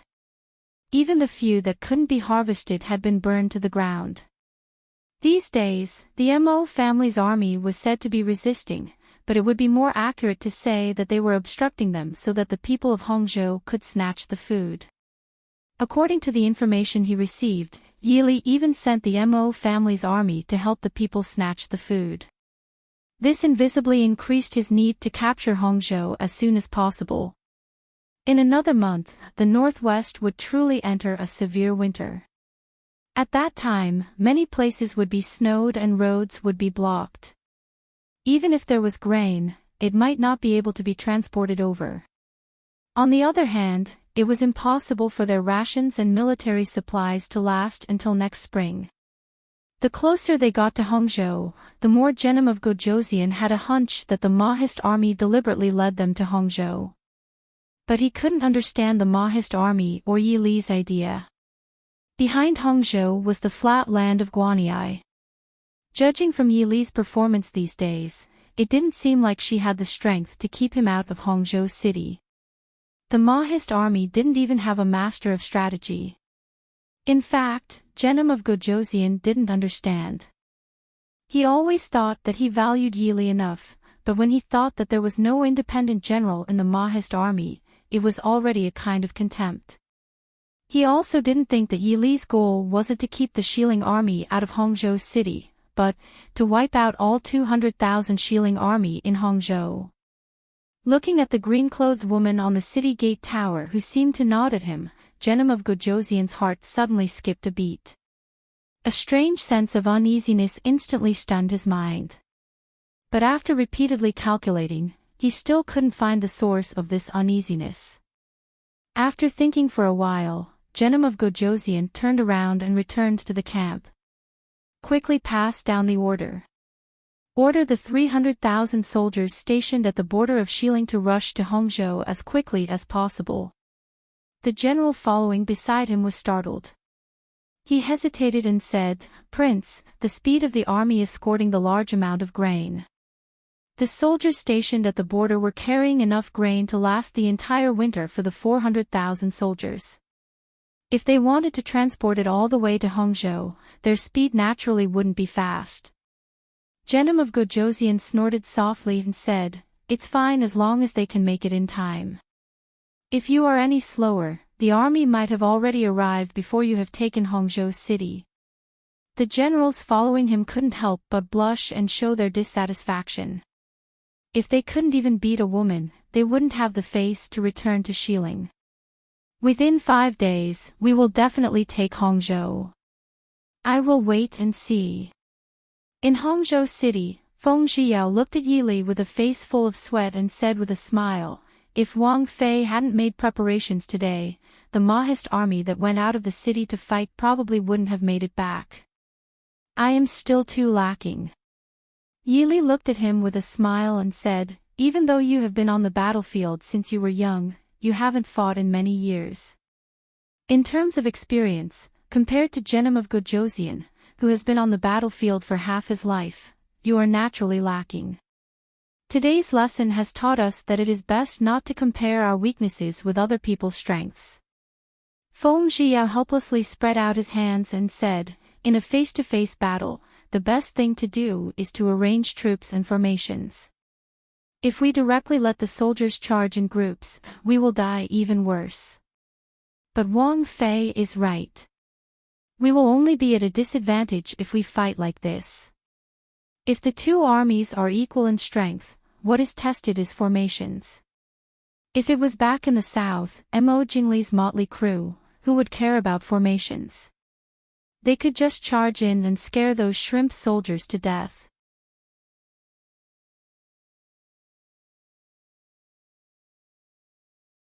Chapter 361.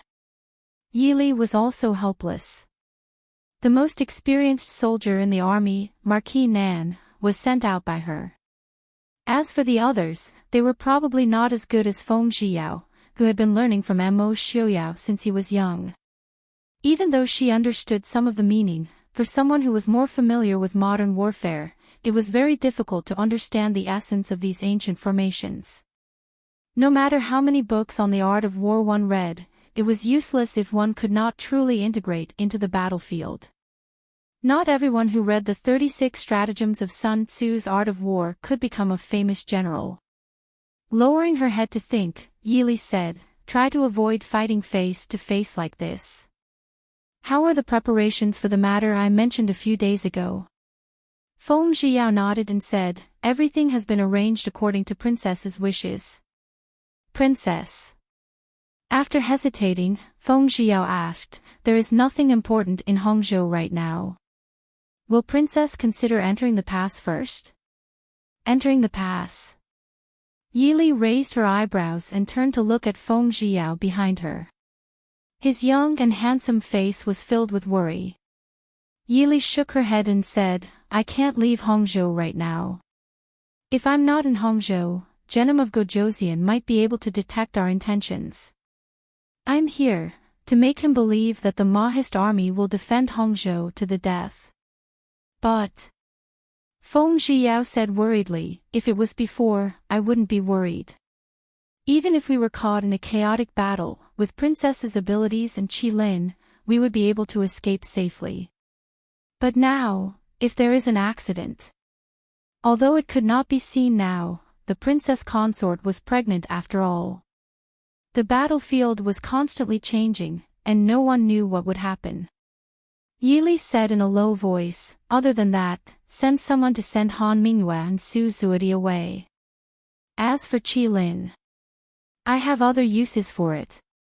Feng Zhiyao's face darkened. He stood firmly in front of Yili and said, Qi Lin will be used to protect Wang Fei. Yili raised her head and looked at him. She frowned and said, this consort didn't train Qi Lin to be a bodyguard. Without them, the plan this time would have failed. Feng San, think carefully about the consequences of the several 100,000 Xiling army entering the pass before speaking to this consort again. After she finished speaking, she no longer paid any attention to Feng Zhiyao. Yili turned around and walked down the tower. Feng Zhiyao sighed helplessly. How could he not know what Wang Fei was thinking?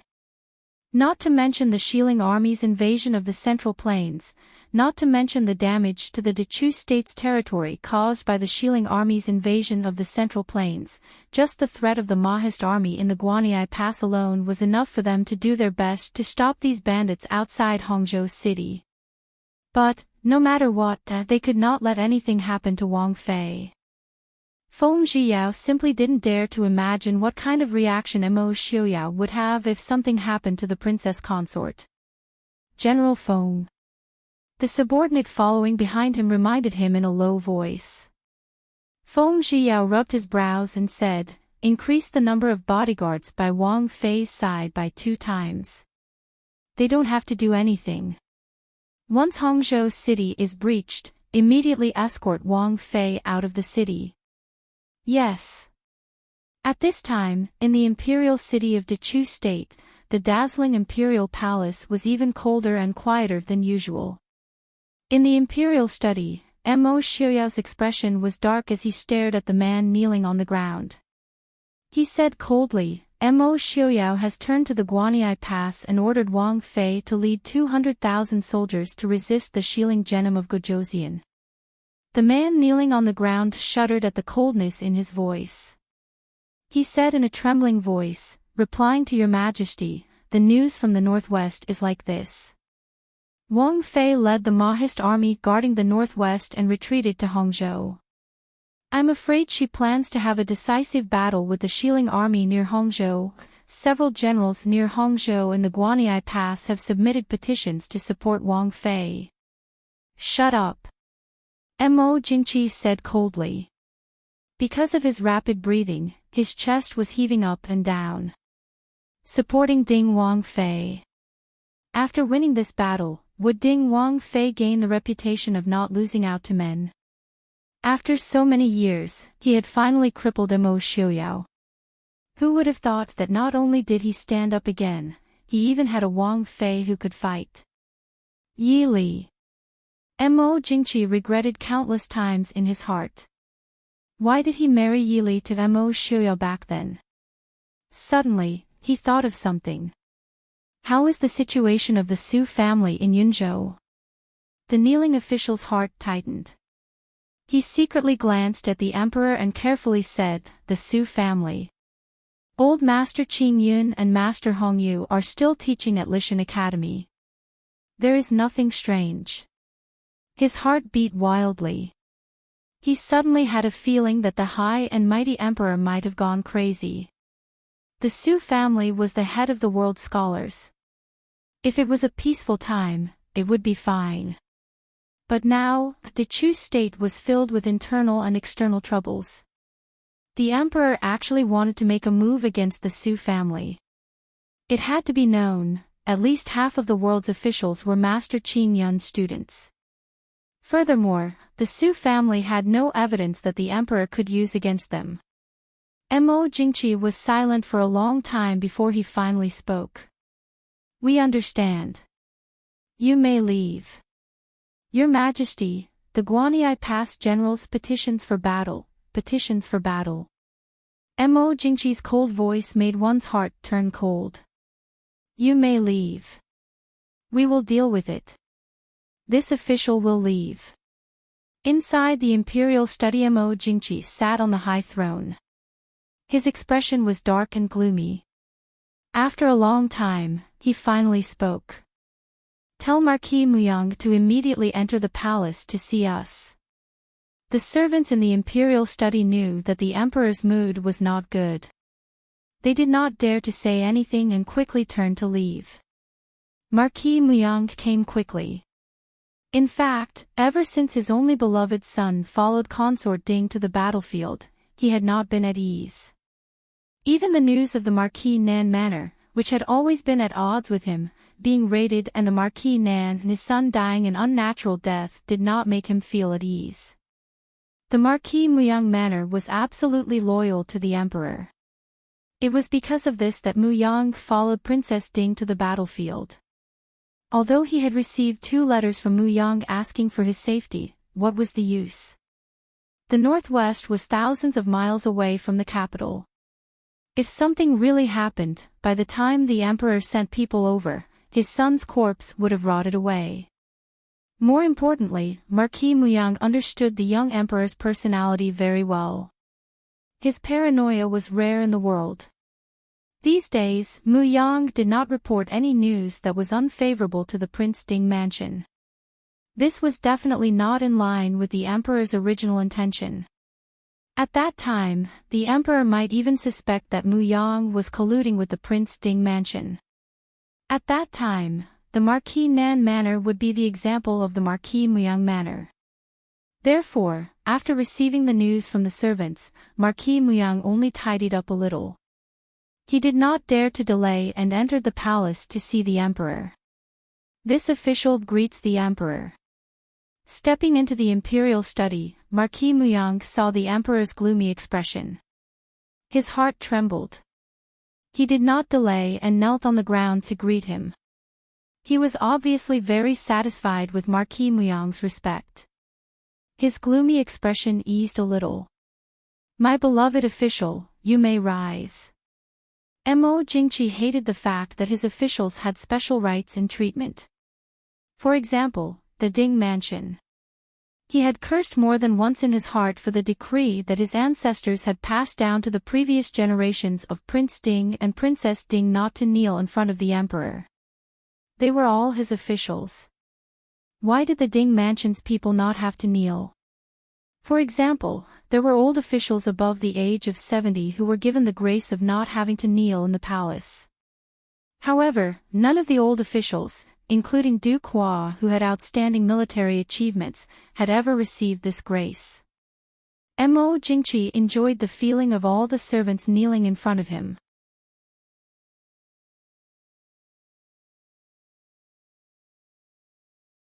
Chapter 362. Thank you, Your Majesty.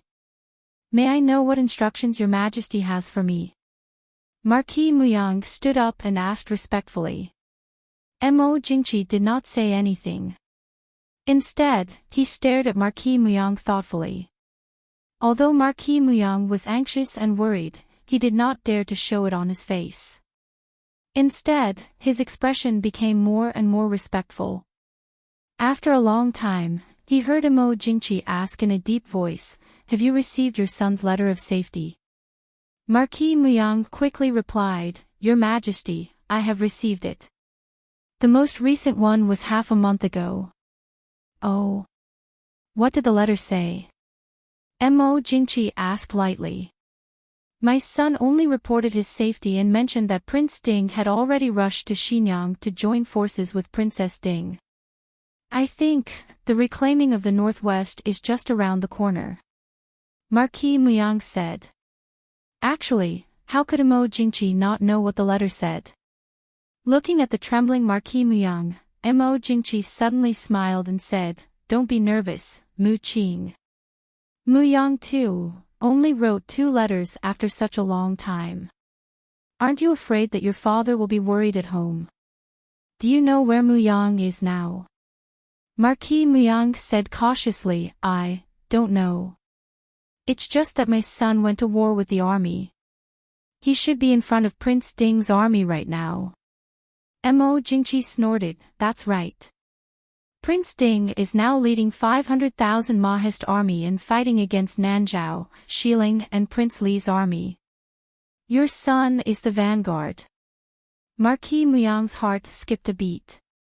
Looking at the emperor's face, he pretended to be shocked and asked, Your Majesty, is that so, the northwest outside the pass? Mo Jingqi smiled, northwest. The Northwest Princess Ding personally led 200,000 troops to fight against Genom of Gojoseon. Now, they have retreated to Hongzhou. Mu Qing, take a look at this. Mo Jingqi said as he pointed at a few memorials on the table. Marquis Muyang thanked the emperor and took a look at the memorials. It was a request for war from the various garrisons near the northwest. Although there was a fierce battle going on inside the pass, the garrison troops all over the country had received orders to stay where they were and not to move rashly. As a result, the generals could only watch as Prince Ding fought with the allied army, unable to move. Although they didn't dare to say anything on the surface, anyone with a bit of courage would inevitably be somewhat dissatisfied with this secret decree. Thus, it was not unexpected that these generals would request to come out of seclusion to assist Princess Ding. However, the emperor was clearly very dissatisfied with this. Marquis Muyang chose his words carefully and said, Your Majesty, the generals are also patriotic. After all, the Northwest is a part of Dechu State and is Your Majesty's territory. This is also their loyalty to Your Majesty. Mo Jingqi didn't really doubt the loyalty of these generals. He looked at Marquis Muyang and said, Mu Qing, who do you think is more suitable to lead the troops into battle? This. Marquis Muyang clearly didn't expect the emperor to agree to the plan to assist Princess Ding so easily. For a moment, he couldn't react and quickly said, Naturally it is Your Majesty's wise decision. Mo Jingqi stared at him and said, Jin wants someone absolutely trustworthy to handle this matter. For some reason, Marquis Muyang suddenly felt that something was wrong. Under Mo Jingqi's gaze, he forced himself to maintain a calm expression and said with a smile, There are many officials in the court who are loyal to Your Majesty. Why would Your Majesty worry about not having enough people? This humble subject is willing to lead the troops into battle. Mo Jingqi smiled with satisfaction and looked at Marquis Muyang, That's good. My beloved subject won't be here tomorrow morning. You can quickly head to the northwest tonight. The troops from the 2 provinces closest to the northwest will be under your command. Marquis Muyang forced a smile and said, Thank you, Your Majesty. This subject will not disappoint Your Majesty. I swear to expel the enemy and pacify the northwest. Mo Jingqi's eyes turned cold and said lightly, Mu Qing's ambition is comforting. But Zhen still has one more thing to instruct my beloved subject. Marquis Muyang only felt his heart beat faster. His intuition told him that it was best not to listen to the emperor's next words. But the reality was that he could only stand in the hall more respectfully and said, Please instruct me, Your Majesty. The voice in the hall lowered. After a long time, an inconspicuous eunuch came out from the side hall. He carefully looked around and saw that there was no one around. He quickly turned and flew towards the Empress's palace. No matter what happened elsewhere, the battle in Hongzhou was still ongoing. Genom of Gojoseon seemed to have finally lost his patience with the situation in front of him. He continued to attack every day and the night attacks became more and more intense. The small-scale attacks of the Mahist army could not stop the determination and footsteps of the Xiling army. What was comforting was that Mo Hua finally led the Shadow Guard to Hongzhou. This caused Feng Zhiyao, who had always been worried about Yi Li's Shadow Guard, to finally sigh in relief. Facing Genom of Gojoseon's increasingly fierce attacks, the destruction of Hongzhou City could be foreseen. Wang Fei, please leave Hongzhou immediately. Mo Hua still had an expressionless expression as he looked seriously at the woman who was bent over the table and writing. But if one looked closely, one could see that there was a complicated gaze of admiration and worry in those eyes. In the past, Mo Hua had been dissatisfied and disapproving of Yi Li's intentions to change the Shadow Guard. Even though he had some understanding of her abilities, but that was it. But when he came to Hongzhou, he learned that this elegant and graceful woman who calmly guarded the northwest was pregnant. Mo Hua was finally convinced. This Princess Ding was definitely different from any other woman in the world. Because of this, he had to ensure the safety of Princess Ding. No matter if it was for the prince or the future Shitzi, or simply because he did not want to see anything happen to this extraordinary woman. Yi Li nodded and said, "I know. I will leave in 3 days." According to her calculations, Hongzhou City could at most hold on for 3 more days. 3 days later, the West Hill people would attack Hongzhou City. At the same time, it would also be the day they were completely destroyed. A trace of anger flashed through Yi Li's eyes. She calmly put down the brush in her hand. Mo Hua was silent for a moment before saying, "The Shadow Guard has people who are skilled in disguise.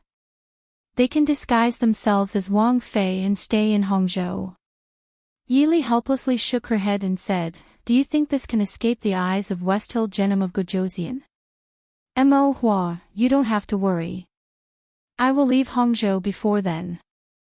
Lowering her head, Yi Li gently stroked her still flat stomach. A trace of melancholy rose in her heart. No matter what, for the unborn child, she could not put herself in danger, even though she actually hoped to stay and defend Hongzhou City with the Mahist army. Seeing Yi Li stand up and turn to the bookshelf behind her, clearly having no intention of saying anything more, Mo Hua understood that she could not persuade her and could only helplessly retreat. On the road north from the Guanyi to Hongzhou, a few horses were quietly grazing in a forest. Beside a bonfire not far away, Mo Xiaoyao's handsome face was slightly dark. From time to time, his handsome brows furrowed. "Prince, a secret letter from the capital." Jin walked over and hurriedly delivered a letter sealed with red wax. Mo Xiaoyao's eyes flashed. He took the letter and opened it. The contents of the letter caused his expression to change. Standing to the side, Jin couldn't help but take a step back. He had been by the prince's side for more than a decade.